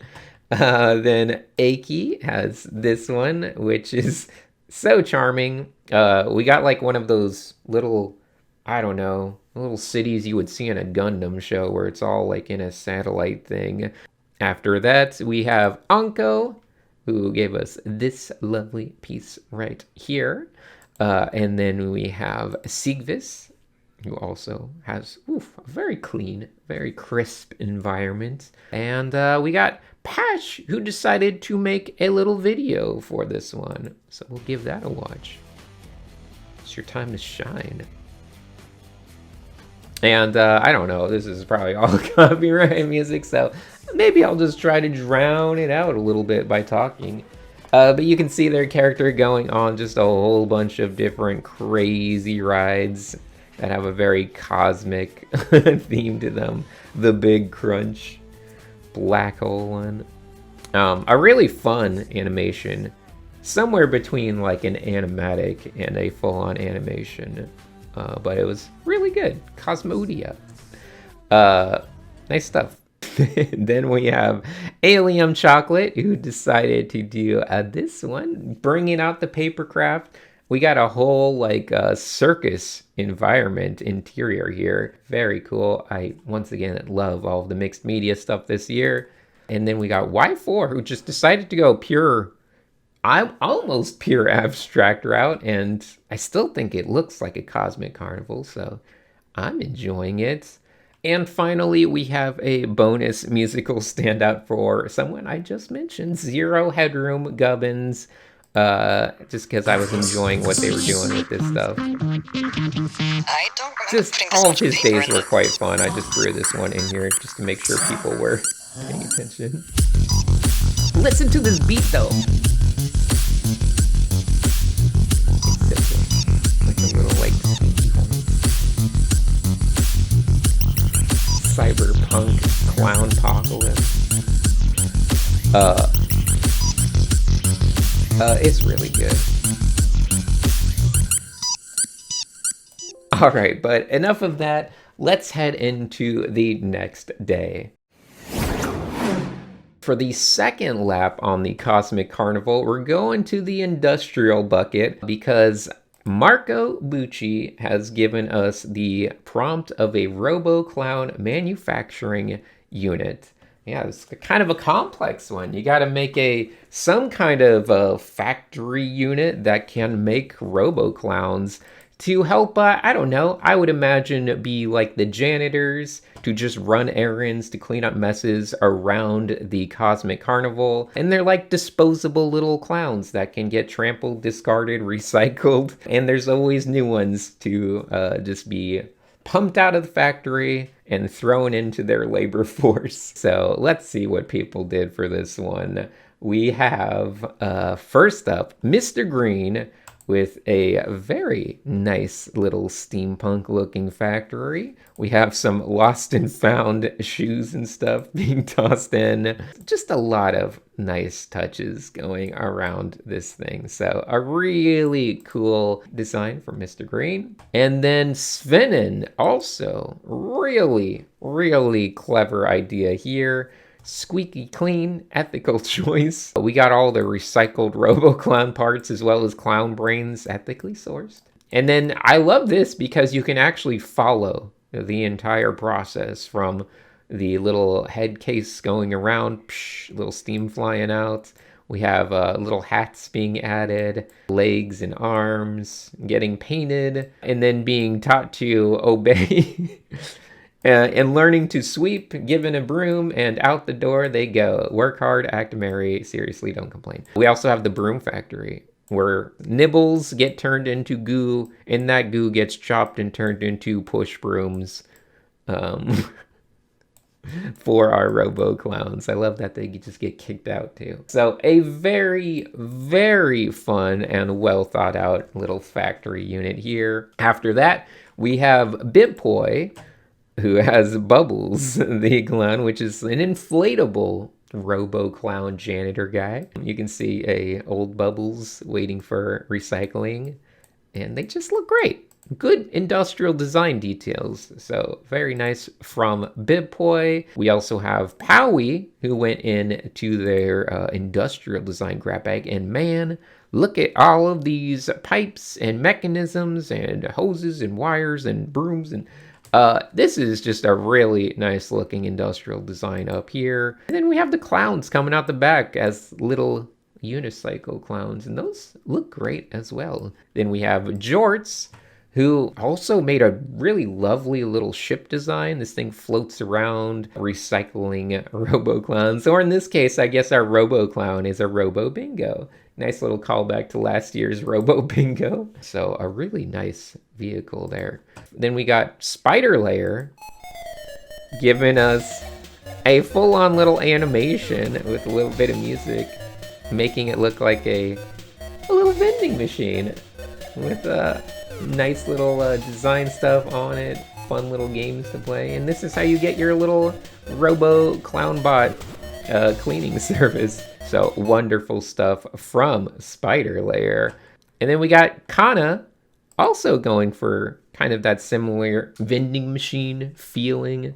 And these guys just, you know, once again, the hands, the little way they're assembled, the way they run off, it's really enjoyable as well. Even Will's got this fun little one that looks like it could be a political cartoon. Just, you know, slap some giant text on it that says, I don't know, MAGA or something. And then it's like ready for a magazine. After that, we got Cyto Whip. Graphics tablet is broken though, so emergency in the Cyto Whip land. Their graphics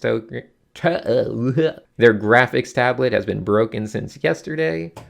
So they did this with a mouse, which is honestly quite impressive. And then we have King W safety posting these little clown bots. Volland, once again, really doing amazing. They got a little mallet to push the stuff down and all these little robotic arms and things moving around. It just looks so good. Then we got Cat Void with this one also looking great. Doing a sort of Iron Maiden. These are real people being turned into Robo-Clowns. Some sort of form of torture we got going on. After that, we got Lucat with the Bozo machine, which also looks great. Very weird. We got a cannon shooting these little clown guys out. The factory for this feels like the queen alien from Aliens laying eggs or something. This is with all the tubes and the big like glass container in the back. It's really good. After that, we have Dat Fam, a nice looking entry right there. I don't know if this hat necessarily says Fun Robo Carnival or if it says I just landed on the Mayflower, but I think that's fine. Then we have Funky Pepe going for the kind of dangling, I would say slightly Portal GLaDOS, vibe. Or at least that's where it really kind of became popularized. We've seen a lot of these in sci-fi and stuff. But overall, good joints, good different little movements of shapes for the design. And I like the little clowns as well. And Kuzalon has this one, the Ringmaster 02. Putting together a Robo-Clown out of a pile of junk, perhaps. Then, finally, we got King W doing a collab with their musician brother. So let's see what we got. It's a direct reference to Rhythm Tengoku. Which, Rhythm Heaven? I'm not an expert on that. Yes, now we can enjoy the pixels in their full pixel glory. Really nice. The charming animation, good music. I like it. What do we got next? We got Diovice doing the Silver, a interesting like airship type one. We got these little sillies, which honestly, loving the Robo-Clown design, very cool. The industrial design of this ship is honestly quite good as well. Great render on this. Well, yeah, once again, looking quite nice. Skunk Sunk as a little jack-in-the-box on tank treads, it would seem. Very complex and sophisticated clown science. I do love the little banana peel right in front of the door. It's a great touch. After that, we got Bagley doing this Robo-Clown device, which looks quite musical and quite charming. And then Zactor doing the Clown Pooper. Sure, why not? Poop those clowns out. They start out all, squished, and then they kind of expand into their full size. Oh yeah, I forgot to mention, Balin and Bristletail, yes, two of our most amazing legends, are both quitting today. They were going through some physical pains, as well as the burden of it all, which is understandable. I can say it 1,000 times, and I'll say it 1,000 times. To be a competitor, to win it, it requires the luck of your life, your physical health, your mental health, everything just kind of aligning perfectly for a set period of time. And that is, a bit of luck. It's also the luck of me randomly judging things. So sad to see those two absolute titans and amazing artists be kicked out of the competition today. But nonetheless, hopefully they had a good time. So the ones winning the top 3 for today are going to be Svenin with that amazing side view of that factory you saw at the start, Bibpoi, and Volland. So great job by everyone on this challenging day. And the update on the scoreboard is looking like this now. We've highlighted them at least, so now you can see a little bit more clearly who's still in it, who's been eliminated with that little outline. So yeah, most of the people are out. But we still got a long way to go, and we still got a bunch of talented people in it. With that being said, let's go check out what the follow-alongs did today. So, my top 10 for the follow-along starts out with Alien Chocolate, who's honestly doing just amazing with industrial design. It seems to have clicked in their brain because they're just making really good, simple, effective shapes with it all. We also have Shucks, who did an amazing job with this one. I like that it has that, inflatable bounce house compressor back there. After that, we got DB, who made this beautiful illustration, great perspective of another little clown vending machine. And this gives it just such an amazing sense of scale, how tiny these guys are next to a kid. And just the rendering of it is so beautiful. After that, we have Kieran, who also just once again went really out of the park on this one to make this wonderful view of factory. Great painting, great display. We have this one by King of Losing. Also great industrial stuff.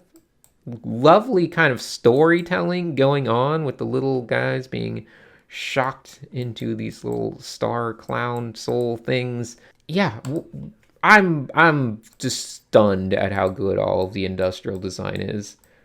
This one, another clown pooper with little brains, and a great one by Y4.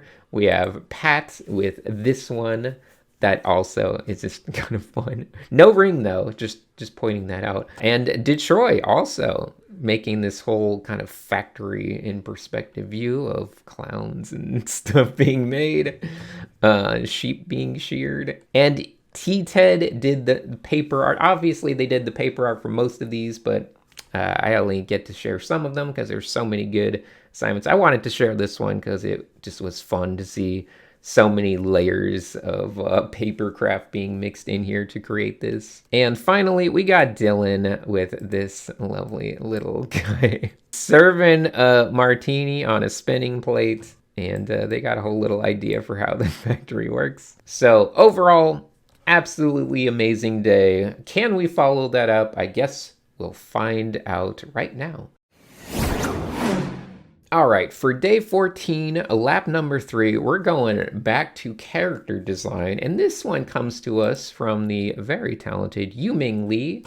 And the prompt is Hermetic Alchemist. Hermeticism, which is a mouthful to say. It's rooted in trying to transcend your conscious mind into higher consciousness, whatever. It has a lot of alchemy components, a lot of scientific components, a lot of spiritual components. But because the Cosmic Carnival exists in such a weird kind of Lagrange point between conscious and subconscious thought, I would say that this is a fun, charming place for a Hermetic Alchemist to make a pilgrimage to and try to unlock that higher consciousness. So that's where we're taking it. Any excuse to use the word Lagrange point. Anyway, we got Spinnin starting us off strong with this character design here. Honestly, really good character design. I love how weird and psychedelic they feel, and also how alchemical they feel. It sounds weird when you say it, so never mind. Will decided to do this one. It's definitely some sort of Hermetic Alchemist. Then we have this one from Bibpoi. Nice looking render and design there. Lovely bottle as well. I'm very impressed with the look of this bottle. After that, we got Spider Layer. Really like this idea of them kind of transcending through a salt water deprivation tank, because this drawing right here looks great. The brain sprouting like a tree downward. The person transcending into a different consciousness. Very cool imagery there. Then we got Powie, just a fun character design with a ton of props, some interesting clothing as well. After that is Jorts, nice shape designs, fun idea, cool aesthetics. Really does feel like a Hermetic Alchemist. And then Kana, splitting realities over here with another very fun, interesting character. Mr. Green.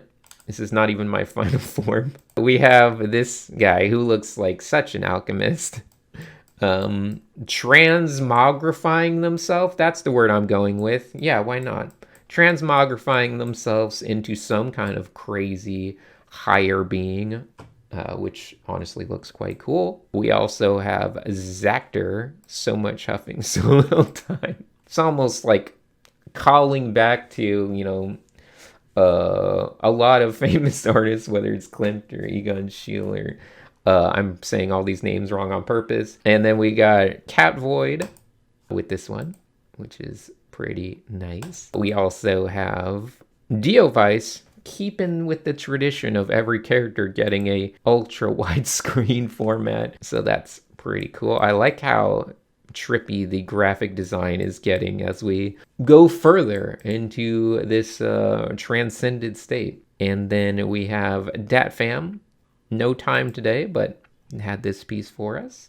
It's cool. We also have King W, an alchemist who has spent many years mastering the use of palingenesis. A very interesting, creepy guy here. I love these little glasses. The little glasses on their beak face thing. Very nice touch. Love the sensor. Love the different, just shape ideas of it all. Looks great in my opinion. We also got Kuzulon, a fun character in a very Kuzulon-esque style. I love the rendering of this though. This is very enjoyable to look at. Some fun perspective going on as well. But yeah, that nice metal. Then we have Funky Pepe going all Bolatro on this. Very fun design. Nice. We also have Volland in here. Cornelius Ethel. Love the backpack on this one. I feel like at this point Volland's just trying to flex industrial design stuff each day. Lucat, doing about the most contained structure we've seen from Lucat so far. And this is a nice looking character design. Nice presentation, interesting design elements. I like it. We also have Bagley, looking pretty nice as well. Aquavitae, transmuted copper arm. And Skunk Zunk. Here's an alchemist who, for a very long time, devoted her work to extend her lifespan. In extremely good both drawing and design. Really just like the mood of it. It feels very nice. So great stuff from Skunk Zunk. Sadly, we're losing Sidewhip due to mechanical malfunction, which is a horrible way to go. But, Sidewhip did amazing stuff. Hopefully we get to see more from them in the future. Very, very talented artist. And with that being said, the top spots today, we're going to Svenin, Mr. Green, and Jorts. Could have gone to a lot of these, looking back at them. Everyone's so good. Also, I didn't really take time, but like the Vitruvian Nibble over here, Vitruvian Nibble, some fun little touches, a lot of good references, very thought out entry.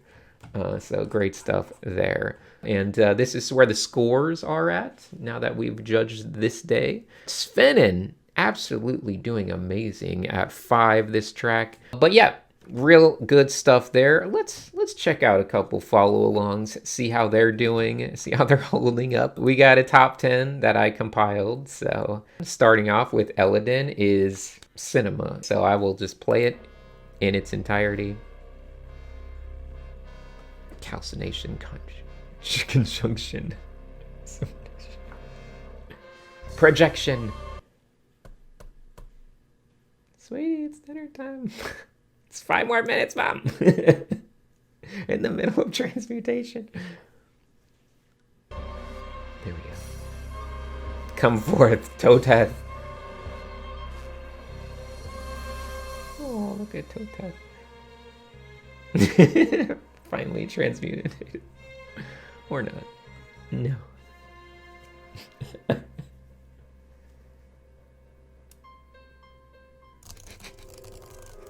The angry typing.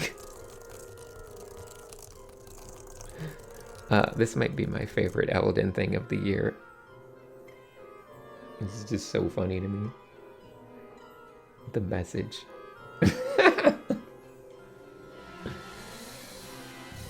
That's probably copyright music, so whatever, hopefully. Whatever. Copyright strike me, I guess. It's too good to not play. So after that one, we have Croxy, who did amazing. Love this character design. Very cool. Hermetic Alchemist. We also have Chipnix. Another very different style, but very awesome. very cool character design there. Yalak made a traditional one that also just looks amazing. Great colors, very fun. And we got Sea Cabbage doing this little Hermetic Alchemist. Obviously playing off of the Hermetic seal idea and just trapping this little guy inside of this glass container. We also have Kiki, who has this character, Ru Omar, the philosopher of ember, smoke, and alchemy. Great presentation there. Then Noor. And this is a very nice looking design as well. Franklin even has a cool character design for today. I like that a lot. We also have Kieran with this very fun guy and a little assistant as well. Another bird-like face with glasses. This one's also got a little smoking pipe. We have a Path who is giving us this one, and that is a great way to round out the top 10. Very strong art today. So with that being said, who knows what's going to happen next on our journey? Well, let's go to the next day and see where we land. Well, today we have a special Chroma Corps prompt, so you know it's going to be something predictable.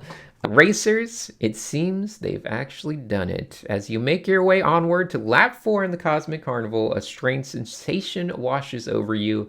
The familiarity of everything around you slips away. That alchemist seems to have achieved something that has reverberated through nearby space and time. Every sense seems to be falling into pure abstraction.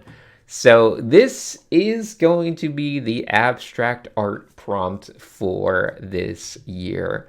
Higher consciousness unlocked. Because obviously that Hermetic Alchemist did it. The crazy guy actually achieved something special. So our poor racers are trapped in abstract land. So let's see what kind of abstract art they're going to make today. Starting off with Spider Layer, we got this kind of layering of what I would describe as tribal tattoos, although Spider Layer might get mad at that, but that's the best way I could describe it. Kana has this one, which almost feels environmental, but not really, just a weird mix of circles and flows of movement. We have Powie doing this interesting interpretation, getting digital halftones with all of these expressions of value. Then we have, after that, Bibpoi. I feel like when I look at it, I just want to zoom in on a random part and be like, that's it, crop it here, that would be better. I think I could do that anywhere. I could just click here and be like, yeah, that's better. Move it over here and be like, yeah, that's better. Maybe move it here and be like, yeah, that's better. I feel like overall it doesn't quite work as well. But there's like at least 10 good abstract art pieces to be pulled from here. Then we have DatFam, who decided to take Sabi's resource collecting spaceship and just smash it around and just make it go all over the place and kind of creates a little interesting visual aesthetic. I can see this being an album cover for some math rock band or something. We also have some other ones from DatFam. I said they can make multiple ones if they so wanted. So we got this one as well. We also have this piece.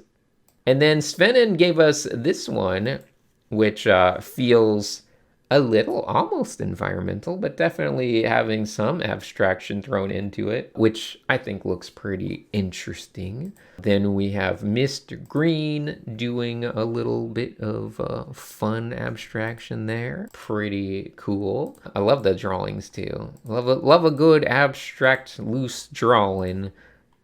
So those are pretty fun to just look at. We also have King W, Beyond the Seventh Layer.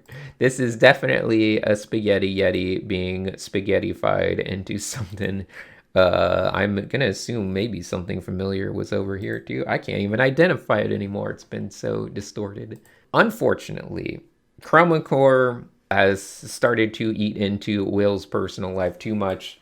So this is the day that they will be dropping out. I know I know, shocker. It was great to have Will for when we had him, and it was nice to see him do some animating, give us a absolutely amazing little creation again this year. Just nice to have any amount of Will in every year of Chroma Corps. I'll take even one day, I'll take whatever I can get.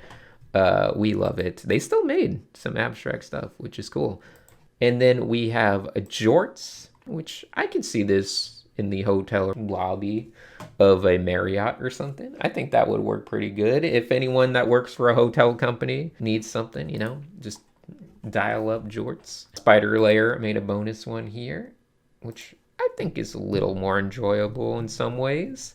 Voland has this one, Traffic Stop Lollipop. It kind of looks like an inverted image, but it works. Deovice has this one, Head Drawn.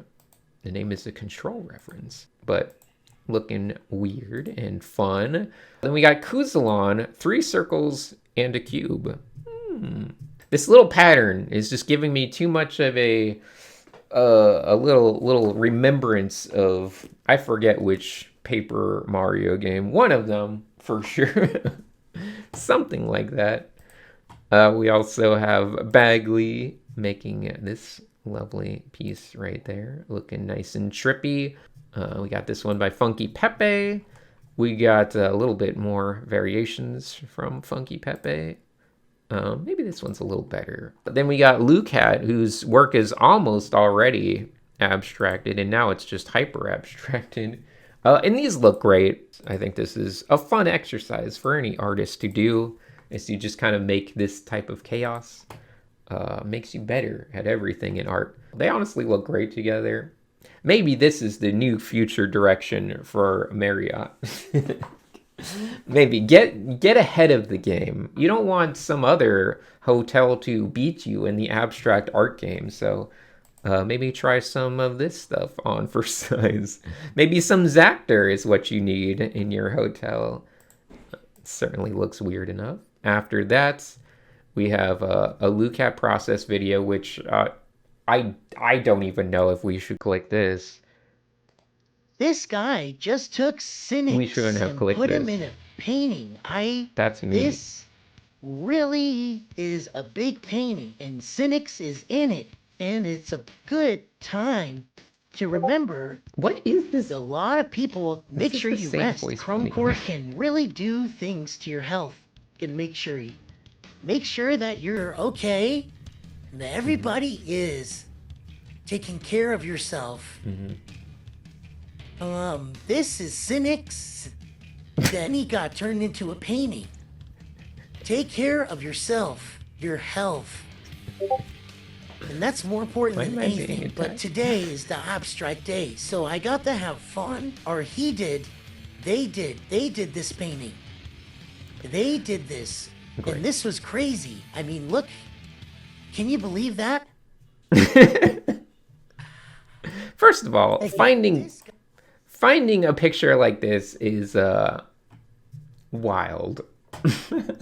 But okay, moving along from that, Skunk Sunk has this one, which is quite nice, honestly. But yeah, I had to say our goodbyes to Will. Once again, they're dropping fast. Once you've done like 2 weeks, moving into 3 weeks, it's a tough time. The winners today were Datfam, Jorts, and Lucat. Couldn't resist that Lucat stuff. And the leaderboard, I don't think I updated. Yeah, I didn't update Will on there just yet. But nonetheless, we got some updates. People are catching up a little bit to spinning. We got some people at 4. And then we got to check out some follow-alongs. Starting off with a very familiar name in the follow-along standouts, Chipnix again. I'm enjoying that a lot. Makes me feel good. Y4, also a familiar name. Also, just really enjoyable to look at. Yalak decided to do animated abstraction, which is also pretty mesmerizing. Do not view it while you are under any substances, or you might lose your mind. Then we have Wojciech Vlo, which kind of a more simple renderer and technique, but just looks nice. I don't know. I just feel good about it. You got to trust your gut when it comes to abstract stuff, and I feel like this one is just a enjoyable piece of art. We also have Solduck in here with this one. Nice little interpretation there. Peter decided to do a video of sorts. And this one also will melt your brain if you stare at it. It will melt your bitrate too. So if you ever need to destroy the bitrate on a stream, just play this video and it does amazing at it. I don't know if this will show up in the YouTube video, but it is mind melting just staring at it. We also have Mickey Dreamy, just an interesting abstraction there. I could picture this in a museum. Why not? We also have Micah, another animated one. You can even see the Magic School Bus flying around, checking out the, the bloodstream or whatever. We're deep inside of Carlos's aorta right here. Then we have Omnis, another black hole, pretty darn cool. And then we got Nor, also still fun to say, with this weird one as well. And a bonus animation standout for us today, and this one comes to us from Pash, who's been doing a lot of video animations. And this one is certainly copyrighted, so I'll probably have to mute it to some extent. In fact, maybe I'll just lower the sound there. But this one is Pash's interpretation of what synesthesia is kind of like. So you gotta experience it with a bit of the music, but basically it's just a little bit of take 5, little brewback stands. We'll get it. We'll take 5 in there. Also, kind of like this little more mature version of Tiny Nix. But yeah, really cool one-day animation here. Just very nice movements. Even though it gets a little representational at moments, it's still just a lovely piece of art. So great stuff there. And that will do it for our abstract day. So let's move on. This will be the 5th lap on the Cosmic Carnival. Unfortunately, we have not escaped the abstraction. So currently, all of our racers are trapped in the abstract realm. Maybe things are slightly becoming a little more familiar, but for the most part, everything is still chaotic. But it seems we're being hunted by something in this abstract realm. And this is where we're going to be designing a creature, a divine predator. And this comes to us from Anthony Jones, Robot Pencil, wonderful artist, great teacher. And basically, this predator is hunting people that have trespassed into the divine plane of higher consciousness that everyone is now in. We have Svenin starting us off with this one. They kind of turned some of their stuff from yesterday into some kind of giant dragony creature. It's feasting on all these poor little carnival goers. We also have King W, What Kills Gods, JRPG protagonist. That is not a true divine predator. But I respect it. Kana has this one, which feels like it's channeling a little bit of will energy now that his energy is up for grabs. It's been lost to the abstract ether. Powie, I think, is channeling Anthony Jones, much like they did during the Kudaman prompt. They are channeling a good amount of Anthony Jones in this design. So a really nice render. Very cool looking, great creature. Then we got Spider Lair giving us another Cerberus style, but extra creepy Cerberus style creature. We also have Mr. Green, who wrote a bunch of stuff, but basically the alchemist from that previous assignment has maybe not stopped transcending, and now they're turning into some sort of divine predator called the Nameless. So a very cool way to incorporate the previous lore. And after that, we have Jorts with this divine predator. So we also have a character trapped inside the chest of this. So very fun, very interesting. Then Dat Fam gave us this more lizard-like divine predator. Looks like it's eating a bunch of, I don't know, little goblin Andres. Bibpoi gave us this one. Pretty fun, pretty nice. Just got these horns out front. Interesting creature there. Funky Pepe has this one, which is fighting against our little Hermetic Alchemist. I don't know if he'll be able to win this fight, but I guess we'll see. Blue Cat has a Cathedral Demon, and this one's just crazy. We have a little bit of a Saturn devouring sun reference here, but overall, just a crazy design. Almost feels a little Giger-esque. Really interesting there. And then Kuzalon has this one, once again, going back to the masks. Feels like it's just fighting the perspective a little bit, but that was my critique at the time as well. Diovice has this one called the Gate, which is such a disturbing creature, really something devoid of any familiarity, except maybe feeling slightly spider-like at times. It seems like they have just a huge, almost collection of souls and things coming off them. Honestly amazing. We also have Zactor in here giving us this weird, divine, creepy guy. And Voland with this Heron, Fisher of Souls. Interesting looking bird there. And then, let's see, what's after that? King W, the goodest boy, a nice angelic dragon creature. I like that. Skunk Sunk has this one as well. Looking pretty fun.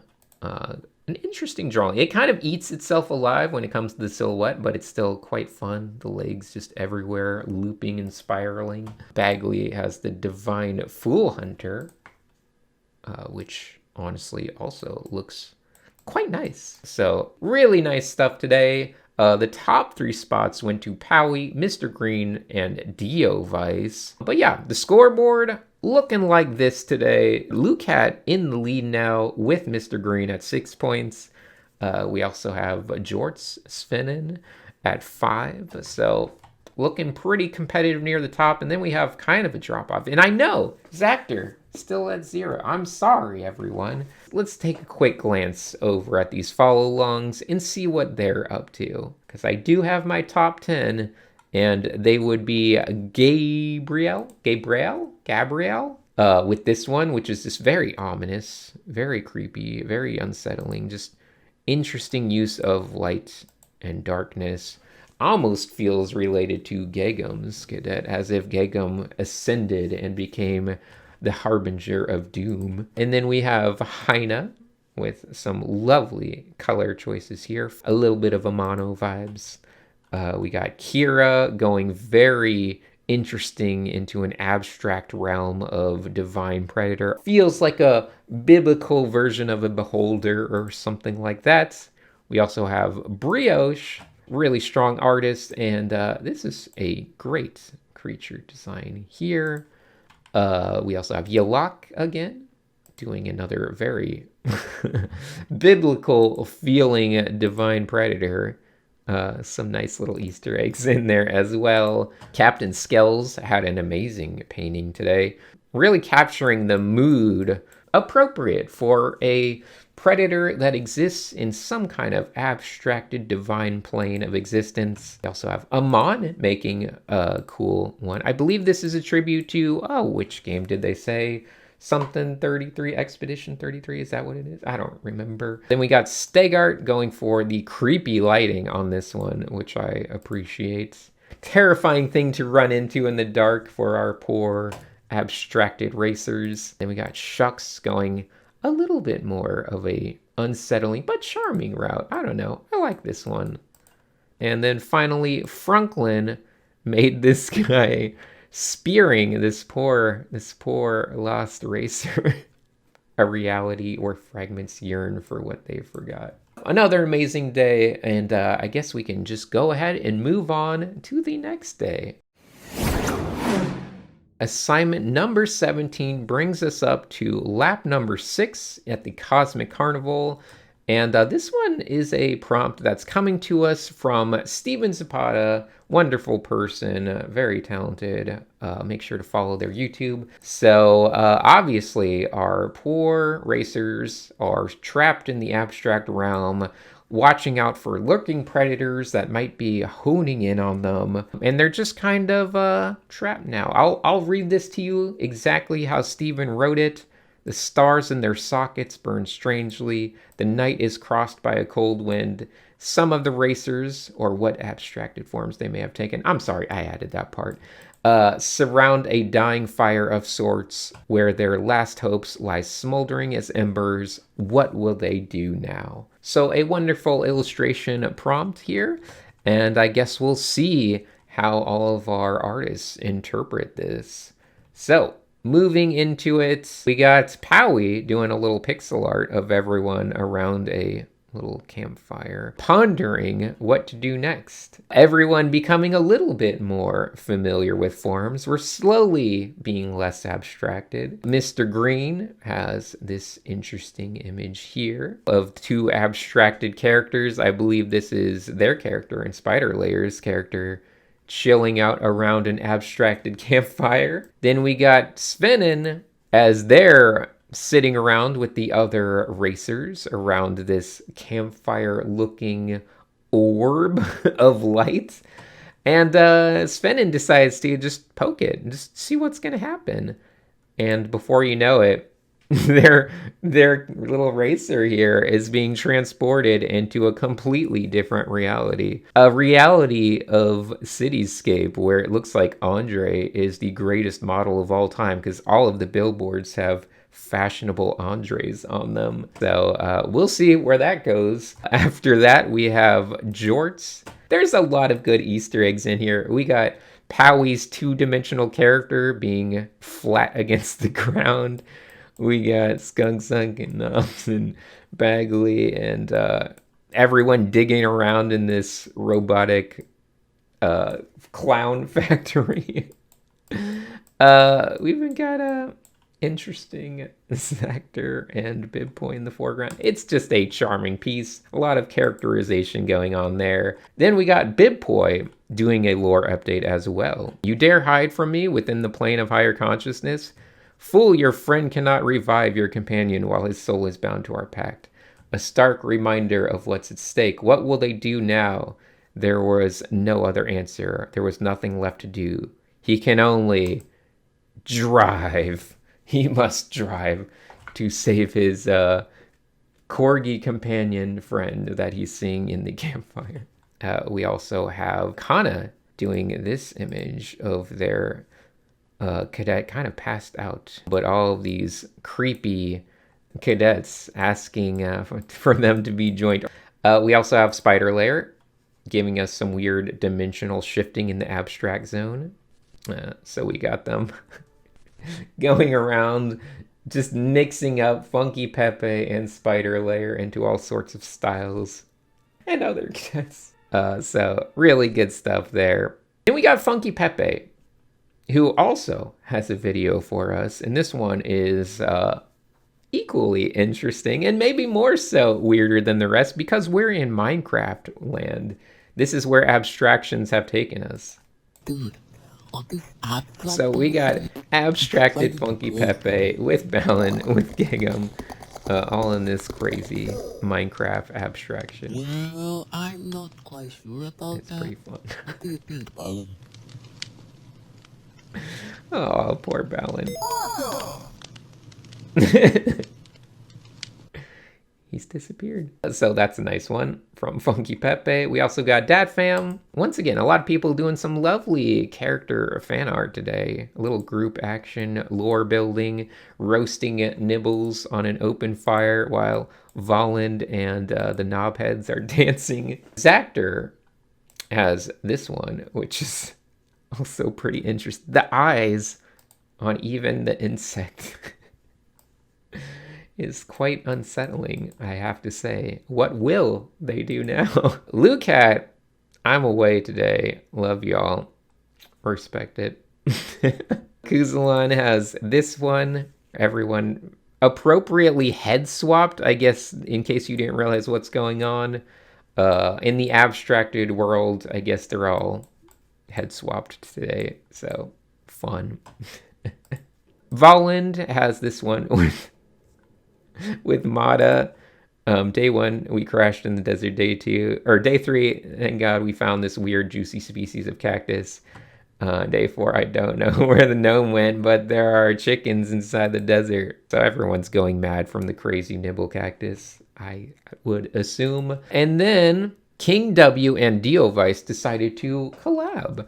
So again, a little collaborative piece. We have someone doing the top half of a photograph and someone doing the bottom half. Looking quite nice. And then Skunk Sunk decided to make a full comic today. So everyone's just kind of going crazy. This one's called Burnt Out though. So a lot of people experiencing the burnout. We got everyone racing around and now they're trapped in abstract nonsense. I couldn't even tell how fast I was going. You know, everyone's just lost. Anyone knows whose car that was? No idea. They were further ahead than us, so they must have crashed a long time ago. Everything's unrecognizable at this point. There's a big fire, farther ahead than us. Big.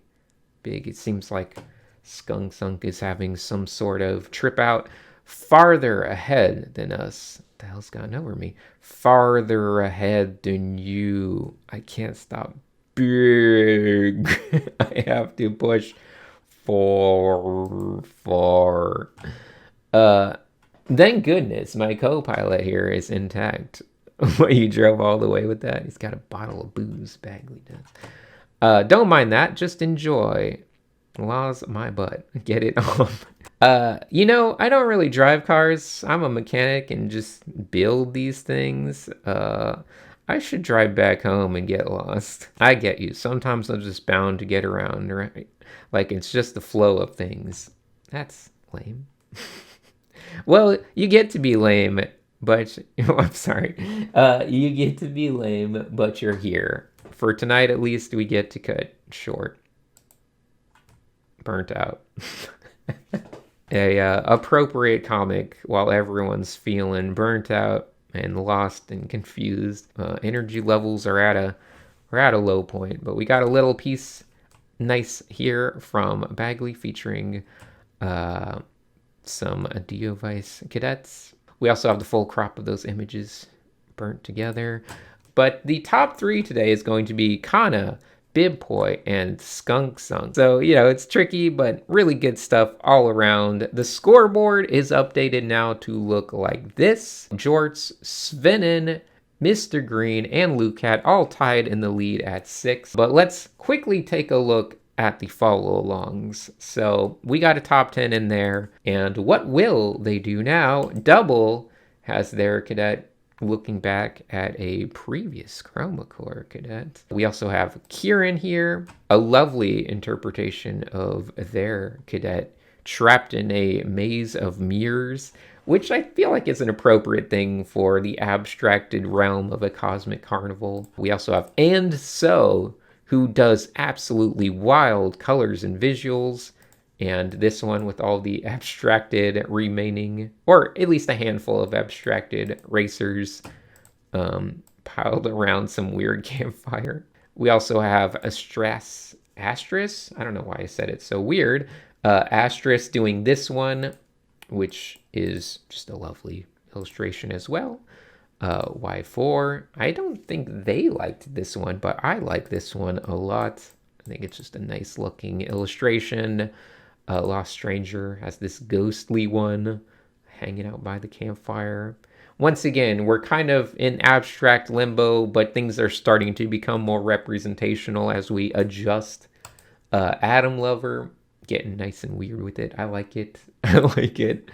Ryan Berry with this one. Nice little twisting, you know, of expectation and perspective with the trees being upside down. And then this was a good day to show off a Hokey Pokey one. Hokey Pokey making it into our list today of top 10 because they did the traditional entry today. We get to enjoy another little bumper from Hokey Pokey. Yeah, pure traditional. I'll show you the whole thing because why not? Hopefully the music isn't too copyrighted. But yeah, nice little flip book story. We got the characters interacting, chatting or something, communicating. pure art. I love this type of stuff personally. I just think this is fun to do a whole animated sequence like this. Yeah, make that fire sizzle. Move the eyes around. It's pretty great. Just hanging out under the bed. The monster's under the bed by the campfire. Lovely. And a nice little bumper. So great stuff from Hokey Pokey. The Ginger one did a webtoon, so we got to check that out as well. The stars in their sockets burn strangely, just using the actual words from the prompt. The night is crossed by a cold wind. Yes. A bunch of our cadets hanging out together by the little tiny Sinix campfire. The abstract campfire. What will they do now? Nice. Yeah, it's kind of been an appropriately... Oh no, Bingo. Oh no, Bingo, what have you done? It's been a very fun, weird, appropriately melancholic day.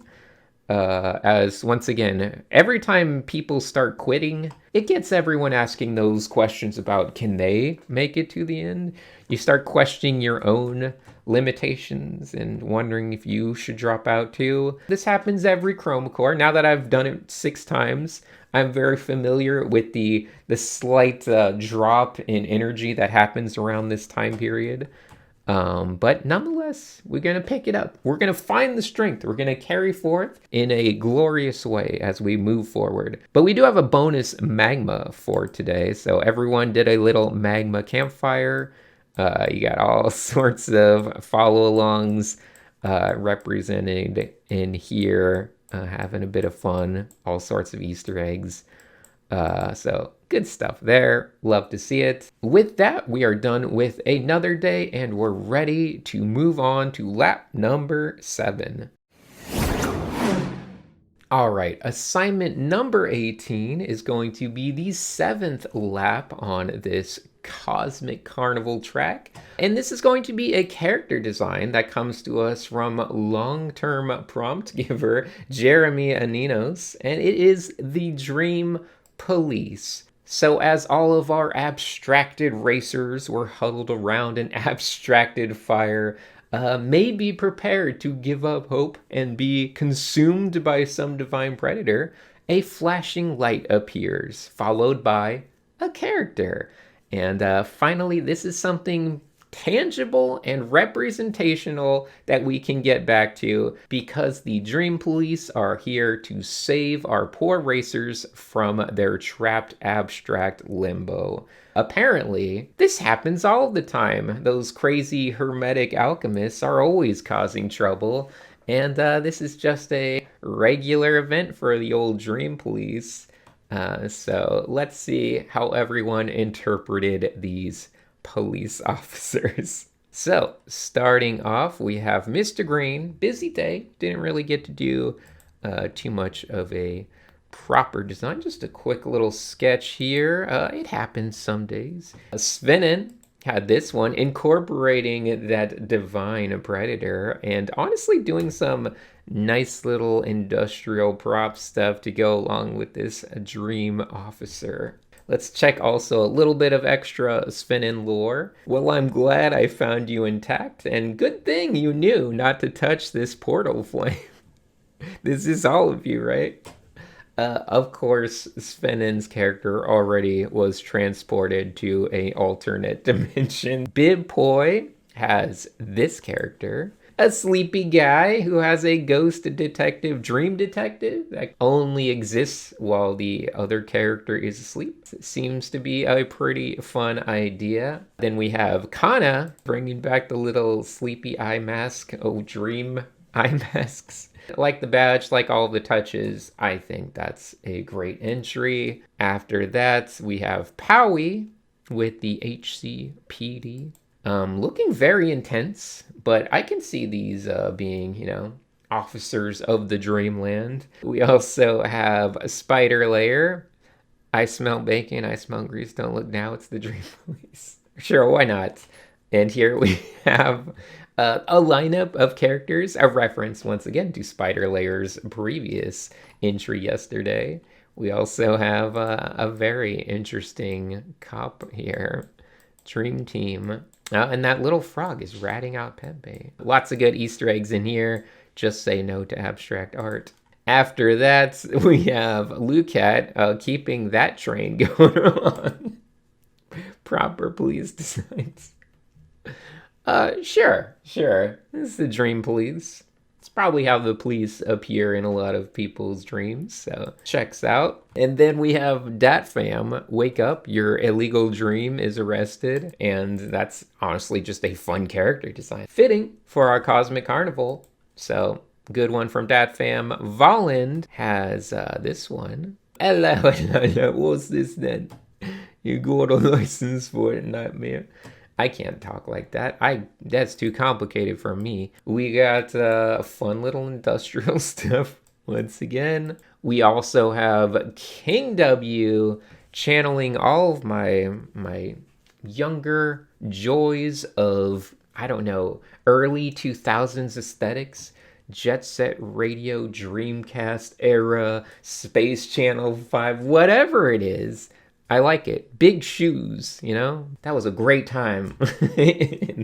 We also have Kuzalon saving people from their nightmares with the Dream Police Canine unit. And I think we got to zoom in a little bit. Sorry, but it looks like you've completely failed the meaning of life test. Seems you'll have to... Hold on, that was just a bad dream. This is the Dream Police sending the canine. Don't worry, the canine is here to protect you from these bad nightmares about your school days. So he's a good boy. His name's Todd. He's got a nice little cool, once again, Dreamcatcher logo going on. So really cool from Kuzalon. We also have Jorts making some lovely character designs. Once again, we got the Dreamer eye mask thing. You can't park here. You can't park here. You got a permit for that. You got a permit for that. They just repeat the same things all the time. But I love the character designs. Very charming, very fun personality. Even their motorcycle with the sidecar looks great. And then we got Funky Pepe, who also, man, this guy definitely looks like a sleazy carnival cop. All sorts of good little touches in that. Plus the general aesthetic of this creature being associated with dreams and sleep. What is the name of this creature? Well, maybe you know. Maybe you can write it down below. Dio Vice has this one. This is a lovely character design. Very regal, but also well positioned to have a little bit of references to sleepy time. Love the little nightcap and the little robe here with constellations. Just looks really nice. Super strong character design. Bagley has the Wake Up Task Force. This is like the SWAT team for the Dream Police. Got a big old trumpet gun, giant alarm clock, shoulder pads. Pretty fun. I like the presentation on this one. I think it's the right balance of being super energetic, having some fun stuff happening, while not taking away from the character. Sactor just got home and the tablet isn't working. So this is an unfortunate turn of events for Zactor, because technical difficulties. And we got Skunk Zunk, Dream Police these days. You earned a fine, sir. 20 hours of sleep or you'll get wrecked. Reference to Sotofu's character. And honestly, what an adorable little Dream Police guy. Even his horse mount is pretty fun looking. So I love how all of this minor stuff is drawn. The folds, the vest, the holster, they're all done really well. For this day, the entries that got the top 3 spots were Dio Vice, King W, and Funky Pepe. And a lot of the other good ones, of course, got the 1 point. So that leaves us with a overall look at the numbers that resembles this. Obviously, there's only one lap left, so Zactor unfortunately has no course to redeem themselves. Unfortunate with technical difficulties and stuff like that. Spider Lair also has no path forward. But a lot of these other ones can still tie or at least get into that final group. It's going to be a close one, but I guess we'll figure that out. But before we get to that, we have to check out the top 10 in the follow along. So let's see. We got Juicebox out here with this lovely painting right here. Beautiful colors, cool shape design, fun character. Looks great. We also have And So, a fun, weird, very chaotic art presentation, but you know, some nice little touches. The Siren has a little tiny Sinix in it. After that, we have Booty Slayer, who has a whole little crew. I love all of their props, too. They all got fun ideas. The nap gas thrower, sleep pill machine gun. But just look at them. What a great little lineup. I would watch a show about these guys any day. After that, we have Hirano giving us a couple of their characters. They like to do this double set of characters for a lot of the entries, and these look great. Banane has this charming looking one. Once again, we're seeing a lot of fun Dreamcatcher wands and stuff like that. A lot of fun sheep. It just kind of feels comfy and cozy. After that, we have Nico with this cool and stylish presentation here. Looking pretty fun. Joe Arts decided to make this one, which just feels like a throwback to very classic cartoons. And I definitely like this because it is traditional. After that, we have Underweight Dog, who did cool character designs for most days, but you know, if it's a character design day, we get to even feature it a bit more. Really nice ideas there. Shucks has this one. A lot of, once again, Dreamcatcher related paraphernalia. We also have Baku, Sergeant. Then Y4 will be the last one to round out our top 10. Feels like a page from a manga or something with the aesthetic. But really cool. Nightmare Emergency SWAT team. We got some cool weapon stuff. Pretty nice armored, militarized Dream Police. We gotta defund the Dream Police. They're getting too militarized. That's what I keep saying. Look at these. This is not a legal Dreamcatcher at all. This has been heavily modified for military use. You can't use this on civilians. But regardless, we will move along to the next day. Assignment number 19, lap 8 on this 8-lap track of the Cosmic Carnival, the longest track. And this one is going to be a food design. Well, kind of like a prop food design, but still a food design nonetheless. And this one is coming to us from Spoodonkey, who has actually been an active member of doing follow-alongs for the past year, doing a lot of stuff. But they are an amazing artist, and it's great to have them participating and giving prompts. So back to the lore, the racers have been trapped in abstract land for a few days, so they've fallen far behind the pace of the race. And they need to finish. We got to get things moving. So luckily we have a sponsorship that can help us bolt to the finish in the flash of a light. And that is Lightning Energy Boost by Spoodonkey Co. It's just the substance we need. Feeling sluggish? Ingest some LEB and surge forth with the speed of lightning. So yeah, that's right. They're making a food that will give them some sort of hyper energy boost, allowing them to travel near the speed of light and finish the race in the quickest way possible. So they just have to design a fun product here, and we'll see how that turns out. So up first we have, well, Mr. Green technically still busy, still away from being able to do stuff. But they did give us a cup of water, which, you know, technically it's something. Can't eliminate them for that. Then we have Dio Vice, which also That's not properly edible. Yes, this is the submission for today. Okay. We got Svenin, who is continuing the lore of their character. So, obviously, Chroma Grand Prix Track 3 ends today. Poor Svenins, who knows where they are, trapped in some alternate place somewhere in the universe. Need some cheap speed? Let me tell you about, slush that makes you zip.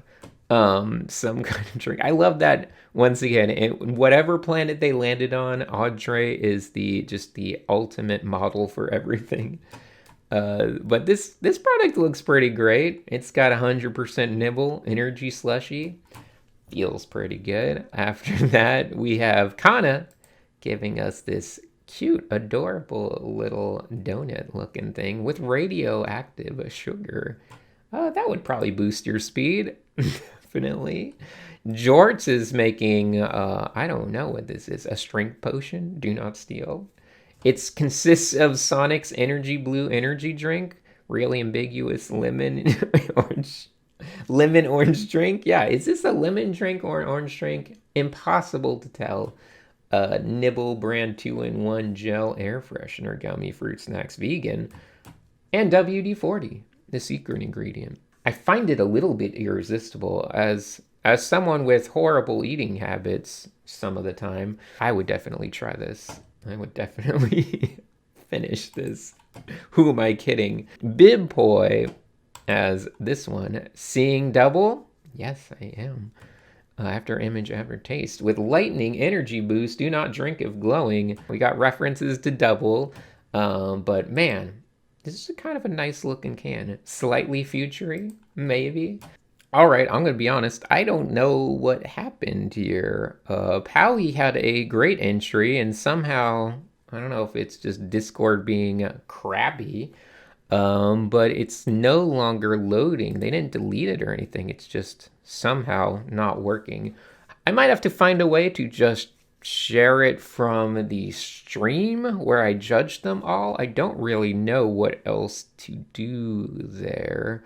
After that, we have Spider Layer with, honestly, a very cool drink here. An energy drink called Venom. Great advertisement, great product design.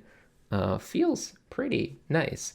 Kuzalon had this one. Some nice little flavors, but it's kind of like cotton candy in a can. Funky Pepe has this one, which honestly looks straight out of a print ad. I could have imagined this being in my, I don't know, Game Pro magazine back in the 90s. And man, these gummies look delicious. I would definitely eat these. So very good stuff there from Funky Pepe. We also had Dat Fam. Being away today, not much from them, but, you know, fun little nibble tech stuff. And then we got Lucat with Zeus Juice, Slurp God Nectar. A very interesting one going on there. Drink and drive with the grub guys. King W is sharing some of the cards that were made for the trading card game. Unlocked some new cards today. And we have Skunk Zunk with Zaply, something. I don't know exactly how this works, but there's some kind of interesting lore here. And then we got Volin with this Nibbletech ramen. Honestly, this looks pretty good. I would definitely try this. Both colors look pretty nice. I like the industrial design of this thing, this self-heating ramen instant noodle cup. Thank you, Volant. We also have Bagley Lightning Energy Boost Gummies. Yeah, those look pretty fun. We even got some cool industrial stuff as well. And then Zactor, sorry, didn't have much time today. Looking like a hard candy Jolly Rancher thing made from the secretions of this lightning bug. Let's watch it. Okay.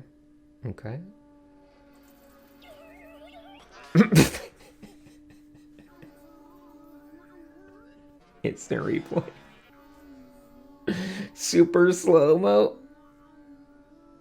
Okay, he's fine. Don't worry, the bug was not harmed. Now, judging today, a lot of good entries. Top 3 spots, I gave to Svenin, Volland, and Powie, which hopefully you got to see. This means Svenin is the winner of the track. Pole position. So great job, Svenin. That lure thing really paid off. Pretty fun. And the way everything managed to shake out at the end of the day was basically like this. I believe 11 people tied at 6 points. Unfortunately, that did mean that Zactor, Spider Lair, King W, and Bagley all will not be progressing to the next track. A lot of good art from all of them. You know, Spider Lair had a really great second track and was doing really strong. Zactor made so many amazing wildcard entries, of course. King W, just always great, very talented artist. One of my hopefuls to win this whole year. And of course, Bagley did tons of amazing art this year as well. So we're getting down to the wire. But we still got, 13 people left in it. So that's going to be it for this track. But of course, we're not quite done because those follow along standouts are going to be pretty good as well. So let's check them out. Pash did this design right here. Always be accelerate with accelerate. Really nice. Love the little demonstration on how it even functions. Good product stuff. After that, we have Directograph. Another great product design. Really cool packaging. Love the presentation of this from Spoodonkey Co. We also got Kieran, who made a little animation of their card, trading card. Very cool stuff there. Then we got Croxy, who brought back their Hermetic Alchemist to promote this lightning little beverage, perhaps? I don't know what you do with it. Do not open if expired, sugar-free. Ooh, it's a lot of caffeine though. And Nito. Also, people going very strong with the product design aspects, just making it look very nice. Arcalide did these, I would say, Pocky sticks. I guess they're technically lightning-covered biscuit sticks. Rods, Zeus edition. Pretty good packaging there, pretty good concept there. We also have Micah, new nibble to go. Oof, now boneless too. No bones, no mess, double the energy, fits in your bag. Perfect snack. Authentic nibble flavor. We also got Lost Stranger doing a whole little series of nice little designs. Neutron Crunch Hyper Energy Biscuits. Loving those. We also have, just various other things. Level Up Lollipop, Energy Pro Fuel, Raiju Gum. And then we got Tatch in here. New Blue Lime tongue-tinglingly good lightning energy boost. Fun package as well. I love the little taser that I guess you just put your tongue on the taser and, ride the lightning or whatever. And we got Dusko spark plug design here. Ignore the, tumors, I guess. And after that, we have a bonus ad video from Printer. Yes. Feeling drained? Yeah, a little bit. Moving too slow? Kind of. Try Lightning Energy Blast. Nice. Just a Lightning battery. Energy Blast harnesses the raw energy of electricity to put you in overdrive.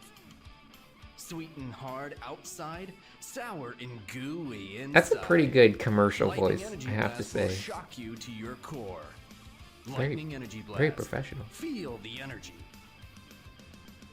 Warning. Consumption of Lightning Energy Blast may result in heightened sensory response, excessive salivation, mild to severe muscle tension, disorientation, accelerated speech, short-term memory disruption, temperature sensitivity, involuntary movement, and auditory overstimulation. In rare cases, users may experience loss of coordination, visual flickering, static discharge from keyboards, or the sensation of time slowing down.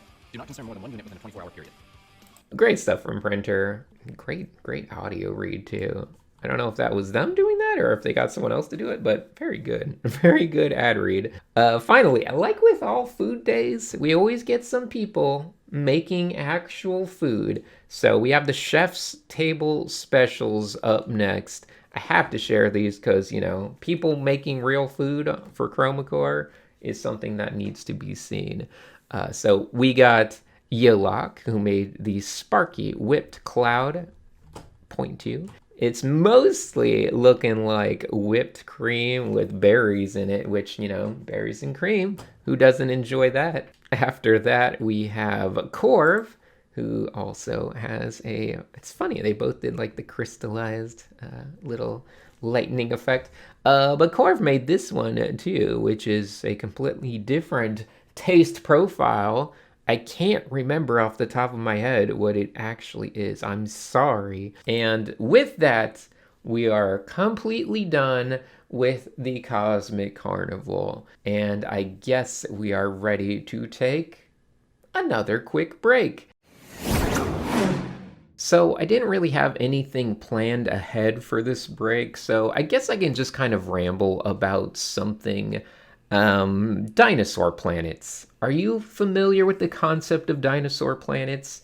It's the theory that, based on everything we know about the universe and life, statistically, it's a near guarantee that there are many planets out there that are currently just covered in dinosaurs. That's right, somewhere out in space right now, there is a Triceratops walking around, maybe getting into a fight with a Tyrannosaurus Rex.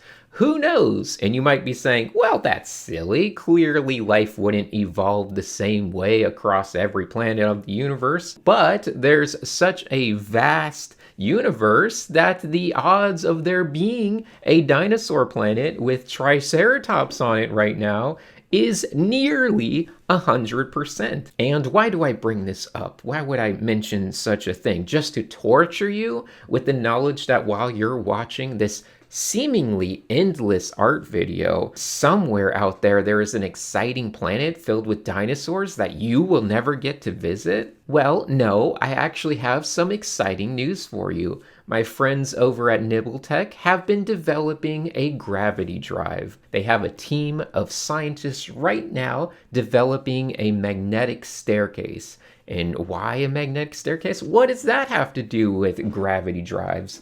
Well, it's mostly an experiment to understand how to manipulate magnetic waves to cause a magnet to either ascend or descend in a controlled fashion. And that might not seem like much, but when you combine those developments with the research into causing gravitational vibrations, suddenly you're not far off from creating a gravitational escalator, allowing a ship to go from a resting state to a velocity near the speed of light, or should I say speed of gravity, without ever feeling any gravitational change. It would be as comfortable as sitting in a room, and all it takes is a little bit of gravitational vibration, turning this giant glass funnel that we're stuck at the bottom of into a glass staircase. Wow, sounds like fun stuff. Thanks, Nibbletech, and I'll be seeing you on Dinosaur Planet. Alright, assignment 20 brings us to the first lap on our new track. So, this is of course going to be an environment today, and we only have 13 racers left, so things will probably be moving pretty quickly through these next laps. The environment in question is going to be the inverted ocean.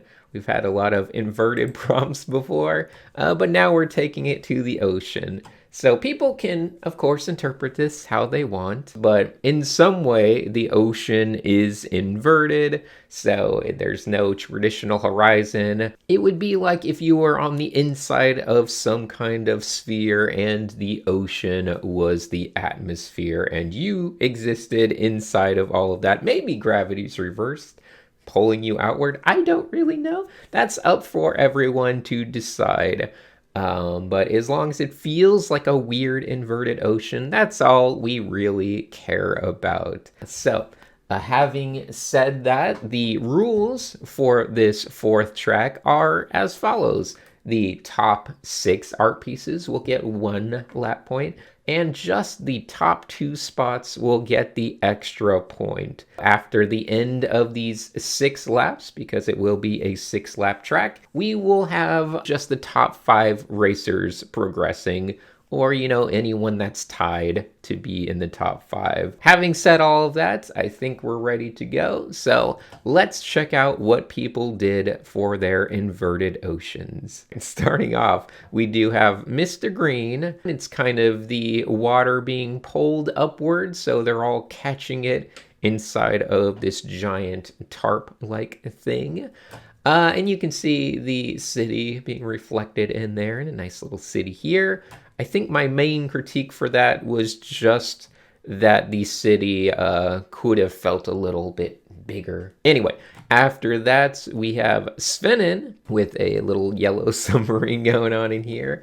Going for the postcard route, but nonetheless making an interesting design. I like the idea of looking up and seeing a, you know, bunch of waves crashing inexplicably in the opposite direction. We also have a Powie with an upside down whirlpool with the strange light beneath it. And I think that's kind of fun looking in terms of the water rendering. Although I will say as an environment, not a whole lot of complexity or levels of depth. After that, we have Bib Poi. This place feels familiar. Once again, bringing in the racetrack stuff and looking pretty interesting. I keep calling back to it, but this definitely feels like something you would see in like a Wipeout game or something. Very nice stuff by Bib Poi.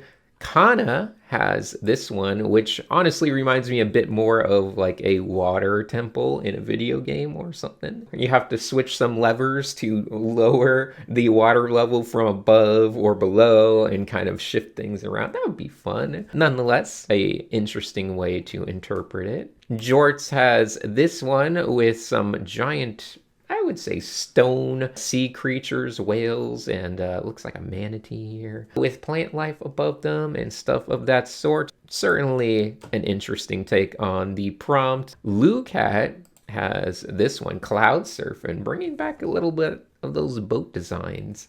We also have some knobheads in there. Greenish water up above, kind of a thin layer perhaps. Maybe there's some algae in there, you know, all kinds of bio life forms. Then we got Dat Fam going the more science-y route, having a little space station out there, the water wheel. My only little critique on this is just that's a tricky perspective to pull off on like the buildings and the boats, and scale-wise, there's a lot of ways to just sell both the scale and perspective a little bit more. We also have this one from Diovice. A little tricky to engage with just because it's so wide. We got a nice little sun moon guy in the center. One thing that's interesting about an inverted ocean was, once again, where does the light come from? How does that work? I believe in the prompt I suggested there was some sort of mysterious light source hovering around in the center or something. But this looks great. It's fun. It's weird. I like how the little bits of islands are working. It kind of feels like little orbs as if it was Mario Galaxy or something. I think that's cool. After that, we have Kuzalon, who's been doing amazing with environments, and this is no exception. I think this is a tribute to Druid Fire right there, perhaps. But I love the character coming down into the water, and then it's more so just to represent. I believe their concept was less of it being an inversion of physics and more of just an interesting water environment that feels very much like a outdoor non-water environment. The fish are looking like birds.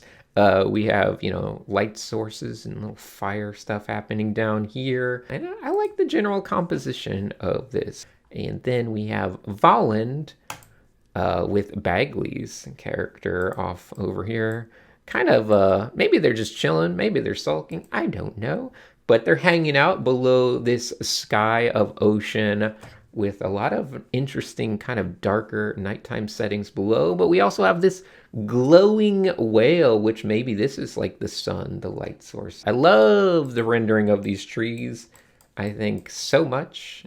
This one up here as well.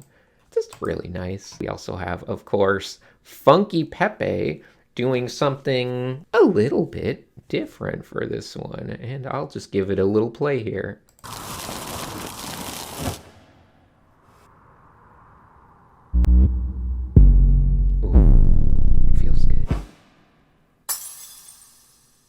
very, very cool. So we got their Hermetic Alchemist making a comeback. We also have the Divine Predator making a comeback. And ooh, doing some sick alchemy tarot card stuff to invert the whole place and defeat this Divine Predator. Absolutely love it. Having said that, it's not exactly an environment, so in the grand scheme of judging, I did have to take that into account, but I just want to say it's a really cool piece of art regardless of that. Skunk Sunk has this one, which personally I think is a nice, interesting, weird environment that feels like an inverted ocean. I know that Skunk Sunk was not a huge fan of this one personally, but I think it looks great. So, you know, deal with it, Skunk Sunk. After looking at 13 of those, my personal winners were Voland and Bibpoi. Kuzlan was right behind there, but I guess I could just start mentioning the 1-pointers too, because Kuzlan, Skunk Sunk, Svenin, and Diovice all got 1 point. Shapes up like this. So, a lot of people with 2 points. A lot of people with no points still, but it's the first day. We'll see how things go. We got 6 laps to figure it out. Before we head into the next lap, though, of course, we got to check out the follow-alongs. So for our follow-along top 10, we have Noor, who has this absolutely lovely image right here. Just love the style of it. Very fun and charming aesthetic feel to it. Just enjoyable to absorb. We also have Double with this book cover looking illustration. And once again, just really nice stuff from Double. After that, we have DB, who maybe did my favorite race-themed one, really selling the cart going up this stream of water, or water spout maybe. So very good stuff from DB again. Flat had this one, which takes the idea and just presents it in a fun little illustrative way, where a character is climbing up high, reaching their hand into the ocean that seemingly starts above their head. So I like the little break here between air and water. The little fish and, you know, coral stuff are also very nice. So just a pleasant color palette as well. We have Eileen, an airship going around here, really feeling a nice sense of speed as it zooms along through the clouds. And then up above the airship, you have the water features, the ocean with some rock formations, I think. But it's interesting that everything's growing on the, you know, the other side, closer to the water. Just makes it an interesting visual experience. And after that, we have Lucidity Limbo, and yeah, it just looks great. Great little colors, great use of shapes and design stuff. So I thought that was very pleasant. We also have Kiki, who has this crazy water wave thing that's almost just going all the way up over the sky. And the little bright illuminated sea creatures as well. We also have Y4, who's giving us this very unique and interesting look of like the bottom side of a wave, but it's like in air, and I thought it was quite nice. After that, we have Dusko, nice water caustic lighting going on there. Ooh, that's always pleasant to see. And of course, all these boats and things upside down, up in the water, while we have characters hanging out down on the ground. And then we have Mitya, who gave us that nice big feel of a horizon that instead of, you know, appearing, just kind of keeps sloping upward and around. And I think they did a great job of demonstrating some distance in that. And then we have a bonus cinema with some original music too. So Pash went all out, made a animation and made music for it. And we're going to check that out now.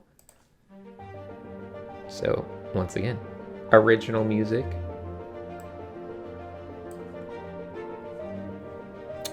A lovely little visual presentation. Pash has been doing just kind of like a mixture of animatic and full-on animation for a lot of these prompts, which is, once again, hyper ambitious for a single day, but they all look great. You can kind of pick up the vision that they're going for. And sometimes it might be a little tricky because, you know, it's still in a very rough stage. But if you use enough of your imagination, you kind of get a feel for just what everything is trying to showcase to you. And I like it. I got the character there. And yeah, just really great stuff from Pesh on all of these days, honestly.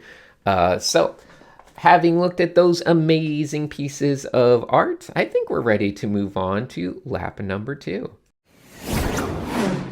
All right, assignment number 21 will be lap 2 in the inverted ocean. And this is going to be a creature prompt coming to us from Bobby Chu, obviously creator of Schoolism, Lightbox, a bunch of things you're probably aware of. So thank you, Bobby, for this one. And it is going to be a house elf. Now, they just specify a house elf, but I felt like taking just a little bit of twisting on that to make it so everyone has to do a little house elf that is themed to match their house being their racing crew. A little weird helper for your characters. So let's see what everyone did for this challenge. Svenin has their character here using some, these look like crayons and markers and things, or maybe just a paint marker, to add some designs to this cool little guy. We also have Lucat, who of course already has like, I don't know, a whole pit crew of knobheads. But we're going to bring in the Jelfs, a little race of knobhead elf assistants to help our characters. And yeah, what a bunch of weird little guys to match the weird knobhead guys. They're like the meaty version of the knobheads. Very meaty, in fact. After that, we have Mr. Green, who's bringing us the hairy pinners at the Chroma Corps Magic Academy. Now, Mr. Green's character has magical hair that they can use to, I don't know, do whatever it needs to do. And I guess if you lose enough of that hair, perhaps in the shower drain, you can take that little clump of hair from the shower drain and still use some of its magical sentient powers to make these little guys. So a nice little thematic pit crew for Mr. Green's character. And honestly, these guys are pretty charming looking. They have some fun expressions. This one's got some interesting little braids thrown in on its sides. Just some all-around fun ideas here from Mr. Green. And I love all the little action shots along the bottom as well. After that, we have Diovice. This is not real. Do not even look at that. Avert your eyes. After that, we have Jorts. Jorts' character, kind of a more edgy, rock-looking character with some horns and things. And this does do a decent job of looking like it's related to that character while being little elves. We also have a Starcat evolution. So Kana already and maybe some ideas for a little helper. And now that helper gets a full life cycle from embryo to little star kitten to star cat to star, I don't know, tiger, big cat. But a nice illustration featuring these little creatures. We also have Powie. I believe each of these is themed after the previous tracks. We got the Cosmic Carnival one, Savory Valley. I guess this one's from Yggdralius as well. So those look pretty fun. We got a nice little Chroma crew, as he's calling it. We got Bibpoi, who of course has that cuttlefish looking cadets, and this interesting, I guess this is their birthplace. They're birds out of the engine area, but they're just weird little squid guys. So this one's got a nice little mustache. Just the sketch in here around the wheel and everything just feels so nice. It gives you a nice trust and believability in all of the weirdness you're looking at. So I think that's fun. And then Diovice has a couple interesting things. More so made a band rather than a pit crew, but they made a band called the Rusted Nails, and it features some interesting character designs, kind of taken from other people's cadet entries. but then taken by Rust to make a full band here. Definitely an interesting little illustrative idea there. After that, we have Volland giving some help to their little gnome character in the form of Shovel the Lonely Goblin. Lots of good details on this character, and also what Sinix did to me, the book by Zactor, which it's not a very good book. I don't recommend it. Stop tearing up. It's not that emotional. It's not that sad. It's not that serious. After that, we got Funky Pepe with a new canonical character, Pepito. And Pepito is just the most adorable little guy. Look at Pepito here. He's got little headphones that are just sitting above his eyes. This one's on his eye. He's got a tiny little hat. He just is the cutest little guy I've ever seen, and he's got a Sonic the Hedgehog backpack that clearly has Spider-Man on it. He's also got some little lightning energy snacks in there, so good touch, good callback. We also have an audio track to play of Pepito. Let's hear it. What does Pepito sound like? Huge. That's awesome. Don't think too much about it. Then we got Kuzalon with this pit crew for Clicks, their character, their bat character, making some weird little impy looking guys. They're nice and goofy. They actually look like a pit crew of little weird goblins. They're all getting squished and run over. They're trying their best, and that's all that matters. Dat Fam has a nice crew as well. The Potheads. I love their little outfits, their little different mixtures of heads being tea kettles and pans and pots. And then we got Skunk Sunk.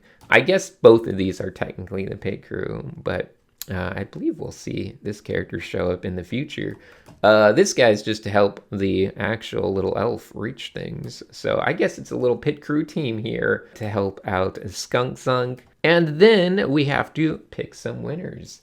So, Funky Pepe and Dat Fam were my two top picks. I just thought they were so thematically appropriate for their characters. And of course, Kuzalon, Skunk Sunk, Mr. Green, and Lucat also all had some pretty fun stuff. Honestly, all of these are pretty good. You might start noticing a theme as we get closer and closer toward the end, in that everyone in here is doing really cool stuff and picking winners. I'm perfectly okay with you disagreeing with all these choices, because honestly, they're all so close that it's kind of just RNG to some extent. I try to give reasons and rationality to it, but at the end of the day, I'm picking between amazing artists, and any one of them could theoretically be argued to be the best. The scoreboard checking out like this. A lot of people with 2 points now,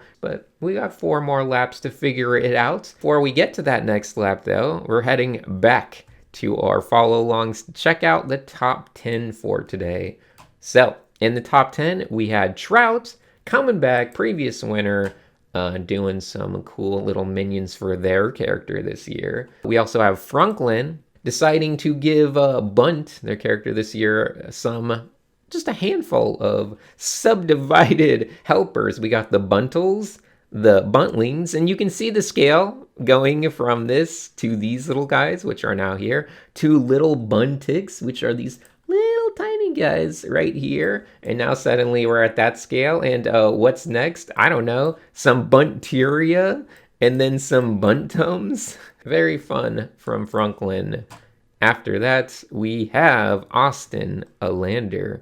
Now, it is worth noting that Austin Alander had this character that was like a cat with a bunch of noodly arms everywhere, as you might be able to tell. And it looks like they're doing some forbidden alchemy of some sort, summoning some pit crew helpers, perhaps. Very ominous, very spooky. What will it possibly be? What horrible eldritch monster are they bringing forth? Ooh, it's got horns. Evil. Looking pretty scary. Oh, that's all of it. Oh, it's got little noodle arms too. Oh, it's a little ball of yarn. Yarny the Elder God, look at him. What an adorable little guy. Definitely goes well with their cat with multiple arms everywhere. What cat wouldn't love a ball of yarn? Very fun stuff here. And after that, we have Kieran, who also just a lovely design for a little pit crew here, really matching their character quite well. The Matchstick Sparks. Just a bunch of little guys. Little star-themed elves, I don't know. They look great. I love that they're all working around, doing their pit crew stuff. Some of them are just napping, some of them are messing around. We got a lot of fun Easter eggs mixed in throughout this art as well. That's a little hokey pokey reference. Then we got Hirano with a lovely little creature. Just an adorable little, I don't know, a little mouth with a little jewel inside. I don't know exactly, but just looking like a fun little guy. And there you can see it on top of their character's head and just being a silly little goober. Then we got Velful, who decided to make these little puffer fish looking helpers. Those guys are very charming as well. Look at that guy. Look at him. He's just puffing around and floating around. Then we got Anso, who once again is working off a entire narrative lore from day to day in this event. They have a continuity that must take place in this little guy. It's their helper. This little magical house elf. Yeah, I'm shocked too. And then Kiki made this character. Also a wonderful character. Scale-wise, must be pretty tiny because this is a light bulb and it's looking massive. The wrench is also looking massive, so I like that. We also then have Pash, again, a regular here in the top 10, and they made these two little elves that honestly look like main characters for like a new, I don't know, Nickelodeon show or something. Is Nickelodeon still around? I don't even know. And finally, we have Dylan with these little dung beetle looking guy. Fun little assistance going on here to help their character. Both of them just look great. Great color matching, great design for them. So a very strong day. I enjoyed this prompt a lot. But anyway, we got to move on. So let's go to the next day. Assignment 22 is going to be our third lap in the inverted ocean, and it's also going to be another industrial challenge. So the industrial challenge for this map is going to be the reverse submarine, and this comes to us from Adrian Bush. Very talented artist, Plentieri, really like their stuff, but this is a great challenge. Obviously, they're in a inverted ocean. We might as well have some reverse submarines. Just anything that lets a deep sea creature explore the low pressure zone that is the atmosphere. Let's just see what people did. Mr. Green starting us off with this one, kind of going the mech route, but it's a cruise ship actually. So this cruise ship mech, Kaiju class, Hammer class, is basically a little mobile aquarium. It's got different depth levels to accommodate little life forms from all sorts of pressures. And I think that's a pretty fun idea. Then we have Kana making this little bubble tour bus. Bib Boy's little squid guy with the mustache driving this thing. And I just love the personality of this all, as well as the animation. We're doing a pretty good job with these little leg shapes as well. So I think Kana is really doing a great job there. We also have Powie, once again loving industrial stuff. And they have this high pressure land sea crawler, some high pressure area in here. Once again, reverse submarine, you gotta focus on some spherical distributions of pressure to keep the pressure inside now rather than outside, but some lovely industrial details. Once again, Powie loving this all matte black, shiny black, I don't even know, but black surface industrial design stuff. Looking pretty fun. We also have Svenin, who's going for a more fun, silly kind of, I don't know, something you might see in something a little bit more charming. But I love the whale in here just floating about with this little mech ready to walk them around. We got different stages of this. We got transportation for all sorts, channeling a little bit of that cross-section kids book type stuff that I personally enjoyed a lot during the Robotic Clown Factory day. So, yeah, very cool. It'd be great to, you know, be like this kid walking around and just watch a whale in a tank walk past you. Then we have Jorts, keeping up with that aesthetic they established with their robotic clown manufacturing, but really coming together nicely. Obviously, there's a lot of references going on here. Solar Gate instead of Ocean Gate. We got the captain here with his Bluetooth Xbox controller.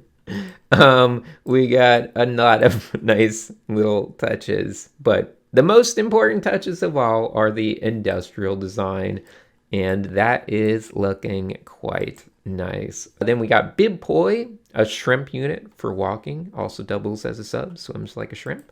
Pretty silly. That looks nice. I think that's gotta be some 3D, right? It looks like it has a 3D underskeleton. Really cool design, good functional parts going on in there, and just an interesting way to do this prompt. We also have Lucat, who made this thing, this mess of blueprint looking designs. I think this might go a little bit too far into just chaos in my brain because it's so much stuff layered on top of itself. Maybe a little too far for my tastes, but it's certainly a bit interesting visually. We also have DatFam giving us a little mech for our water-bound friend here. I like his little flipper controls. There's a couple weak spots back in here, but there's a lot of good spots as well, and just a random little reference to DatFam's cadet. Then we got Kuzalon, who I think did some of their better industrial design work here. We got some nice wheels. We got some good ideas. It feels like a submarine that can go above onto the land. I think there's a little bit of room for just some extra details, but I do like, you know, this is a nice touch. Little numbering over here. We can just use a little bit more of that. Volland has this one, Nibbletech, in cooperation with Skygate. Once again, a lot of Ocean Gate references. Had this one, and I like this core part of it. I think there's a lot of good industrial stuff going on in here. Maybe these little wing jets feel a little on the more primitive side. Just not a fan of the way those shapes kind of work out, but I think the overall idea is quite nice, and there's definitely a lot of good touches to it. Then we got Funky Pepe going for a very dog-like looking approach. Fish dog, it says. And yeah, you can just have your little aquatic creatures hanging out in here and exploring the land. So I think that's pretty good, pretty functional, straightforward. It looks like a submarine that would walk on land. And yeah, this little guy, he's the one piloting it, right? He's in there. We also have Skunk Zunk with this one, Mint Nouveau. Some good little industrial design detailing going on in here, especially this pelvic structure, propeller moves. So that part is really cool, really nice. I think the overall shapes of the body of it might feel just a little strange, mainly that side view. Has a little awkward interactions in how the shapes all come together, but man, does this part look great. And then Diovice did Jenny. They hate you, land dwellers. This presentation I have issue with just because this is two separate views of this craft, but just with the way these lines kind of tangent and the way the color moves between this area, it almost feels like you're looking at a singular thing at first, and then you're like, that wouldn't make sense. And then you take a second and you're like, oh, wait a minute. It's just this cool squid submarine that honestly looks quite good. And then there's another 3/4 frontal view of it here. But I feel like the layout of that is a tragedy in that it feels like it diminishes the quality of this by just making it a little confusing when you first look at it. So the winner today was actually, well, the two winners, Bibpoi and Mr. Green, just because I liked the ambition that they both showed, despite all of these being quite nice. But the scoreboard is, of course, then updated. And now Bibpoi is off in the lead on their own with 4 points.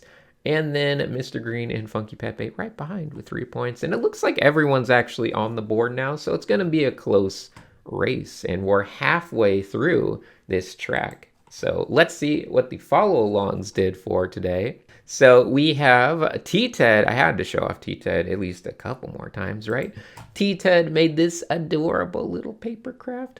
They're even got some translucent diffusion gel paper to do the clear canopies and stuff. Looking very fun. Love the waves. Just love the charming little duck submarine thing. We also have a printer making a hot air balloon, but it's like a jellyfish water thing. We get into complicated territory when we're dealing with all this inverted ocean, reverse submarine stuff. We're basically double negatives at this point. Nonetheless, this is a very nice idea from Printer. We also have Spoodonkey, who of course gave us a prompt, and they did it. A bunch of the prompts as well in the follow-alongs, and they managed to just whip out these little 3D designs so quickly and so efficiently, and they always look so nice. So very cool stuff from our friend Spoodonkey. After that, we have Ratty giving us a very literal reverse submarine. It's like upside down. It has a little periscope going down into the water and floating above the water with all of the little sea creatures inside of there. Alien Chocolate has the most high pressure of high pressure land submarines, and I just love how strong and durable it feels. So great stuff from Alien. I've been very impressed with their industrial stuff this year. And then we got apricot soup. Apricot? Do you say apricot or apricot? I don't know. But we got that one. And this is going into the more mech route, which once again is completely viable. Love the color choices as well. That red, that blood red color, so nice. Then we have King of Losing. Once again, giving us the periscope going up into the inverted ocean while this thing flies around right below the surface of the water. I can't get enough of that concept. It just is very interesting to me. Very nice design there. So great stuff from King of Losing. Kiki made this penguin, which I just think is a charming little guy. We got a big aquatic tank in there, high pressure area. It's also got, extra stuff, fine dining in the Pingu skull. So it's like a all-inclusive resort here for your fish to explore the land. A little bit of a chill penguin vibe from that. We also have a path giving us a exosuit for an octopus, looking kind of steampunky, but I like that. That feels great to me. That's like, if we have dive suits that let us go in the water, this is like a straight up dive suit letting an octopus come out of the water, and it looks delightful. Solduck has this one, which also just, I like the silly fish inside of things, piloting them around. And this time we decided to make it a little bit more familiar to the controls of this fish. So, we got the fins, we got the mechanical fish structure, and this thing can hopefully survive walking around on land. Regardless, that's going to do it for our top 10 reverse submarines. And now we can move on to the next lap. All right, assignment 23 is going to be the next lap, and it's coming to us from long-term prompt giver Scott Flanders, or should I say more specifically, Scott Flanders' son, who has been giving the prompts along with Scott for the past, I don't know, I think since the start. And this is going to be a movie poster challenge. And I thought that would be fun because it's Dino-Shark. That's the prompt they wanted us to have. And I thought we haven't done a movie poster yet. Dino-Shark sounds like a perfect movie poster to do. And it kind of goes thematically with the one we had a few years ago from Scott Flanders, which was the Time Shark. So we've had the Time Shark, now we can have the Dino-Shark from the creators of Time Shark. But yeah, in case you're not familiar with the movie poster challenge, basically they have to pretend that there is a fake movie called Dino-Shark and they have to come up with the movie poster to promote it. It could be any genre, it could be a kid's movie, it could be a horror movie, it could be a rom-com, you never know. That's up to the artist to decide. Let's just take a look and see what people did. So up first, we have Mr. Green, who already gave us, already has a Dino-Shark of sorts. That is not their final idea though. This little Tails didn't enjoy the movie, but that's fine. I think there's some serious answers somewhere in here. Kana had to go outside and couldn't do a full crazy entry. So they have this cute little entry caught on film, Dino-Shark. Oh, just a charming little guy. And then Powie, my nephew, drew this on my tablet. It's fine. Safety post from Diovice. I think we don't need those. I think everyone finished. Okay, here's some more proper entries. So we got Mr. Green making a couple posters, but we got Dino-Shark Blood in the Water. It's kind of a nice old vintage poster effect. We also have the next one, or the prequel, Dino-Shark Birth of a Villain. Also looking pretty nice. And spoiler, because it's the end of the movie, guys, if you don't want Dino-Shark spoiled, just, avert your eyes. But here's the spoilers for Dino-Shark. We got 2 dinos. This is just Predator. All right, I'm not playing the music for that. You get the general idea. Well, if you've ever seen Predator, you know about the iconic handshake. And with dinosaurs and sharks, neither one is known for their impressive arms. After that, we got Powie, also feeling like a throwback to old men in rubber suits styles of movies. So that is pretty fun there. Bibpoi decided to make a review for All Greebles Glorp to Heaven, a little Dino-Shark feel-good family movie, or maybe feel-bad family movie. Feel good, feel bad, what's the difference? It's a kid's movie. So that's pretty nice. A modern classic, some would say. My parents took me to see it when I was too young. I'm never having pets to protect myself from loss. Obviously a lot of references to All Dogs Go to Heaven there. Svenin has the great Dino-Shark Red Sea Part 2, bringing in their environment, doing some fun vintage poster stuff as well. Lucat, little typo. That's certainly an approach. I'll leave it at that. We also have Jorts here, going for a more Scorsese-esque Dino-Shark movie. But it's pretty fun. We got some nice little Dino-Shark touches in there. I like the design of that guy a lot, actually. Then we got Dad Fam going for a very nice approach. This kind of feels like a more modern movie poster, kind of something you would see for like a Netflix movie, something of that sort. And that's nice. We got a nice little Dino-Shark embryo in here. We got the Dino-Shark protecting the character. And after that, the Criterion collection of Dino-Shark, which also looks pretty fun. And it's not wide. This is Diovice's first time not making a wide format. And I guess I'm sorry. Movie posters are just not allowed to be super wide format. We also have Kuzlan with this one, The Terror of Land and Sea. You might be thinking like, oh, it's like a shark coming up from the shallow water. But wait a minute. That's just a reflection. The real shark is coming from above. But I love the word art here. Then we got Funky Pepe. What will this be? Featuring Eladin, Pepito, Paul. Let's give it a watch. This is like a full-on movie trailer, over a minute long, from the creators of Time Shark. Ooh. Comes your next summer blockbuster right here. No, no, no! There has to be another way. Eladin. It's either him. Nice little Godzilla references. Or us.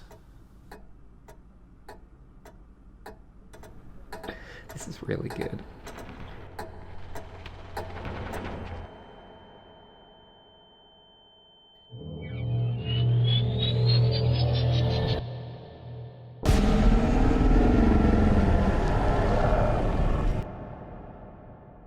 Yeah, Dino-Shark.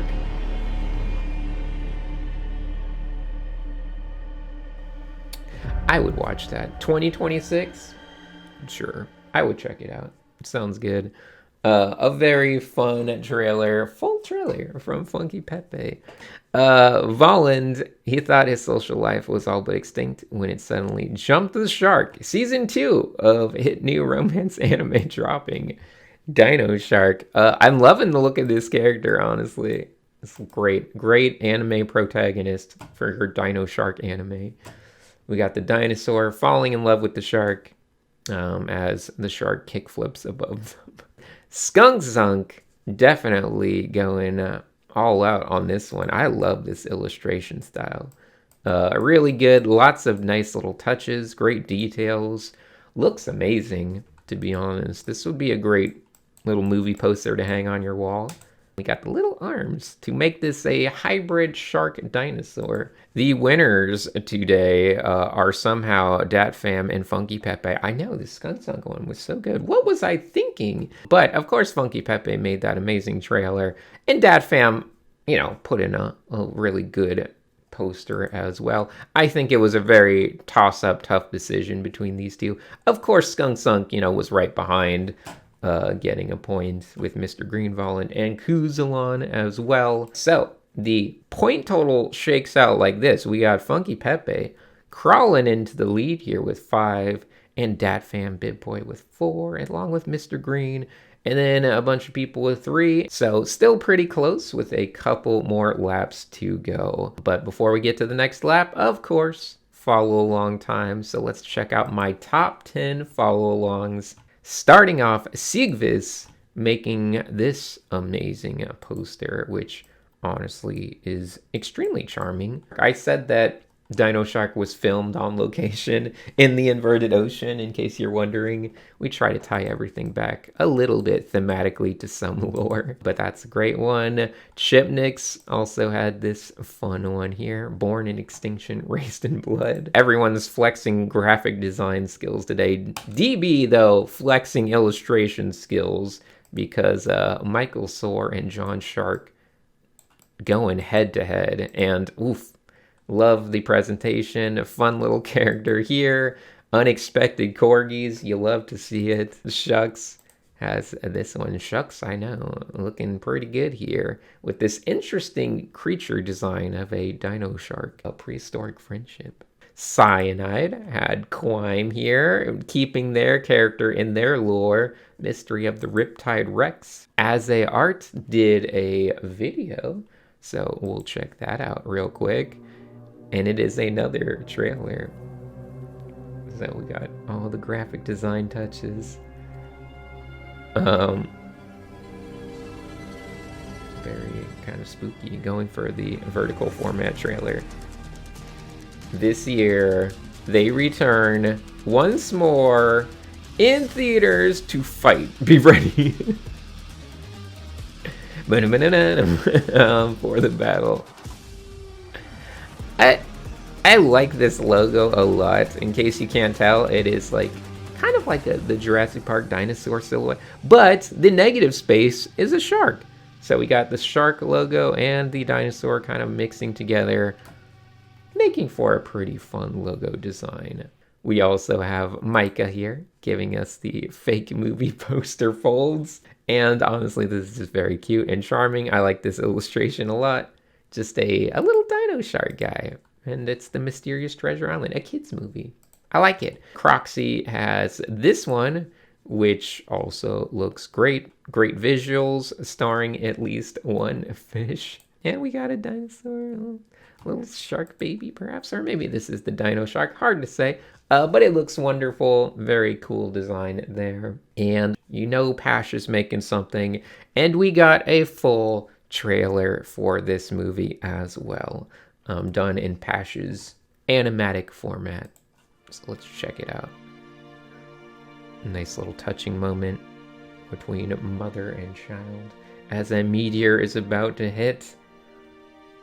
I wasn't sure exactly what this moment represents, but apparently they're being teleported as the world is destroyed to a alternate planet, dimension, who knows, where, you know, poor little dinosaurs all alone, but at least this planet doesn't get destroyed by that meteorite. So I guess a little bit of a sad ending. Oh no. Oh, he fell into the ocean. And there's a shark here. But don't worry, everyone. It's a friendly shark.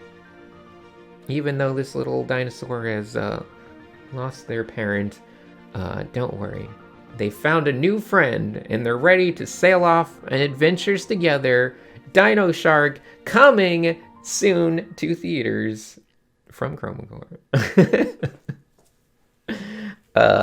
Really, really fun stuff from Pash, or Pash Pachelbel Art. I keep calling them Pash, although when it says it like this, I'm like, oh, is their name Pachelbel? But regardless, let's move on now to the next lap. All right, for assignment 24, we have something new, which is a photo-based prompt. And this is the photo, and it comes to us from former champion Nikiti-san, and it is going to be a fashion challenge because everyone has to design a cool outfit based on this photo of this object. So they can use any aspect of the photo, they can just focus on parts of the object itself in the photo, but that is the challenge, to design an outfit inspired by this picture. So let's see how fashionable these racers are and check out what they made. Up first is, well, this isn't anything original. What is going on here? We have avant-garde expressionism. This is also not an exact entry, but I guess it counts. I don't know if they made anything else. This goth girlfriend is dead for real, for real. This is bringing back Memo's character and doing some cool flower-infused mesh metal tech wear. Honestly, the line art, the drawing of this is extremely cool. I don't think they ever did a painting, though, which is unfortunate. Kind of gives you just a little bit of a handicap. After that, we have Kana giving us the royal garbs for Funky Pepe and Pepito. In case you're wondering, why are all these cadets showing up? It's a little chance for some fan art cadet stuff. Powie also decided to do some Funky Pepe clothing, and that's pretty stylish. Kind of deviates a little bit from an obvious level of incorporation of the photo, mostly just color-wise, because I think the general design sense is there. We also have Svenin, who made these very cool designs, great jackets, great fashion wear for Mr. Green and their own cadets. Diovice, well, I think I've reached my tipping point. So unfortunately, even though we're very late in things, that doesn't mean people are immune from burning out. And I think Diovice was just a little too worn out by this time. So, you know, for the sake of their own health and sanity, Diovice is dropping from the competition. I know, sad. Was great seeing Diovice again for all of the entries they did finish this year. Very talented person. We also have Bib Boy here, Crash Couture, looking pretty nice. Some interesting design elements there. Dat Fam decided to make a safety post of Andre's character. And Kuzalon made this one, which I think has some interesting elements. Probably a little bit of room to harmonize some of those colors a little bit more. I feel like the saturations and stuff could be slightly better, but still looks quite nice. Jorts as this one, which I think this design looks great. You know, all the different versions of it are pretty amusing. That's also a very nice, fashionable outfit. But this one really looks nice to me, captures a lot of the elements of the photo. And then Dat Fam posted this, and I was like, oh, that's cool. Just doing a couple of the characters in different poses and stuff with the same outfit. My brain didn't pick up on what was actually going on, but as you can see from the time, this was right before the deadline, so they ran out of time. And also right before the deadline, we have Funky Pepe doing Sashi's speakerhead character, and man, that design looks pretty darn cool. Of course, Funky Pepe is going to do something stylish. Funky Pepe is always being stylish. Voland also, right before the deadline, had some Vivov and Mata art, which also looks really cool. I like those outfits a lot. I think they're very fun. They fit the prompt quite well. They match that object in a very interesting way. And even Skunk Sunk, everyone's getting in at the last minute. So Ymira doing this one right here, and you know, lovely touches there. So pretty enjoyable. And let's see what else we have in here. Andre posting a little bit.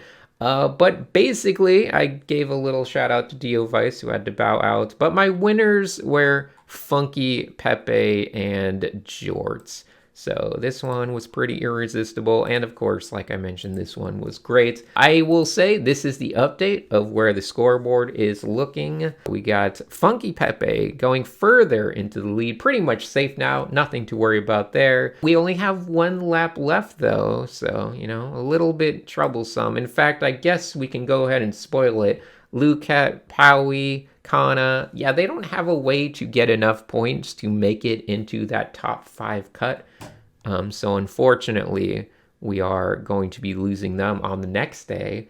But once again, a lot of these other people are not quite safe, because then the barrier moves up to roughly 4 or 5 being the requirement. Probably going to have some more people get cut as well. I do want to mention, before we check out the top 10 follow-alongs, that Dat Fam was working on something much more ambitious, and they decided to finish it. So it's a full turnaround featuring all of the existing racers, as well as Andre in there. So a really good image there from Dat Fam that I wanted to showcase, even though they didn't manage to finish it on time. So yeah, let's check out those follow-alongs real fast. We, of course, start out with Drought.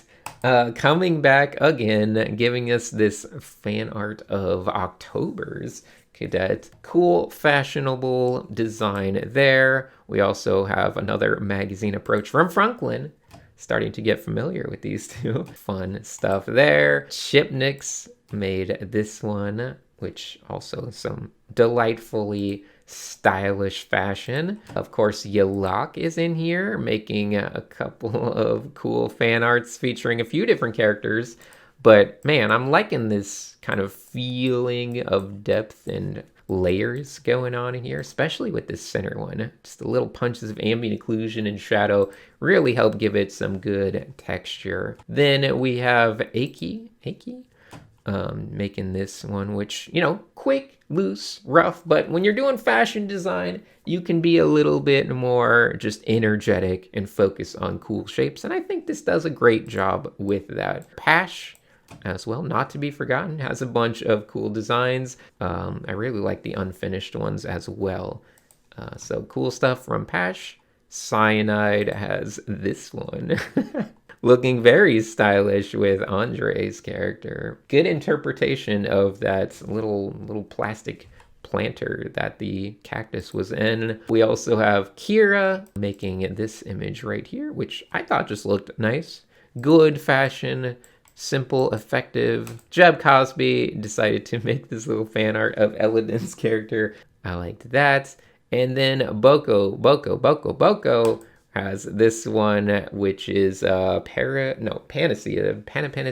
character here. Even I still mix them up just because of the similarity in names. Love the shoes, love the pants. Love the whole outfit, honestly. And we got some bonus here. A bonus nibble fashion. Yeah, it's Nibble Fashion Week. Janet V, I should mention, actually has a real nibble that they sewed together during this Chroma Corps.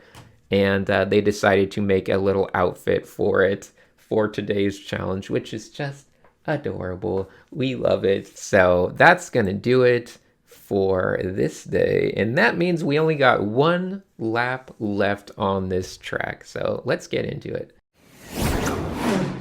All right, we're here at assignment 25, ready to figure out who's gonna make it to the final track of this competition. So this is, of course, the 6th final lap, and we got a character assignment, and it's coming to us from Kuya JP. Kuya, of course, a wonderful artist, has worked on a bunch of wonderful stuff, and just a great person. The Octopus Warriors, the Octopi Warriors, are just causing a little bit of chaos and attacking the racers on this final lap, just for fun. They're getting rowdy out there. But anyway, let's see what everyone did. Blue Cats, knowing they're going out on this, last lap of the track, decided to make some political-based art, which I respect. I like Blue Cat a lot. I agree with Blue Cat's politics. Pretty nice to just see them put a lot of time and energy and, emotion into all of this art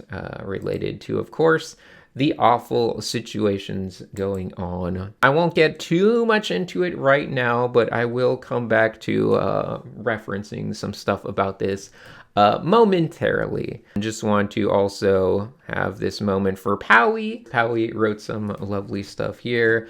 And we got a nice little image as a send-off for Powie as well. Once again, Powie was someone I wasn't super aware of before this Chroma Corps.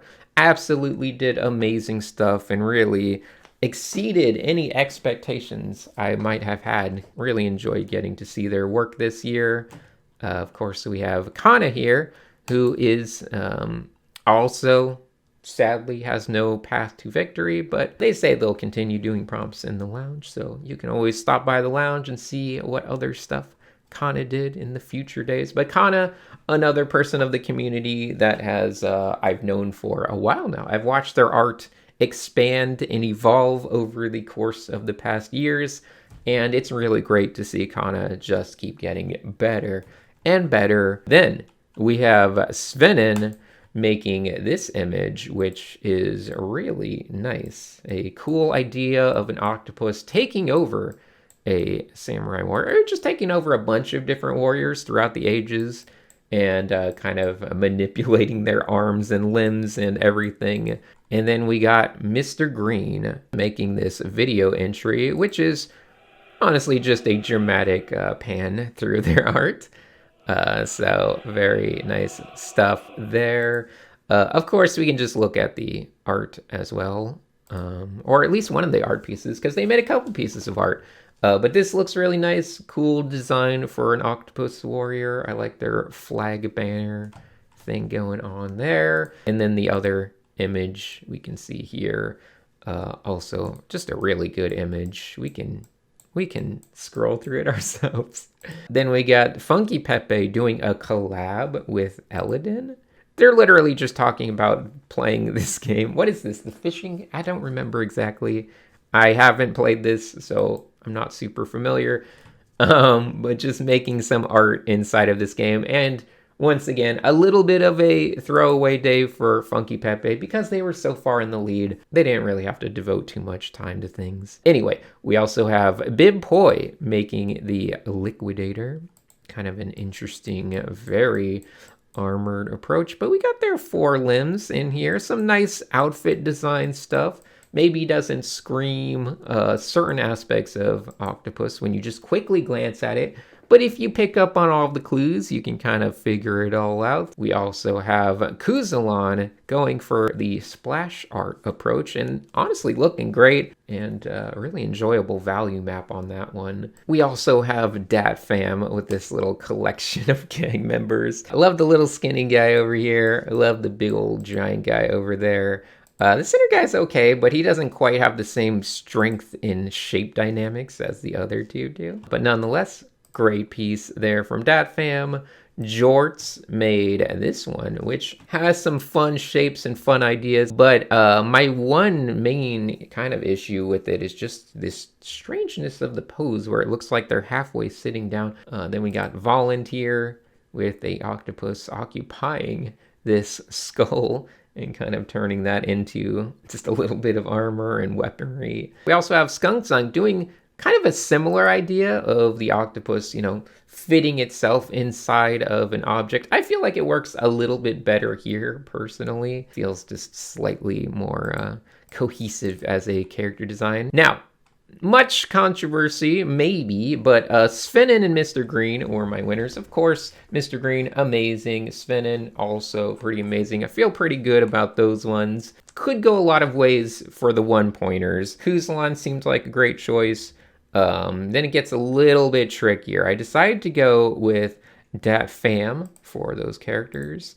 And then I went with Voland and Skunk Sunk, which, you know, you could definitely argue on any other day I might have had Jorts in there instead. But then again, you know, the octopus part is really just in the head, and they didn't quite commit to the full octopus experience. It's just a big beefy guy. Regardless, because that's how it went, we are losing a lot of talented artists. Now, we already said our goodbyes to Lucat and Powie and Kana, but unfortunately, with the points being the way they are, sadly, I am losing Jorts and Bib Boy. Now, just for the record, even if Jorts would have gotten the 1 point, it wouldn't have been enough. So maybe that was in my subconscious too, because the point did make a difference for the other people. This is where we're at with our final lineup. So we got 7 racers here: Dunk Sunk, Svenin, Kuzalon, Funky Pepe, Voland, Mr. Green, and Dat Fam.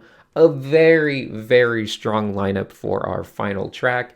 And Funky Pepe gets the advantage of entering the final track with a bonus point. Funky Pepe has the pole position. And let's check out the follow-alongs for today as well, our top 10 there before we do anything else. We had some cool Octopus Warriors. Mitya being up first with this one. No one really incorporated ink into their designs among the racers, but Mitya has some ink-based attacks going on, which is nice to see, of course. Kirino has a more traditional kind of character that is also mixing in a bunch of cool octopus elements. So looking like some sort of ninja. Double has this cool design here. This is like coconut helmet, swinging around a giant anchor weapon. Spoodonkey, once again, giving us something very cool, which is a warrior octopus mech things.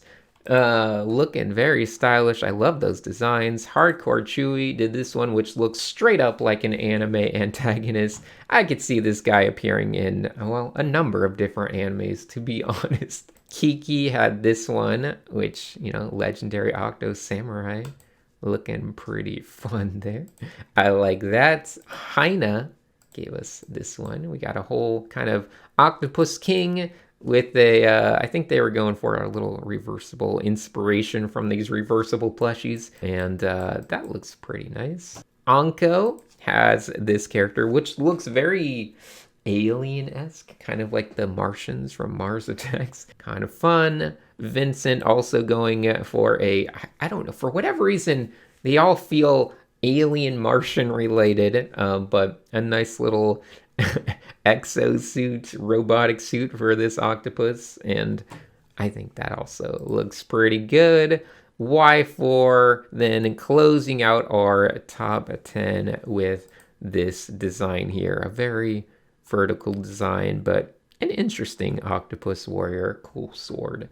So that's going to do it for track number 4, which means we only have one track left, and that means this will be our last little break time between tracks, because I need a quick little break. During this little break, I do want to go back and reference current events, things taking place in the world, because, you know, we're doing Chroma Corps, we're having a lot of fun, but in the back of our minds a lot of days, you know, we're hearing news from around the world. So instead of trying to just go through what I feel like talking about right now again, I'm just gonna play the clip from the stream where I looked at Lucat's latest entry and just kind of talked about my feelings on it for a little bit of time. But I will say this before we look at it, and I might even mention this in the clip. I don't even remember at this point. I do want to say, though, humans, all of us, we are not as sophisticated in our ability to compartmentalize our feelings about one topic or another topic. It's hard to go back and forth from fun stuff to unpleasant stuff and things like that. And that's just the way our brains work. We have brain chemistry. We're not just logical computers. We can't separate our brain chemistry and shift around from, you know, a sad topic to a happy topic and expect our brain chemistry to instantly adjust. And why am I saying this? Well, I guess I want you all to be aware of that. You know, if you just spend all of your time looking at all the horrible things going on in the world and you don't give your brain any time to readjust chemically, you'll basically be incapable of having moments of enjoyment, moments of happiness with family, with friends. And it's important for our own health. As great as it would be to be able to speak up all of the time about all of the horrible things in the world and try to be a good person in terms of your, you know, what you're putting out there in regards to that stuff, this limitation does prevent us from just fixating on it all of the time for our own health and sanity. And honestly, just in order to be a good person that can actually bring something productive and hopefully help enact some changes to the negative things in the world, we have to at least have some optimism, some positivity in our lives. If you don't want to hear me talk about maybe slightly depressing things, you can certainly just skip over past this little break to the next part. I feel very strongly about what's going on, as Lucat does. It's probably, you know, one of the most difficult, painful mental time of my life. And I've been through a bunch of horrible times, horrible unjust wars. There's this complex situation where it's like, you know that everyone is probably already going through a lot of mental anguish about the world they live in and how kind of horrible and evil it can be, and they have the feeling of frustration over the little control you have. I did get a message today that was like, oh, I don't know how to feel about what Luke had posted because it feels like a more of an incitement of violence or something like that. I don't really feel that way, honestly. I understand there's complex emotions going on. When I read something like this, where it says, like, I die for this, in my mind, in my brain, the way I see it and the way I feel about it, there is this feeling that you have, that you've grown up with, you know, from every media you've ever watched, whether it was an anime or a movie or a comic book or whatever, just the stories, the cultural landscape of hero tales and everything like that. There's like always been this overarching theme of the most noble thing a person can do is basically sacrifice themselves for like a small kid or something, you know? Basically the self-sacrifice of someone for an innocent child or something like that. You just associate that with like, this is the standard as an adult that you want to live up to. Not the wish to incite any violence. But I look around at the world and I see people talk about, you know, why they're okay with different horrible things happening. When I hear people defend it, I see them basically say, I'm willing to let other people die even if they're innocent children, if it means that my life might even just potentially be safer. And whenever I see people defend, you know, the actions of like what Israel does or whatever, all I can think about is like, I don't understand. I literally can't put myself in your shoes to get to a point where I'm like, oh, well, I don't feel safe with those people, so I'm willing to accept a bunch of children dying if it makes me feel safe. Like, I just can't get myself to that mental point to even comprehend it. Like, it just feels like a destruction of human society on like every level that I thought meant something. I don't really want people who don't feel like they would sacrifice themselves to save like a bus full of children. I don't want those people in my life or community in any capacity. I'm not saying they need to die or something if you feel that way. I just don't want to be around that kind of mentality. It doesn't feel good to me. Like, you can go ruminate on your own selfishness, you know, off on your own. I just don't want you kind of in my life or around my stuff. It's important to me. And you do what you can. You try to make people understand your point of view, and you hope that reaches far enough. It's a horrible time. I would have never thought the world would be the way it is when I was a kid. I was full of optimism as a kid.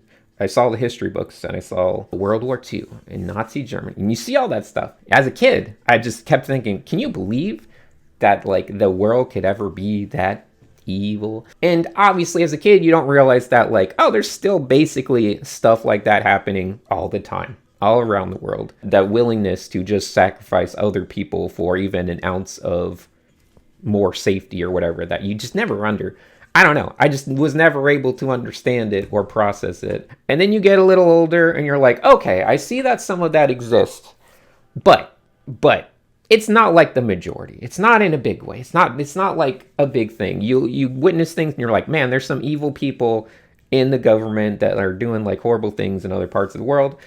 In every government, you know, a lot of governments, but you always feel like that's a minority of the overall population, that most people wouldn't support that. And then like as you get older, it suddenly feels like, okay, well, maybe most countries, apparently every country, and most of the world is fine with that. And it just feels stupid and gross and disappointing on every level. We have people in Chroma Corps that are even from places like Israel. And remember, you know, even though a lot of the Israeli population might support what's going on in some way or be kind of okay with it, I guarantee you that you know, smaller percentage of people that don't support it, there are the young people, they are the artists. I don't want to ever forget that aspect as well, because obviously as an American, I know that feeling of being a part of a country that is just reprehensible. So art unifies us.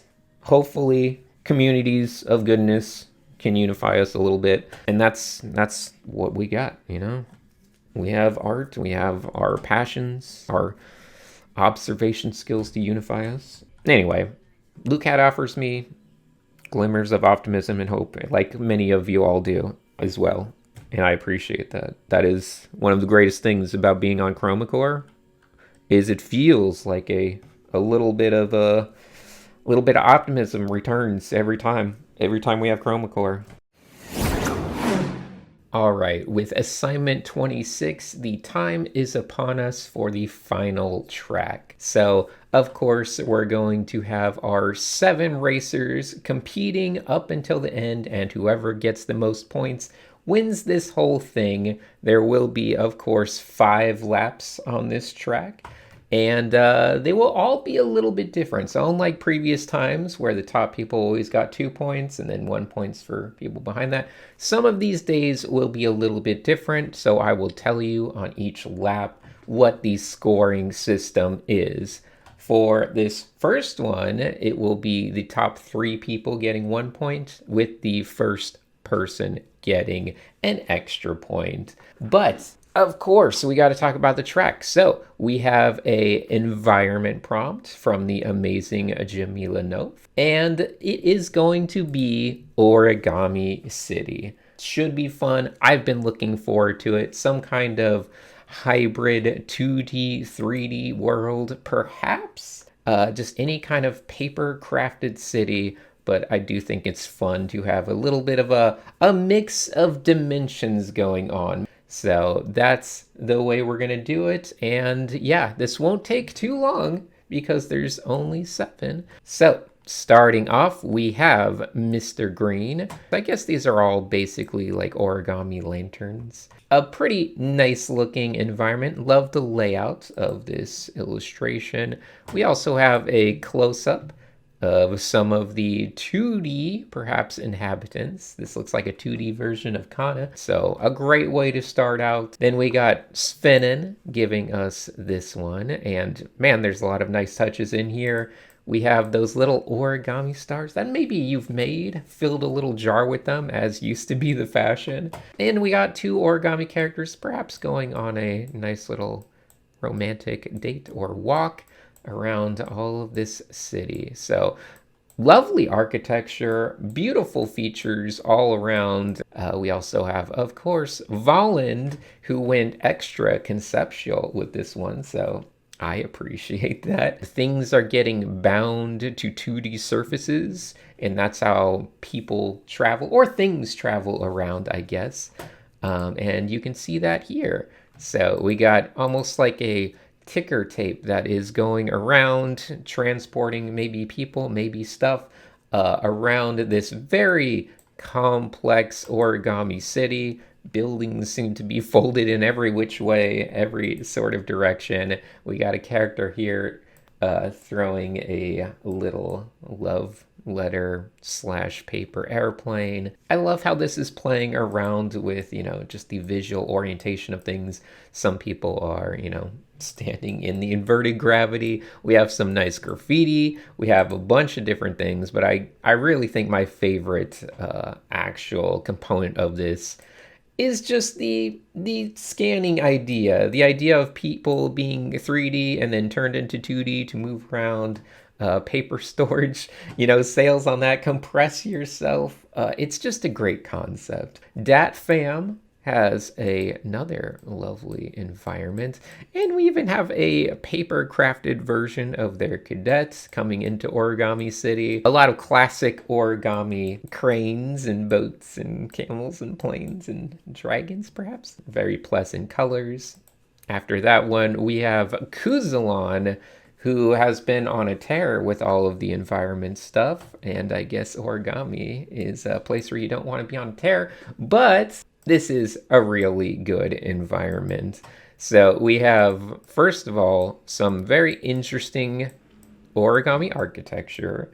For me, the best part about this is just the giant hands in the sky folding up these paper clouds. I just really like this. It's good on so many levels. It's good conceptually. It's amazing value-wise. It's really good color-wise. And I love little Easter eggs. And here we have the lineup of all of our 7 finalist racers. So love including that as well. Very, very strong piece from Kuzalon. After that, we have Funky Pepe, who's going for a nice little origami city square here, and making a little callback to the origami musician that they made, I believe, last year. So a good little callback there. Love the little origami statue with the origami birds resting on it as they like to do, and the giant scissors in his hand. Just great all around. Even the floor texture looks wonderful and origami-like. And Funky Pepe also made a little frog, real life Pepito. And finally, we have the Skunk Sunk, or Dunk Sunk. And this one feels like it's a little city inside of a waste paper basket or something. But we got all this crumpled up tinfoil and paper. Everything's being kind of made into different features. We got characters, we got little cutout things, we got 3-dimensional ones, we got paper clips, nibble stuff, flowers. I think this is really cool. I think it's very fun. I like the general impression of origami it's giving off. It feels like a paper made city. So a great day. Everyone knocked it out of the park, I have to say. The winner of today was Kuzalan. Just had all of the components, you know? And right up there with them, I would say Volland was so close as well. And Mr. Green, I gave the third spot to, just for cool concept and stuff. But could have really gone a lot of different ways, but that puts us here. So Kuzalan getting those 2 points. Funky Pepe, of course, coming into this with a lead from the last track, so they get pole position. That's 1 point. Volland now and Mr. Green also getting a point. So a good way to start, but of course we got to check and see what the follow-alongs did as well. So in the follow-alongs, we have, starting off amazing. Noor made this little animation. It's like a little parallaxing paper circular cutout thing. I don't know the best way to describe it other than it's just really nice. I believe that's a little nibble in a car. And all of the buildings, all of the features, everything about it just looks so much like a little cutout piece of paper with, you know, these crude little drawings on them that look so nice. Beautiful work by Noor. We also have Yalak, who made an entire actual origami city out of paper. And I guess we got to see this bigger to get a the full grasp of it. But yeah, it's a full origami city. It's got billboards, it's got different structures and building stuff, trees, plants. I just like seeing them flip it off the ground as well. So nice to see the sign swinging. Origami city. So many good little touches in here. And then we have Direct-to-Graph, which I think really captures that one idea that I was kind of obsessing over of two-dimensional characters living alongside three-dimensional characters. So even up here, you have like a 3D car going along a bridge, and then a 2D car along the wall of the bridge. We have a 2D character walking their dog over here along the side of this wall with a 3D person over here. It's just very nice, and you even have some dimensionism, I guess we can call it, because this graffiti says flatoids, and that's rude. I would love to see a whole movie set in this world, to be honest. After that, we have Monsoon, who just made a skyline for a city, but man, is it a nice skyline. I just love all these skyscrapers. It's almost like taking this as a pure architectural prompt, because I just think these building designs look nice. Even if they weren't origami, I think any city would love to have a skyline that looks this fun and colorful and full of interesting shapes. Get on the phone with your local city builders. They don't really make as many new cities these days as they used to. I feel like we're kind of missing out. We got plenty of room. We can make a new metropolis. Anyway, after that, we got Colleen, who decided to make their origami city very nibble-based. So we have all of these 2D nibbles. Love the look of these buildings. And a 3D nibble showing up and alarming everyone. So that's great. Anko also getting in on the war that is coming between 2D and 3D people. Get out of our city, you damn one-siders. Wow. It only took one day for everyone to come up with multiple slurs for two-dimensional people. We built this city. Shut up. And look, you got the mom and dad. What are they doing? They're pouring coffee on this person? This is just cruelty. This person's going to light them on fire, which is evil three-dimensional police people. And if you didn't notice it yet, I'm going to blow your mind right now. The handcuffs are a stapler, and he carries a stapler on his waist instead of a gun. Talk about a brilliant touch. Y4 has this post-it note city. I have to say, I love the design of this. I think it's very good. I think we got a lot of great touches in the colors of this. After that, we have Captain Skells. The technique they used to paint this just feels so origami paper-like in my brain. So good stuff from Captain Skells. We also have Ku, very architectural origami buildings. Once once again, I think we need to actually make some interesting architecture like this. Where's my new city? I want Origami City so bad now. You have no idea. Croxy has this one, which also looks great, incorporating Powie's character. They use their own cadet as well, and it just looks nice. I like the ratio of overexposed light to shadow areas. It's pretty enjoyable. And as a final bonus today, we have Pash, who has been on a roll of just making these amazing videos and art pieces each day. And this is also a very ambitious 2.5 minute animatic with a full storyline about a character, a truly passionate creator of origami, making just tons of animals and things. And I guess I shouldn't talk over it too much, but there's some lovely kind of storyboarding, cinematography, animatic processing going on here.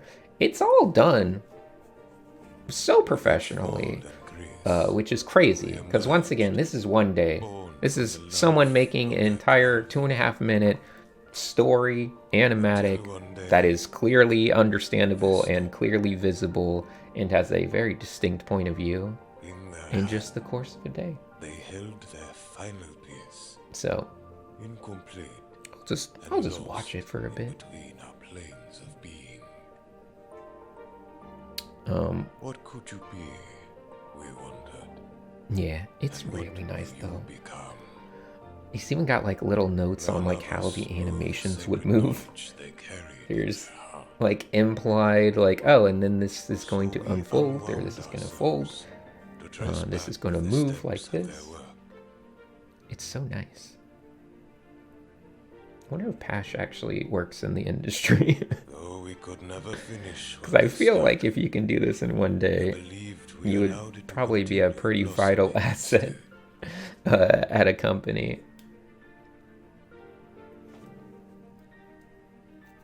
Yeah, now there's a whole city made of origami. It came out of one person's love and devotion to the craft. Their legacy and their love forever.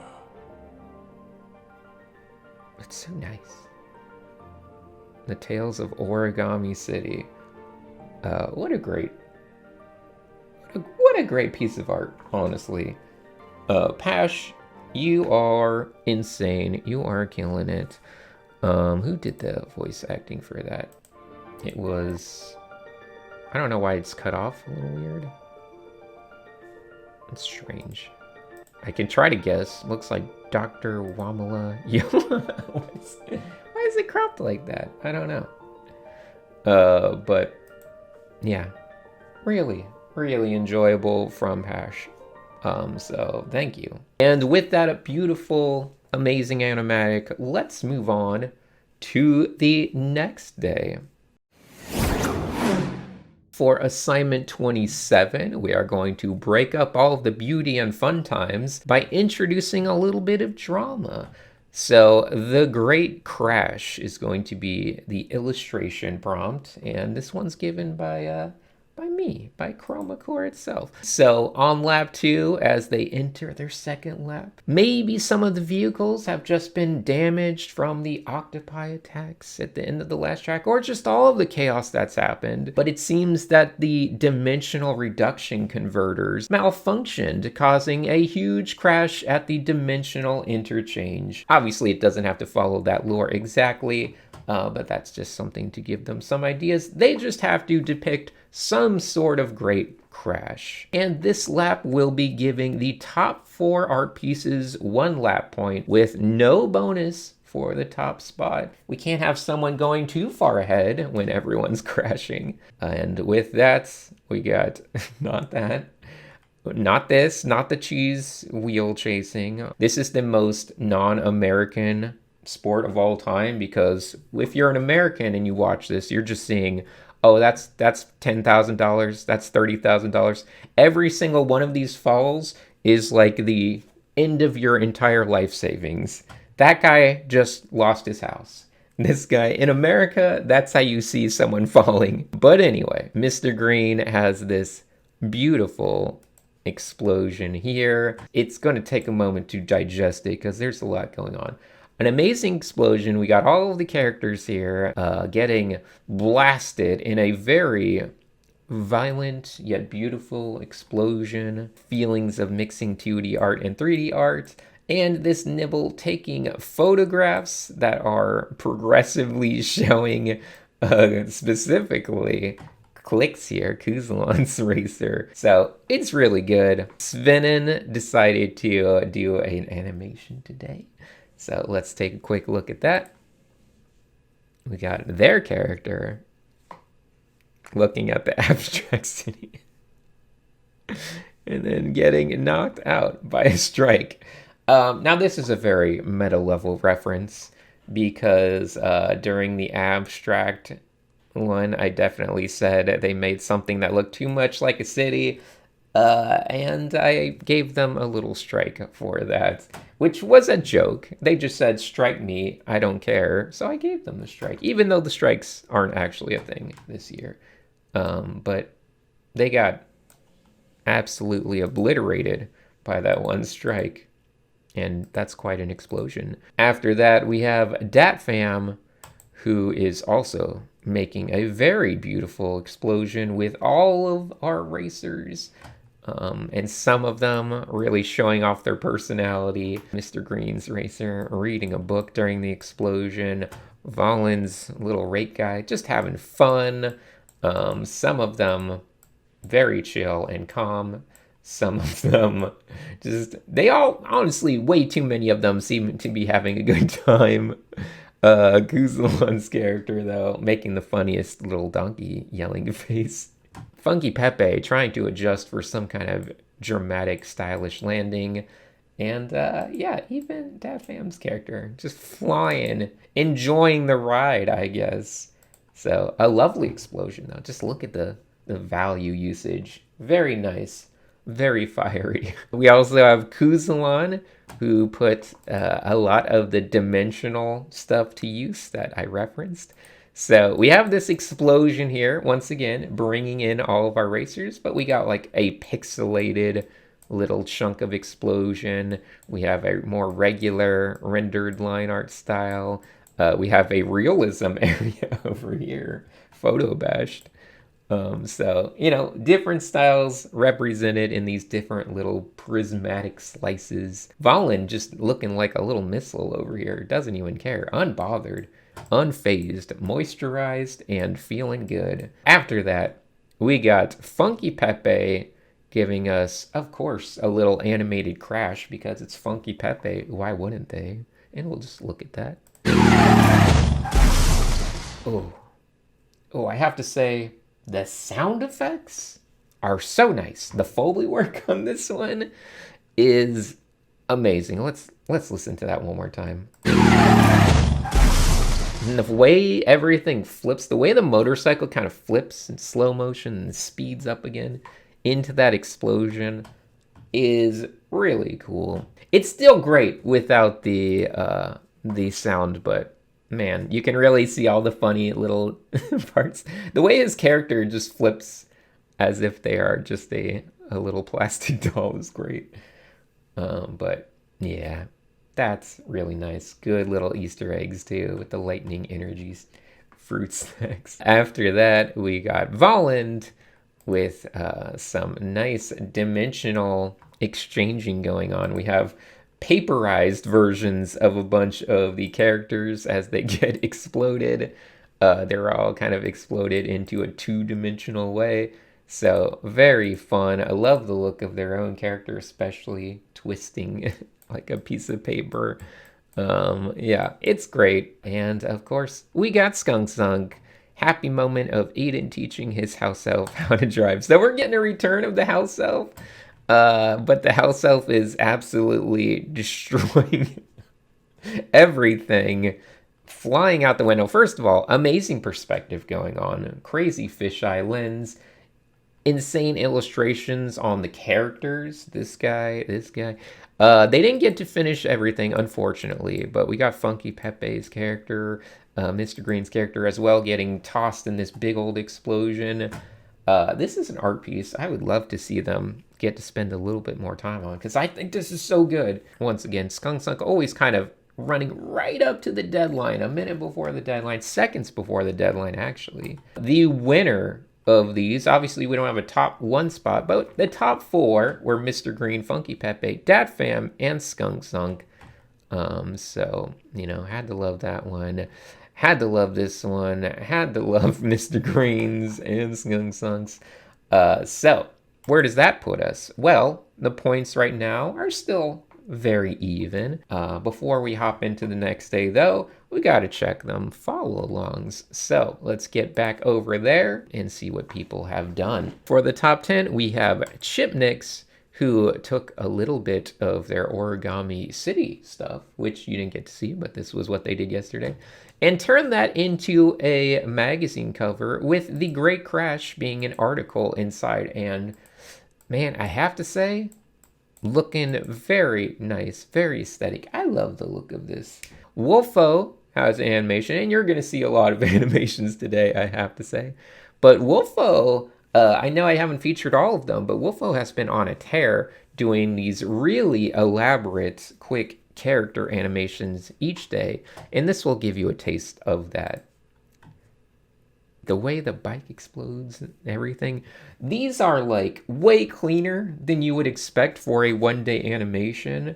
They have clean line work and clean, like each frame has been cleaned up, which is kind of crazy. After that, we have Booty Slayer with an animation. And we got a little bit of audio, so I'm gonna drown out them my way. But it's really good. We have an unexpected Corgi in here. You haven't forgot about them. And the racer, just not seeing this Corgi until, of course, it's too late. It's too late, the Corgi. No. That's okay, we're hitting the brakes.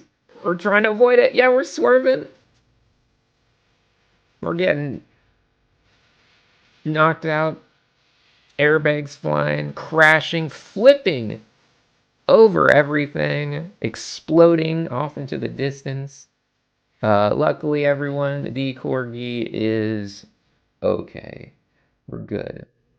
So that's all that really matters. But a beautiful, beautiful piece there. TG Dragonfly has another cool animation. This one's just an animated GIF. So we can look at that. The way their seat just kind of flies out and then spins along, stopping safely, is really good.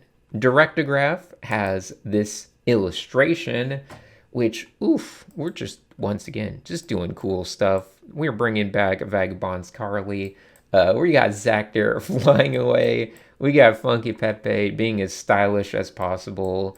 Dat Fam skidding out of the explosion. Some nice 2D stuff as well. That's just great. And the whole explosion seems to be, I don't know, I don't know if it's made by this giant nibble or how that relates, but there's a giant nibble back there as well. After that, we got Noor, also featuring nibbles. We are like 3 out of 5 have nibbles right now. But Funky Pepe getting, once again, turned into 2D land. Really playing off the 3D/2D element of the explosion again. We have a little Sabi reference down there. Lots of good stuff, lots of good 2D, 3D nonsense. So great illustration by Noor. And then we have Heine, who has this lovely piece, which feels very appropriate. Welcome to Origami City. Please use main entrance, not here. Just crashing into the wall as if it was a Looney Tunes bit. But really fun, good idea of what I was thinking, honestly, when it came to a 2D, 3D dimensional interchange. We also have Velful making this lovely 2D, 3D explosion with some nibble, going from 2D to 3D, some different stuff, wheels and whatnot. Just lovely.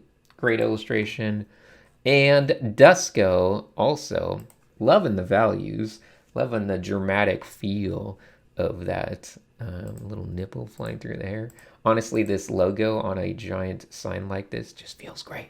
I just love it. And then we got Pash, who also, again, has an animation for us. So let's check this one out.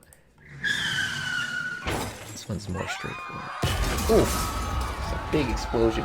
Chaos everywhere. Cars flipping. People getting absolutely trashed. Fires breaking out. More cars crashing. Just chaos on the track. That's me.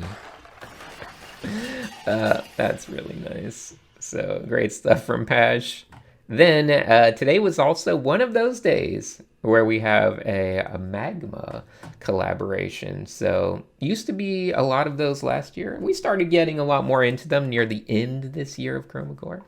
But here you can see a bunch of artists participating because every single little character you see here is generally drawn by a different person on the magma. That's me. I'm in here. I didn't draw this though. Someone did. Someone added me, which was nice. A lot of good Easter eggs. Everyone making some fun tributes to their characters, their racers, and just some of the lore of the year. We even got Cloudy up there hiding in the corner, which, oh, I'm blocking it with my face and there's nothing I can do about it. There they are. They're over there. Now, after these two great first laps, let's move in to the next lap. For assignment 28, we are bringing back the musical prompt. So I am lucky enough to be friends with the very talented Radical Face. They are a very talented illustrator in their own right.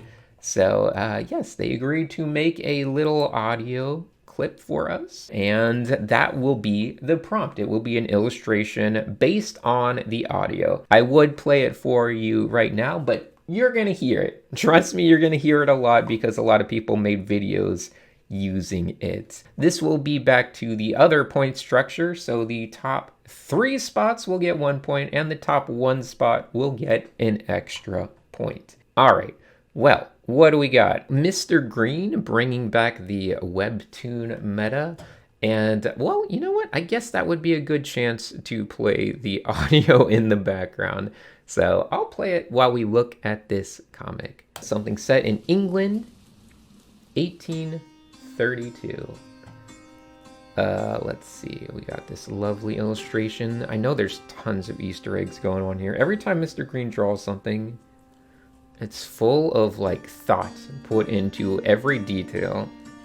But we got an older character here, sitting by a fireplace, looking through a book, contemplating, looking at some pressed flower inside of the book.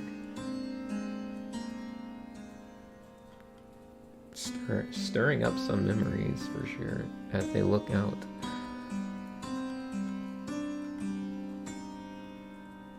Is she still alive? As they descend some spiral staircase deep down into their house, perhaps? Maybe the basement? Yes, Doctor, she is. And here we can see they seem to be keeping a loved one alive in some horrible artificial fashion, not ready to let go of them. And, my love, what have I done? Inspired by a melody from Radical Face. I believe this QR code just links to the song, by the way. Yeah, a really good one from Mr. Green to get us started. And while the song is still playing, we have some illustrations. So let's look at these. We got a continuation of Svenin from yesterday, now flying through the air directly after the explosion. Are they dead? They seem like they might be dead. They're certainly flying down into the city below. What have I done, as in, have I finally killed off my character by throwing them to fall in a cityscape again? I guess we'll wait and see. Then we got the Skunk Zunk, who is unfortunately feeling sick, which is definitely a bummer for the last few days of the competition. We have Kamalia, Mr. Green's character, looking at the dire state of their friend Chameleon. Because in my, rush to just say everyone's vehicle has been destroyed, I maybe overlooked the fact that Mr. Green's character has a vehicle that is a living thing. Their friend Chameleon was actually their vehicle. So it's not dead. We're not going to say it's dead. It wasn't destroyed in the explosion. They'll recover, I'm sure. But yeah, we got a nice little illustration from Skunk Zunk. Then we got Kuzalon, a scientist down here, maybe accidentally reactivating these giant head colossus giants. I don't know exactly what they are. Stone giants, perhaps. So that's pretty nice. We also have Datfam, a little Sinix bard here, playing a sad melody while all of the candles of the different racers burn slowly down over here. So a lovely concept. We also have this statue of Sinix the Wise weighing each day the level of heart versus the level of draftsmanship of each of these artists, and decreeing one to be a winner and one to not be. Shout out to the little reference to my two cats, Denji and Sochi. Anyway, it's a great piece. Then we got Funky Pepe, who remixed the song, and everyone's got their part. And each of the cadets is actually adding a new component to the song. So we got our 7 racers, and each of them doing a little bit of something to remix the song. Yeah, I haven't actually seen this version of it in a while, because they did make a fully finished version where you get to see which character is doing what. And then we got some rapping. That's supposed to be Dunk Sunk's character doing some rap stuff. Oops, sorry.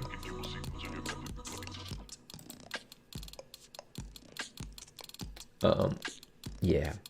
But really creative, really fun stuff from Funky Pepe. Then we got Volland giving us another webtoon meta. For this one, on this special occasion, because Volland specifically requested it, I am going to play my viewing of this as it appeared on the stream. Thousands.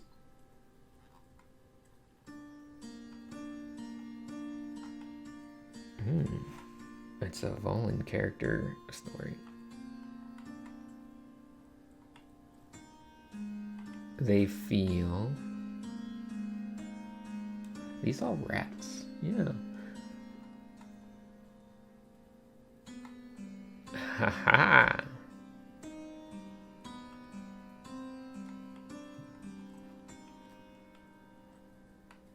Some good drawings, you know. Look at that nose. With the scissor. I killed them for sport. Look at all these rats. That's a cool, almost like a texture pattern. Until... Oh no.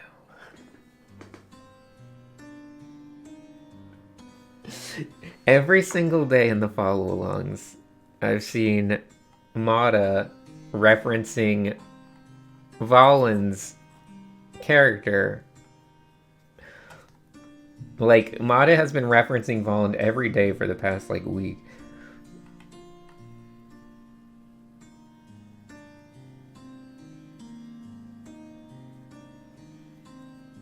Look at them.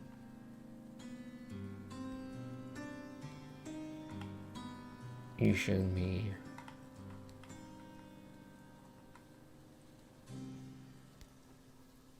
Love. That furries have souls.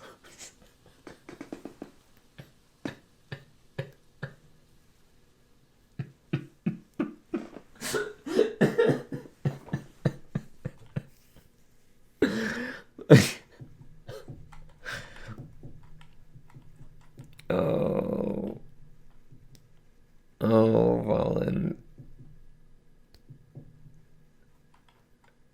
What have I done?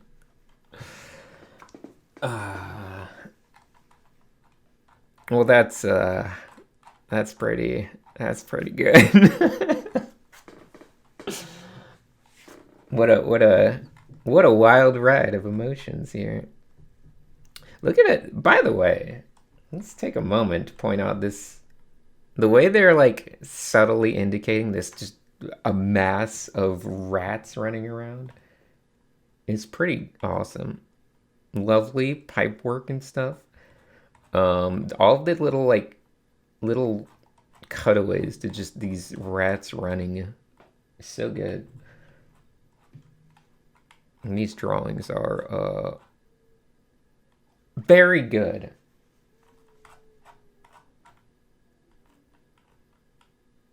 Okay. All right, so hopefully you enjoyed that. I know it's a little bit chaotic on the streams, but after looking at that last piece and all the ones before it, obviously there's so much good stuff today. I did give the win to Volland for that amazing comic. Really nice. And is this the final version of this? Well, I'm not going to play the whole thing, but yeah, this is a more final version where you get to see them beatboxing and singing and making music and what part each of them does. So yeah, it's fun. The scoreboard is updating like this. Volland going into the lead now with 3 points. Dat Fam, Mr. Green, Funky Pepe, and Guzlan all at 2. Svenin and Dunkzunk still in it with 1 point each. Hopefully their health gets a little stronger. But before we find out, let's go into the follow along top 10. So for follow along standouts, we have a lot of videos, of course. Starting out with Goat. And of course we got so many nibble references today. We got a little kid here who wanted to try nibbles. They bought some nibbles at the grocery store. It's a nibble. Look at that nibble. Oh, he's so happy. He's like the new best friend. Look at how innocent and cute the nibble is. They're playing with the nibble, dancing around, having a great time. And that's when you see it. They're eating the nibbles for dinner. Oh, it's so sad. I shouldn't be laughing. It's so sad. But it's also funny because they used their clay nibble that they had made and actually photographed it on a plate of food. You don't want to let him go to waste. You gotta eat him, right? You gotta respect his life by eating him. Oh no. It's so sad. This song fits so well.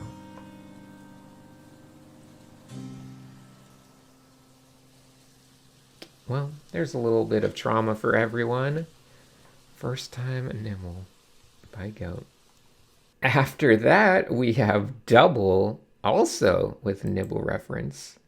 But now we have... Gosh, this are all so dark. First of all, we have a lovely illustration. I love the box for the nibbles. Have a nibble, have another. Look, I'm going to be honest. I don't even know exactly what the narrative we're going for here is, other than it seems like the nibble has killed Bingo. But maybe it's some other kind of accident. Who knows? All we need to know is it's very dark and depressing and sad. And we got some kind of tiny Sinix plush in the background. But what a great illustration. So lovely from Double.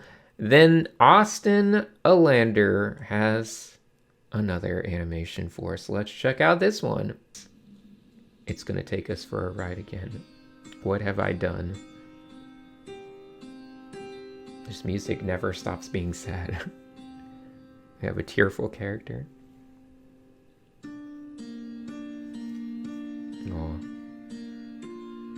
staring at something. Very sad. Oh, it's the Nibble. It's another sad Nibble song. The Nibble's doing a dramatic, emotional, interpretive dance. Feeling the pain of their existence. Have a nibble. Have another.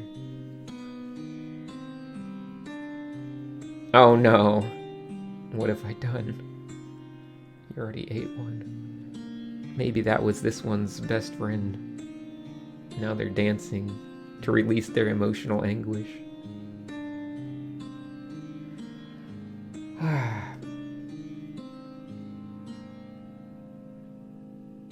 Man, this last track is just insane. Jelly filling is jelly killing. Peta. No. Fitting. What can we possibly have next? We have Ayush, just giving us a nice little breather from the Nibble chaos, and just seeing a character's honestly very emotive reaction that feels very in touch with the music, so I had to put this one in there from Ayush. And then we got Pash, and Pash is doing a continuation from yesterday's animation with that big crash, so let's just check that out.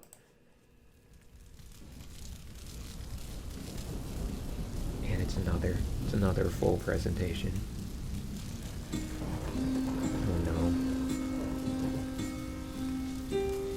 Taking up their characters' goggles. Seeing the pure destruction that has been caused. Poor Chroma Corps.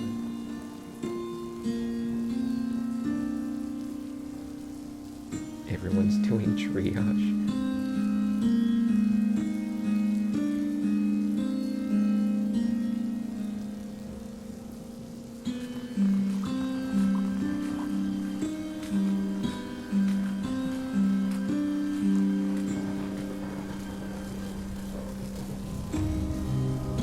Oh no, not their bike.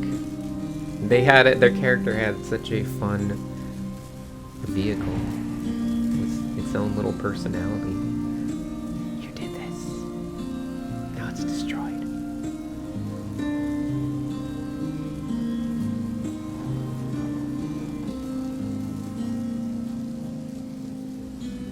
I forgot how much personality everyone's vehicles had before I blew them all up. Another amazing animation from Pash. Really good there. Finley has a very good, touching illustration here. Once again, looking at nice, dramatically emotional, just great stuff all around. Feels like some post-apocalyptic world, perhaps. Or at least they were being chased by some sort of monster. But yeah, great illustration from Finley. Then Yalak made a video. So let's see what Yalak did. Alright, we got some kind of tapestry here showing a knight fighting some sort of dragon monster. And the tapestry looks like the dragon has been slain. But here we have a little flash to a scene where it seems like this one character has turned into the dragon, and their friend was perhaps the knight, and now they've had to slay their friend, which is rough. What have I done? A really good emotional punch from Yalak there. We also have an illustration from Aki, and this one is Also just great illustration of this character kind of going through some emotions. Really just everyone's doing such a great job of capturing emotions in their illustrations and their videos, of course. We also have a video from Stock Photo Sham. Once again, the stock photo thing, let's just focus on the sham part. Shamrock Arts presents Terrible, Terrible OC Lore. Fair. Very sad. Okay. Get ready. We have another weird character that's all teeth. And a nerdy looking character here with glasses, perhaps. Alright. Her little creature's walking over.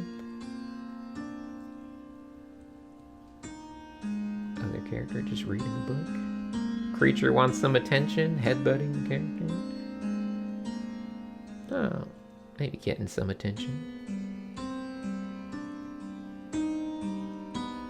That was bored again.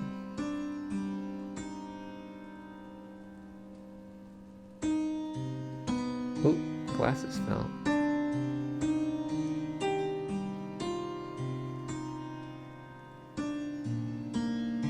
What have you done? What happened? He's bleeding. What have you done? You've killed me. Dang.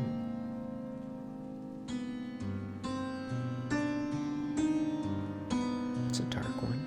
It's taking a dark turn. You can't run from the truth.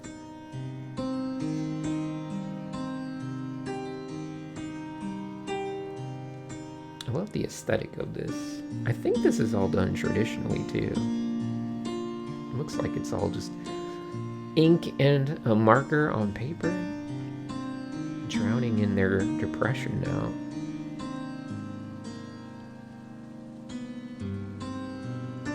An interesting character origin.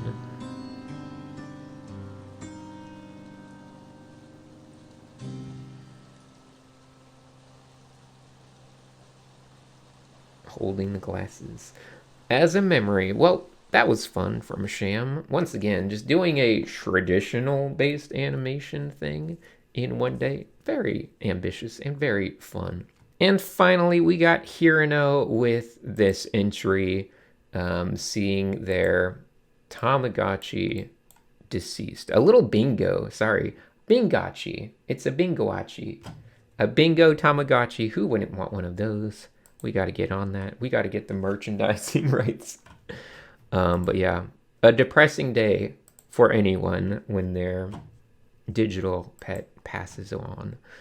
A bonus for today, we have a musical entry by Kiki Couchmaid, which takes the original song and adds lyrics to it, as well as some other musical presentation.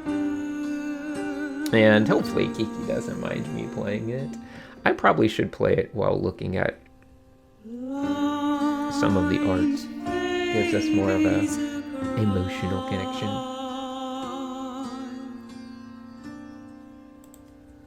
Now we can feel extra bad about this bingachi.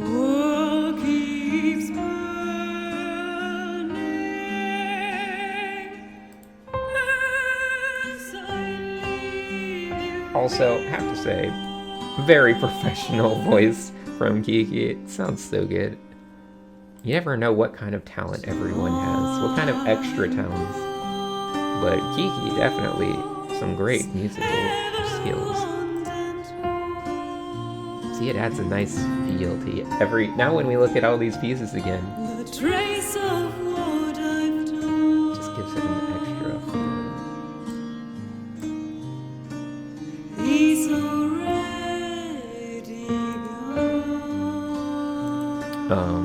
Yeah, that's really good.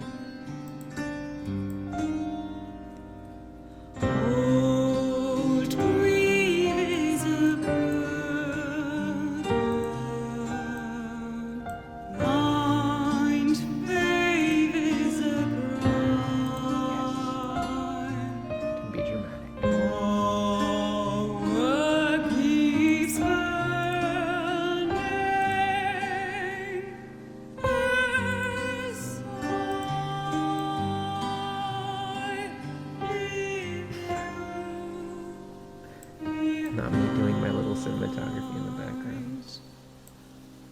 Yeah, that was, for the record, just really surprisingly amazing. Once again, you forget how talented everyone is, not just at art, but at just everything. You have so many talented people that can do so many different things. We've had a very somber, depressing day looking at all these sad events and feeling bad about eating nibbles. But don't worry, we're gonna recover from this horrible crash, and we're gonna get back on track. So let's go to the next day.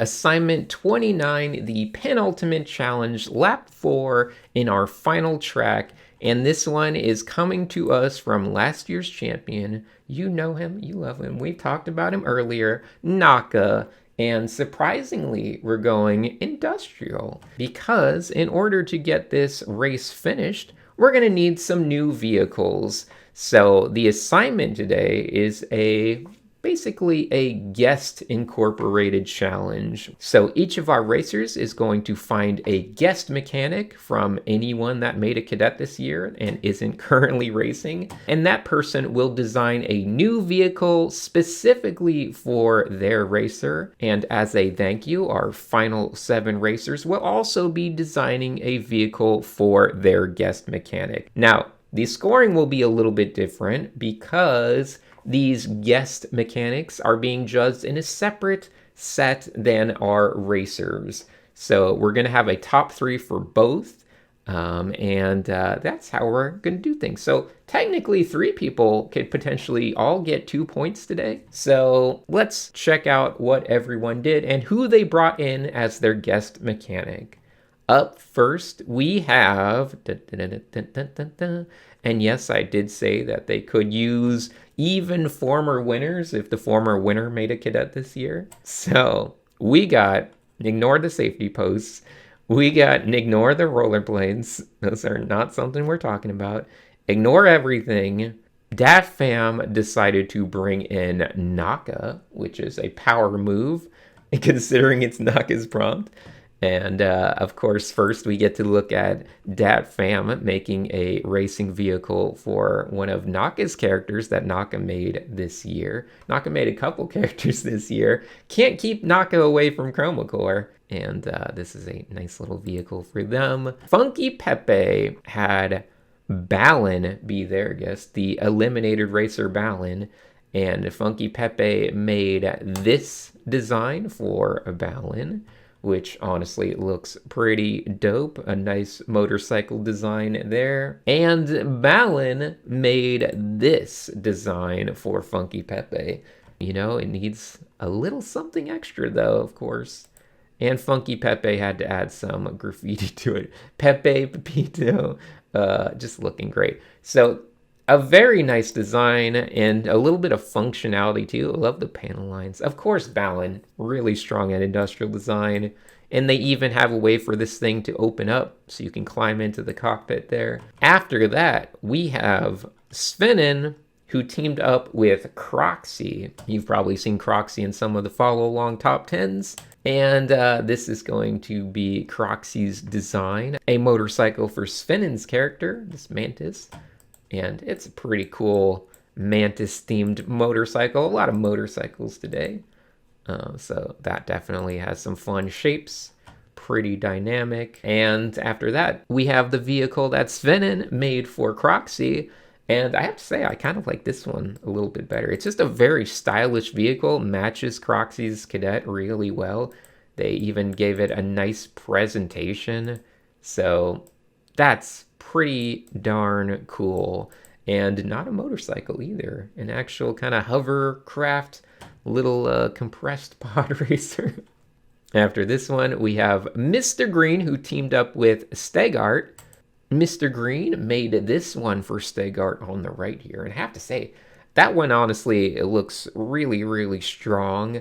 Stegart made this robotic chameleon to replace the injured chameleon. Some good joints and features, but I think this one by Mr. Green is even more dynamic and interesting. And they even have this little layout sheet which really sells it. This is the character it's made for, Stegart's character, and it's just a really strong design idea. We also have Kuzalon, who teamed up with former champion Double, and Double absolutely crushing it, doing this amazing mechanical horse design, Pegasus design, whatever you want to say. Great design on Kuzalon's character clicks as well. Love the goggles, love that just feeling of motion. And not to be forgotten, Kuzalon made this amazing design for Double as well, incorporating the little Double hot air balloon.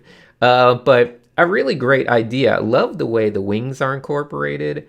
So quite strong there, doing an Akira slide. You'll love to see it. A great team up, I would say. Volland teamed up with Diovice, formerly eliminated Diovice. And Diovice made this one for the character, bringing in a little reference to Sotofu up there. But really, honestly, one of the best vehicles of the day, even though there's been so many good ones. Just look at these details. The binder clip as like a little stair thing to get up inside the vehicle. Just all of the little scale-based industrial design things. The LEDs look amazing. The little pencils. The rats. The presentation of this is just top-tier industrial designing right here for a little vehicle. After that, we have this design by Volland, and this is also pretty good. I feel like the perspective, or just the front of it, feels a little detached from the flow of form going on elsewhere. But man, the back of this looks really good. I like the tilt, the camber on those wheels. Even these wheels look pretty darn nice. I don't know if that would actually function because this can't turn through this.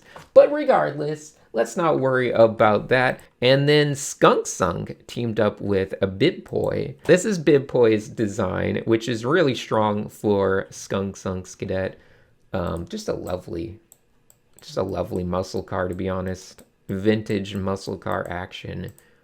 Really nicely made, nicely rendered. And then this one that Skunk Sunk made for Bibpoi. Just an evolution of their Cthulhu mobile. Feels like something you would expect from like an old vintage cartoon show. Maybe a side weird guest crossover into some kind of wacky races.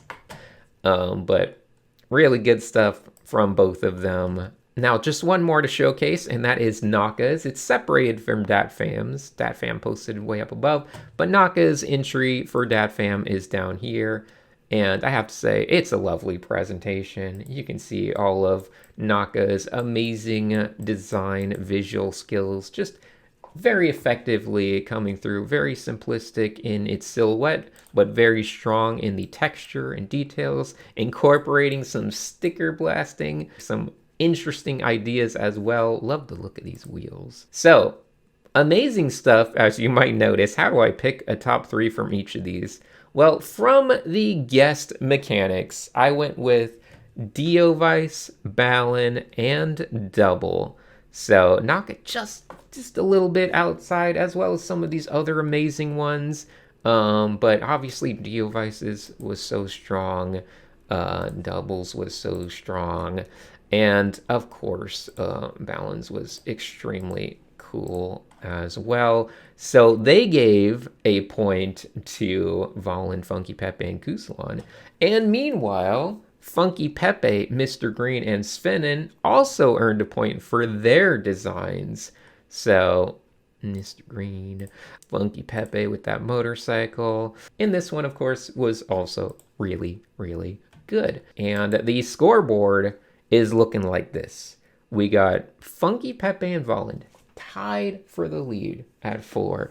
Kuzalon and Mr. Green tied in second place with 3 points. Svenin and DatFam right behind that with 2. Dunksunk falling behind a little bit. But that's how we're looking going into the final day. It's all going to come down to one more lap to find out who wins this whole giant Chroma Corps. But before we find out about that, let's go check some follow-alongs. So, of course, the follow along top 10, you know, it's just going to be one person drawing one fan art for any person and doing a vehicle. So we got Dusko doing this lovely race car for the Knobheads, Lucat's characters. I like that a lot. We also have Pigeon16 giving us the Nibble car. Of course, we had to have a Nibble car in here. And this one looks great. I love the little bone. That is the axle of the wheels. I love the little bone in the rearview mirrors and just the way the nibbles are hanging on to it. Delightful. Y4 made this one, which was for, which character? I should have written down which characters they were all for. But you can just see this is a really, really strong industrial design. Love all of the hyper exaggerated engine, a very hot rod aesthetic, and the wheels and everything just looks so good. Apricot Soup made this design. Once again, I'm sorry I didn't keep track of whose they were for and everything, but a nice vehicle here from Apricot Soup. Then we got Shucks, and I do know who this one is for. That's for Druid for Hire Senior Royale. And as far as I'm concerned, this should be the canonical vehicle for this character because this fits them so well. I love the roulette wheel. I love all the gambling stuff. And it's just a great design. Then we got Nira, who made this one, I believe, for Funky Pepe. Is that right? We got a little Pepito keychain, so yeah, must be.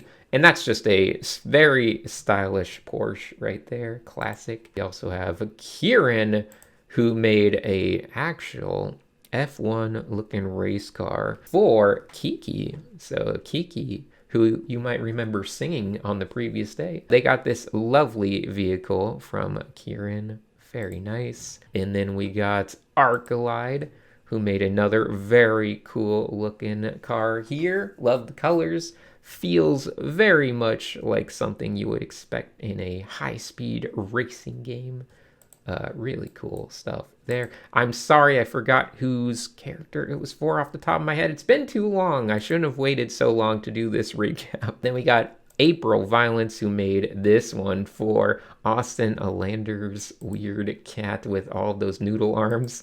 And this looks pretty darn cool. It's going a completely different direction, this futuristic spaceship kind of thing, but lovely. Then we got Lizzie, who, don't worry, brought back Pash's bicycle, but now in a sleek motorcycle form. We've beefed up Pash's little friendly sentient bicycle guy.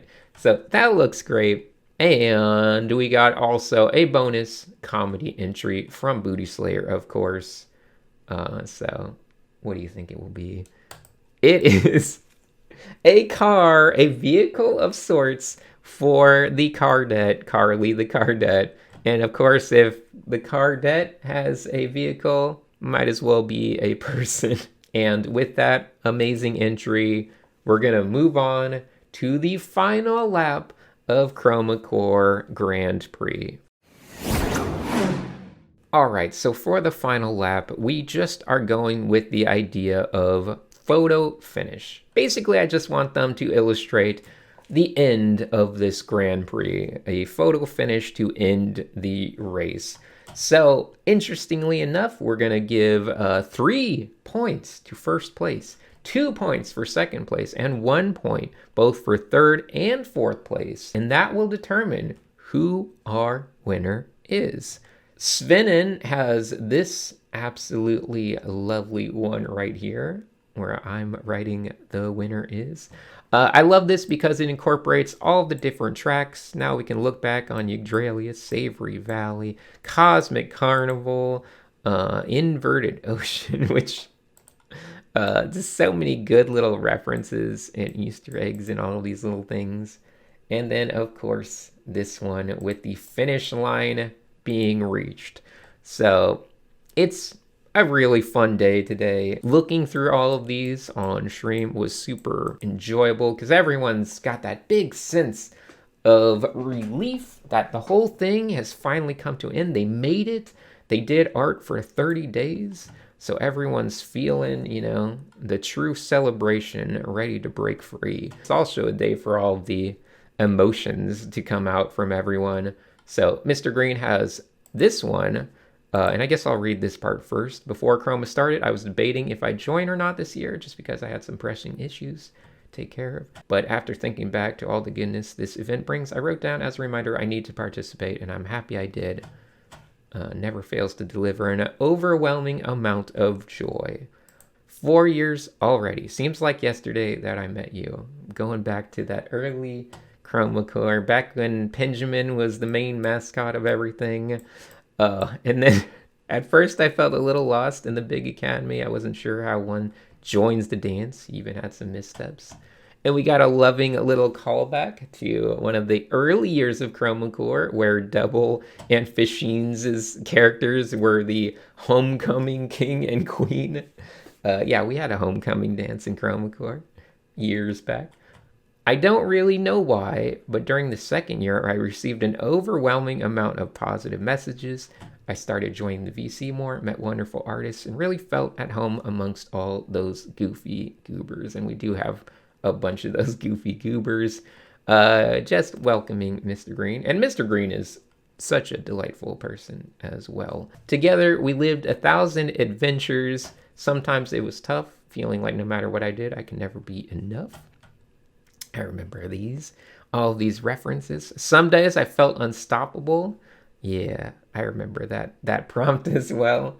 But there is one feeling that never fails to show up at the end of each year, the profound joy of having shared our passion for art and having reached a new milestone together. And there you can see Double, NAKA, Mr. Green, and Eladin all chilling out there. Yeah, a really touching and nice way to end the year from Mr. Green. Finally, just showcasing all of the racers crossing the finish line together. And we got me over here. In sports, it's the torso account that counts, not the foot. They know that, right? Those are artists. We got Andre here. We got Paul here.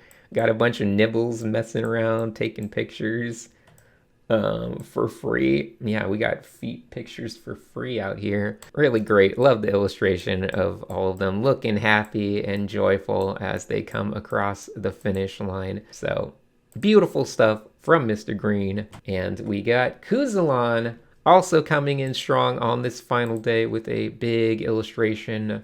The distance we've traveled, showcasing a bunch of the different environments they've gone through. Also the starting point, Chroma Corps Academy in the background. But we got, you know, Savory Valleys. We got Yggdralius. We got Cosmic Carnival. All of the places we've been, the challenges we've endured. We even got Abstract Land, Inverted Oceans, Origami Cities. All of that stuff all put together. And all of those challenges have made us stronger. There we go. That's a lot better. Now we can see the whole thing. Distances we traveled, all the places we've been, challenges we've endured. The Grand Prix finish line. And you can see a lovely little shot of all of the 7 finalists, as well as a bunch of Easter eggs. We got Nikiti-san out there. We got so dope. It looks like little Pepitos over there. Divan, Zactor, Halion, a bunch of the eliminated ones. Druid for Hire, Vivov, NAKA's over there. Even me as a little Lakitu over here. But my favorite little Easter egg of all, next to Annie, is, of course, this one, which is Ewok, Carl, and Steven, Ewok's characters. And if you don't know, Ewok is Kuzalon's little sister who did all of the prompts this year as well in their trademark cute little style. You love to see family getting along, being good sports about the whole thing. So a lovely little tribute image there from our good friend Kuzalon. After that, we have Funky Pepe. And of course, Funky Pepe is going to end with an animation. You know, let's just take a look at this. Approaching the final moments of this race, positions are tight all across the track, but we got Pepe and Boland fighting for that first place. What do you think, Double? Looks like it can be anybody's game, but Poland seems to be getting slightly ahead of... Wait, what is Funky Pepe doing? With Pepito. Pepito's tongue crossing at the same time. It's a tie? That's a really good, really good animation.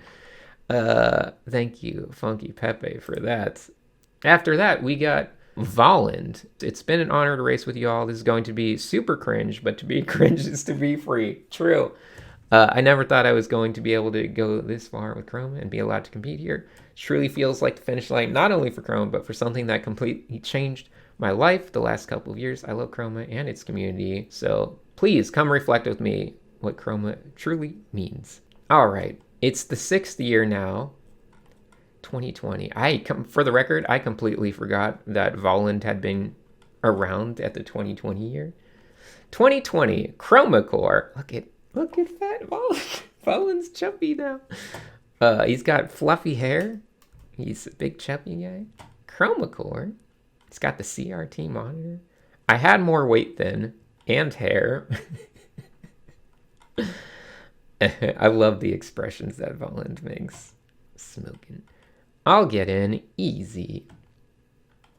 Also had a lot more ego.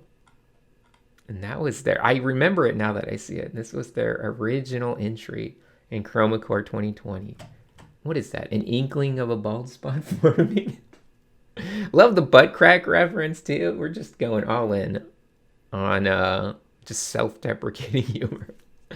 Perfect. Practically a cadet already. Rejected. Oh no. Ego shattered. I'm sorry. I rejected you in the first year.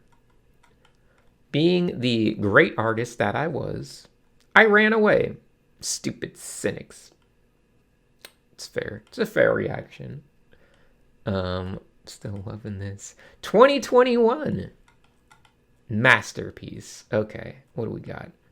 People will be green with envy. Surely this time would work, right? Oh, I remember this one too. Rejected. I'm sorry. Wrong. Oh no, he's angry. I'll show him. Tree of Prismatic Overgrowth. Actually doing the follow-alongs. Yeah. This expression gets me every time. Yeah. That's kind of a rough tree. That's kind of a rough environment. Or not. Effing Sinix. Dang. Hating me more and more every year. But thankfully, the prideful return. 2022. Okay, not gonna lie, totally missed this one. Just slept through 2022. Don't worry about 2022. 2023. We're slimmed down now. We're thin. We've thinned down. We got a fancy setup. We got the big fancy tablet screen. Nice dual screen setup. Not the best, but pretty good. And 42 cadets? I should be in. Yeah, that was our big year. 42 cadets. Rejected. Again. I'm sorry. Now they're reacting. A much tamer reaction this time. This time I stayed. I joined VC and did the prompts and had the most fun making art ever. So there you go. You gotta start getting involved in the communities to know what Chroma Corps is all about. A lot of good stuff that time from Volland.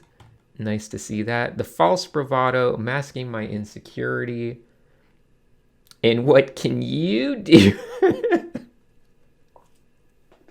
What? Why do I gotta look like that? I guess that's how I look. It's pretty much how I look a lot of the time when I'm interacting with people. The bald spot has grown, by the way. Just saying. Oh, he socked me right in the face. That's fair. Was blown away.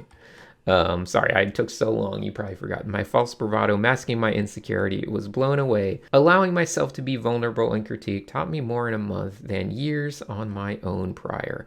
I had my first art friends, and so 2024 approved. Yeah, that was a great layout.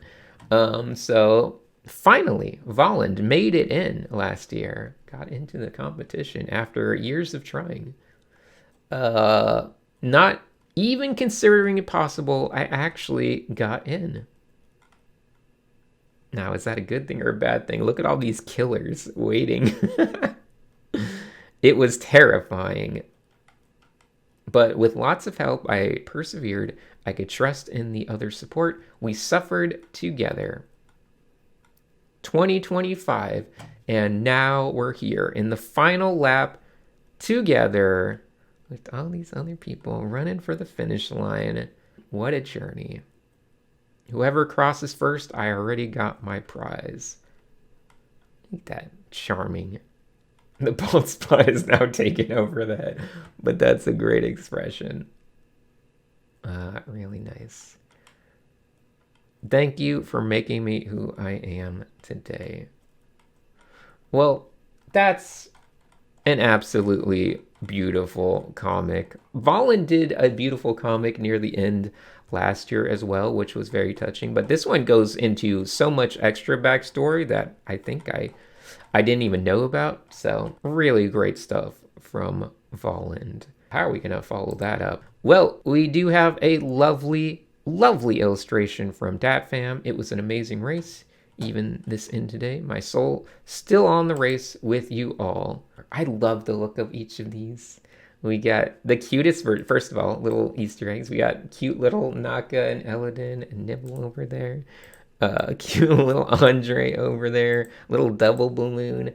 But loving the little chibi Funky Pepe.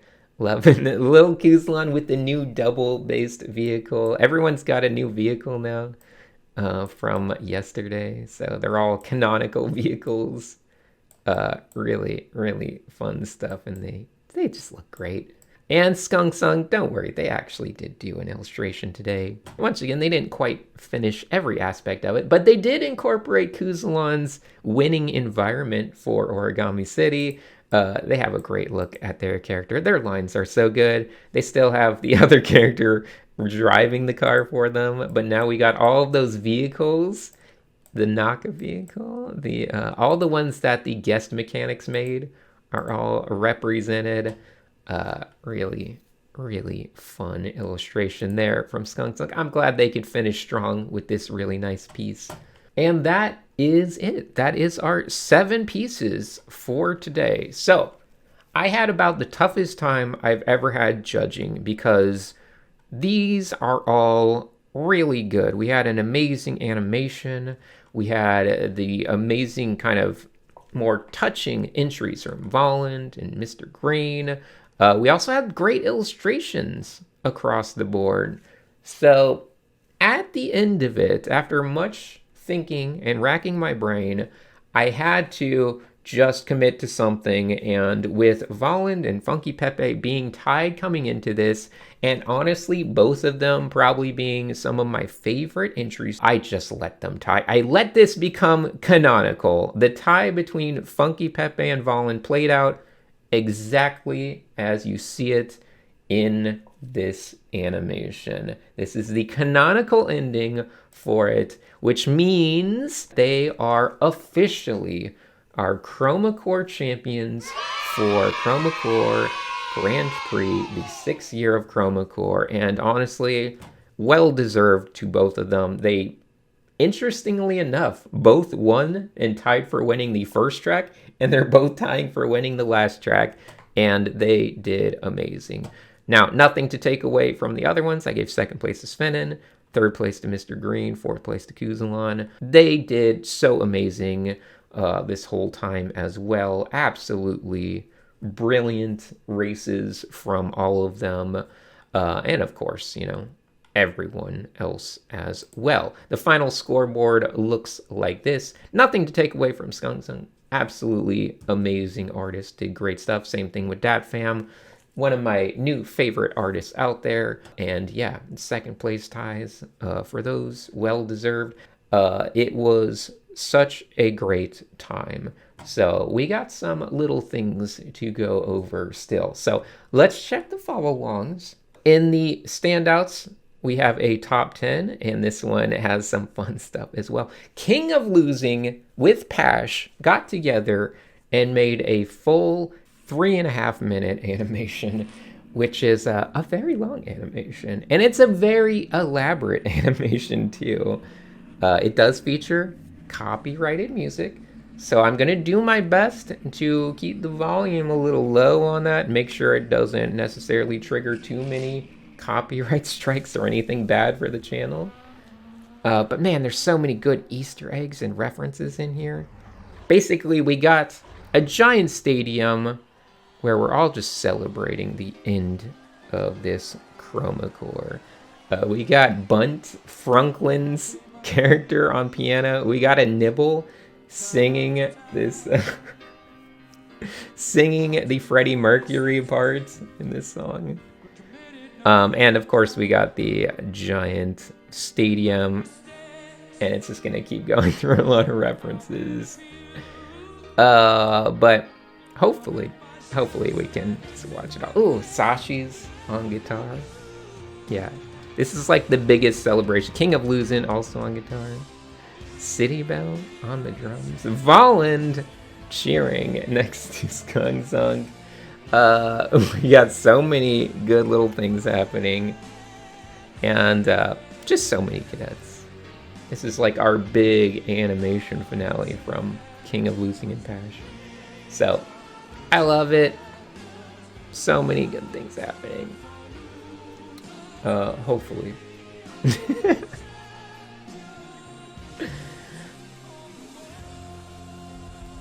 Yeah, it's about as ambitious as a project can be for one day of work.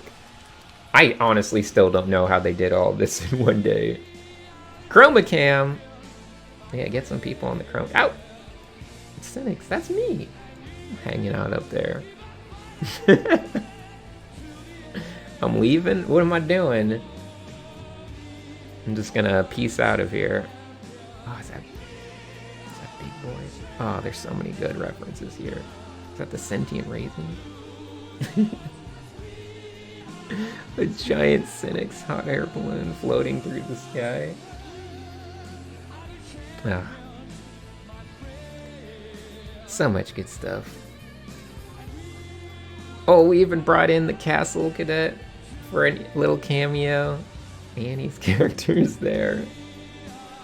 The Carls. Ah, so many good characters. Yeah, it's about as packed with cadets and characters as you could possibly be. And we all are the champions for getting to enjoy all of this good art over the course of this Chroma Corps. And great to see it. Really, really nice tribute from King of Losing and Pash. Ooh, fireworks. Nice. Yeah. Wow. Till next year. What a way to end it. Thank you for that. That, of course, had to be in my top spot there. We also have Directograph with this amazing illustration photo finish. Even got me up there. With the checkered flag. Really, really nice, ambitious one there. Volland's flying through the sky. Looks like Funky Pepe and Volland are kind of in the lead there. We also have Anko, who not only does Zactor do the 3D photospheres, but Anko got in on the fun and also did a photosphere. So as soon as it loads, we'll take a look at it. We got this lovely little photosphere with all these references to different planets, different things. All of our racers here racing right to the finish line. And then there I am, cool as can be, standing there. Very fun. We also have one from Arcalide, which has their character just flipping out of the car, reaching for the finish line. A very nice, dynamic illustration there. We have Kieran doing a little newspaper for the race ending, the Grand Prix coming to a close. Buy merch. Yeah, go buy merch. Buy merch. Host Sinix with words of wisdom. It's pretty good merch this year, I have to say. Yeah, that's my main reaction to all things during judging is a lot of humming, which accurate. So that's a good one from Kieran, who did amazing all Chroma Corps long. Alien Chocolate decided to bring back the paper craft for one last little image here. We also have Mew Pet, who decided to have their own characters finishing here, along with some other characters, of course. And that's great to see. Really nice illustration from Mew Pet. And so had a giant storyline, all Chroma Corps long, and they are crossing the finish line as well. So that's delightful to see. Like to see that. Ipanashi has this one with all the characters reaching for that Chroma Corps logo there. That's very fun. On standing on top of all the fallen, eliminated people as well. Finally, we have Detroit with just an evolution of their character. Hard to describe, but their character scheme was like layers on layers on layers of skin. So don't worry too much about it. Just a fun way to end up. And then some magma bonuses. We have the magma canvas of everyone reaching the finish line, which is quite fun. Yellock and Eladin over there, Croxy, Pash. So many good artists in here, all having a fun time and drawing together. Kieran DeZalzer, Paramecia, and so. We also have one of them all in the stands watching the finish, which is very charming. Look, I even got my little baby Sprout in there. My little Maymay, my little baby Maymay. Very charming and fun as well. So much good stuff to end this Chroma Corps.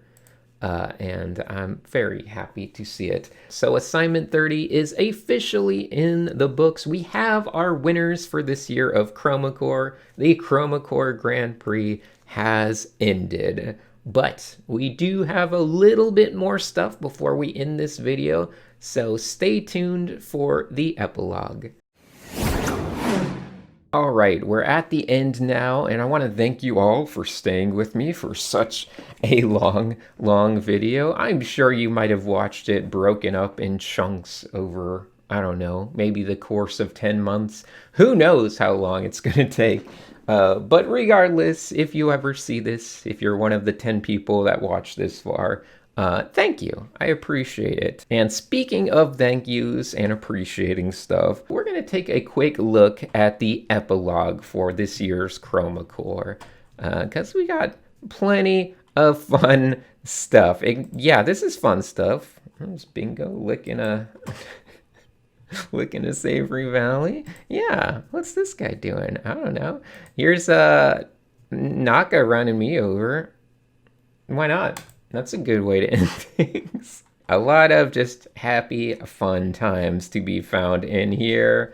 Some of it's related to our winners. Some of it is slightly not. Now, there's a ton of great congratulatory art, of course.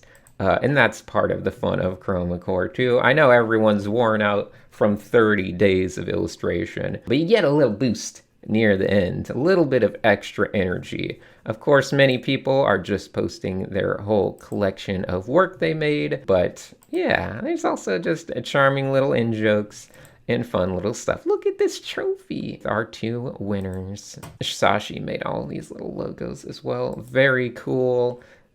So just a lot. There's so much good stuff going on in here, and it's just a lot of fun. Yeah, we got lots of references, lots of fan art, still a lot of compilations. Some people are just sharing their processes for how they went about creating characters, which is fun to look at as well. Definitely a good place to comb through if you just want to see some bonus useful art for all of you artists out there. Volland honestly wrote some really appreciated kind words about just the whole process of going through it all, which I guess we experienced, a good chunk of. We got an insight with yesterday's winning art piece, but it's still really nice to see all of the talk as well. It's all going to make me emotional if I start reading through it all, because it's just so positive, And yeah, you can, once again, encouraged to come on here and read through stuff at your own pace, look at stuff. It's been an amazing experience every year, and I feel like it just keeps becoming more and more kind of, I wouldn't say emotional, but just more and more meaningful to both me and to other people as the years go on, because the familiarity builds. You feel like you really get to know everyone. The experiences of going through it year after year, and then making it further, maybe not making it further, but the back and forth of it all. It's just a interesting experience. I was going to talk about it in one of the breaks, but I think I'll just mention it here. The reason that I think Chroma Corps is so valuable and important is just because it's authentic. We don't do anything for money. There's not a big prize incentive. Everyone that's here is here just out of passion, love for art. And that level of authenticity is so refreshing. We live in a world where everything feels distrustful. You're suspicious of your neighbors. You're suspicious of your communities. You're suspicious of everyone. You're even now suspicious of every song you hear, of every art you see. Is it AI? Did a real person make it? And this way of living your life is just not healthy. We crave authenticity. It is the one thing that we really know we need to be happy and to feel fulfilled as people. And it's something that's being stripped away from us by so many sources, day after day. Just all the time, it feels like nothing is authentic, nothing is real, nothing is meaningful in an important way.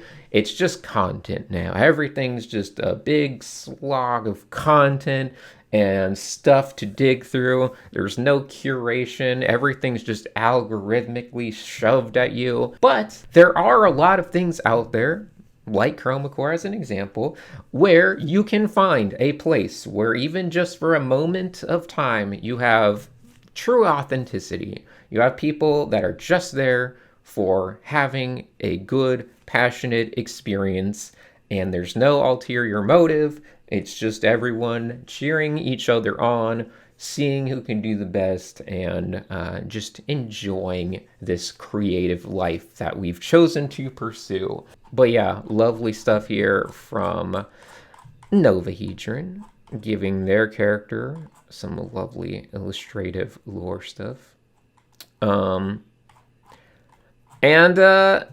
Yeah, this is kind of nice. I don't know, every time I look at everything, especially as Chroma Corps ends and I'm just looking back at the art, it just makes me feel good stuff, I would gladly sacrifice any money for just a chance to really have these authentic moments. So yeah, a lot of heartfelt messages from all of our wonderful, wonderful racers. There were also a ton of really good, thoughtful messages coming through from follow-alongs, just from everyone.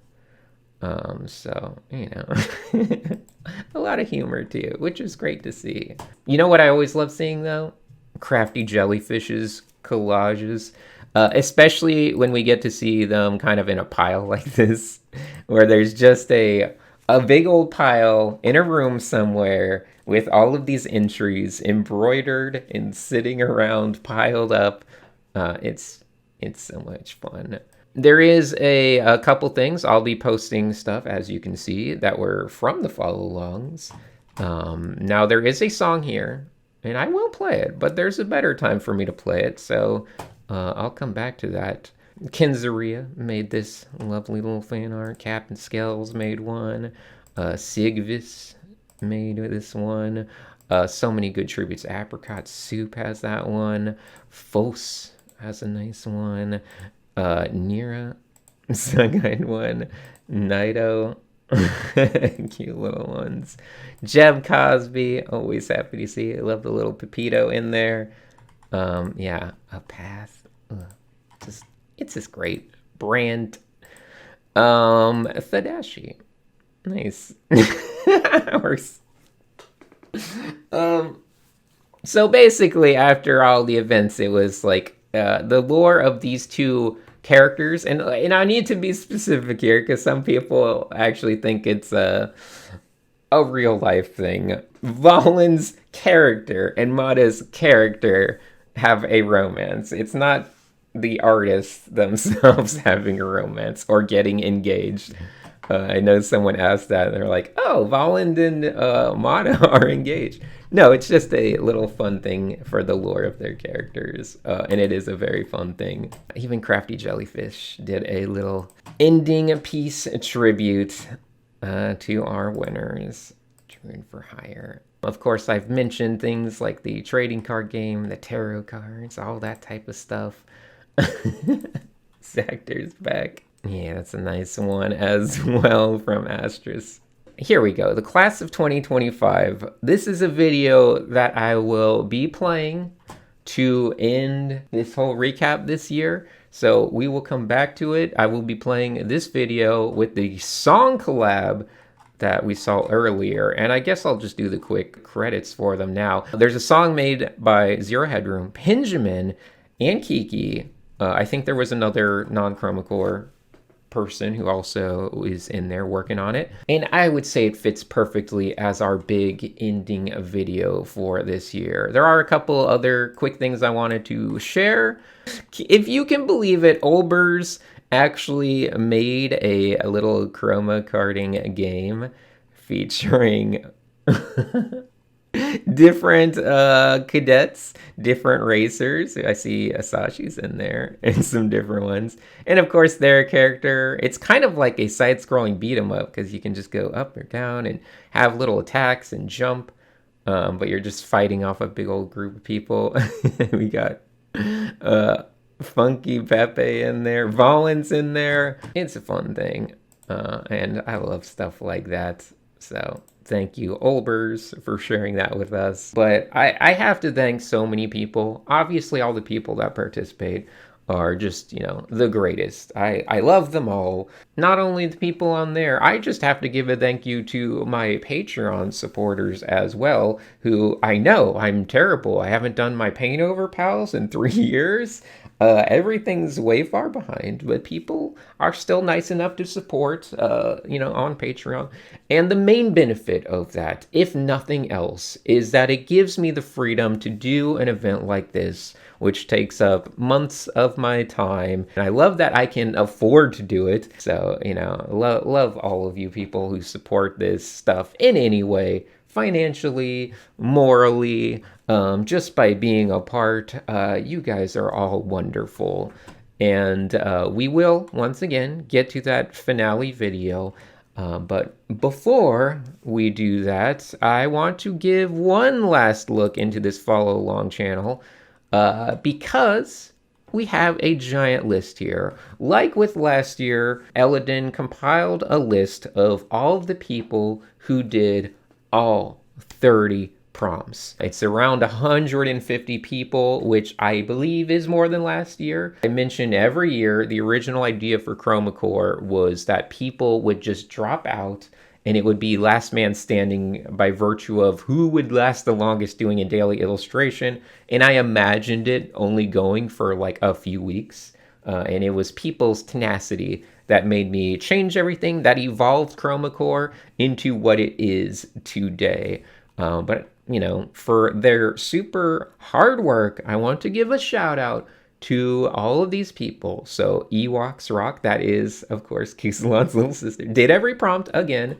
Banane, Plantain, Attitanks, By the way, some of these names are their Discord names, not their names that they use, like their nicknames on the server. But regardless, we'll just go through them. I'll stop stopping because there's a lot. A Titan X, Janet V, Witch 666, Indigal, Kinzaria, Detroit, Art Konina, M Ditto, Katash E. I'm going to say some of these really wrong. Padron No Gameplays. What do you think? Padron No Gameplays. Chipnix, of course. A Swarm of Bees. Hardcore Chewy. Pigeon 16. Fet Deart. Fete Arteresi. Oh man, I have no idea how to split up some of these letter combinations. Fet Deer Terai? Sorry. Felix Nido, Apricot Soup, Nungor, Stagart, Aphelion Fish, Velful, Jumpske, JMPSC, I guess. Gingerbread, Envyfish, Yev, 777, Fudge Cake Devil, King of Losing, Valsu, Ilumbo, that is Eladin, Person with Great Mental, Panda Small, I think that's Small Panda, Malayan Studios, Boss 6996, Matcha Sage, Double, our former champion, Sphinx Sage, Kira, Roko, Koro, I don't know. I wonder if that's Boca. I don't know. Broca, Roko, Coco, Koro. Jeb Cosby, I'm Jellyfish, Directograph, Franklin, Hirano, Cardboard, 1773, Macrophage, Apath, Aki, Lost Stranger, KN Pictures, Kanzai, Teiji, Dragonfly, Gianag, Juicebox, Orch, The Ginger One, Juan Cruz, Jugbot, Azu, XX Rue, Sword Tune, Toonie Nobody, Alien Chocolate, T-Ted, Draws, Lion Frog, Shucks, Tachi, Michaela, Pishk, PSSKCH, Captain Skills, Chicky Tie, Broken Teacup, Yellock, Real Mitcha, Barbario Fight. I messed that one up probably. Zeon the Hunter, Angel of Phos, Adrialis, Just Call Me, Jackson, Lula, Fairweather Friend, Bear 667, Thibalt, Worry Zero, Ned 0200, Kiki Wolfen, Unknown Aster, who is Kieran, I believe, Katie 2969, Sigvis, Dalcephodius, Dizalzer, Patchel Art, or I guess Pacobel Art. The one we know is Patch, Vicente Pino, Rocco, Gubbins, hashtag 1717. I believe that's just Gubbins or Zero Headroom. Spunky Bat, The Dashi, Okiyem, Pinjamin, DCJ, Starry Side Trinkets, Canadian Wonder Woman, Cat in a Burrito, Claire, Soldaku, Arcalide, Azeart, Just Flat, Procrastination Gaming, 7977, Woolly Frost, Max Reptile, Scoop of Beans, Fazara, Nira Kangsa, Poppin', Mixfold, Squeebly Bob, Scarlet Force, Exostable, Dirty Little Gum, GS Horn, Yoto, Mulayan's brother, Humab, Some Drake, Cyanide Ed, Livin' La Vida 11, Shuinama, Alperin, Gegum, Kana, Will, Mr. Green, Volin, Dunksunk, Sashi, Crafty Jellyfish, Paramecia, Sven, of course, Svenizb, Justin Time, Dong Puncher, that's Druid, Dat Fam, Kuzalon, Forest Penguins, Funky Pepe, of course, Panagian, Vagabond, and Annie Z. Beth, or Annie in our racers. Maybe there are some that got missed in that list, which, I'm very sorry. if you got missed and you did them all. Certainly, thank you to all of these people. Thank you to everyone who even did one little drawing or maybe just chatted in the Discord. All right, you know what? I'm probably forgetting a bunch of things I wanted to say near the end, but it's okay. I'm looking forward to next year's Chroma Corps, which will be an interesting one. Very different than this year, I'll tell you this much. Probably almost the polar opposite of this year, but I hope you stay tuned and look forward to that announcement. It will definitely be another July into August event. So I'm sorry, I know it takes the same kind of time period as Art Fight, but that's the only time period I have available to do Chroma Corps. Anyway, thank you all for watching. I hope you have a great rest of your day or night or month. Who knows when you're watching this? By the way, Silksong came out today as I'm recording this, so the video didn't make it out. And it's probably going to slow down my editing because I'm already playing Silksong. I can't resist. Let's wrap things up with that nice finale video, and I will say my goodbye. So long.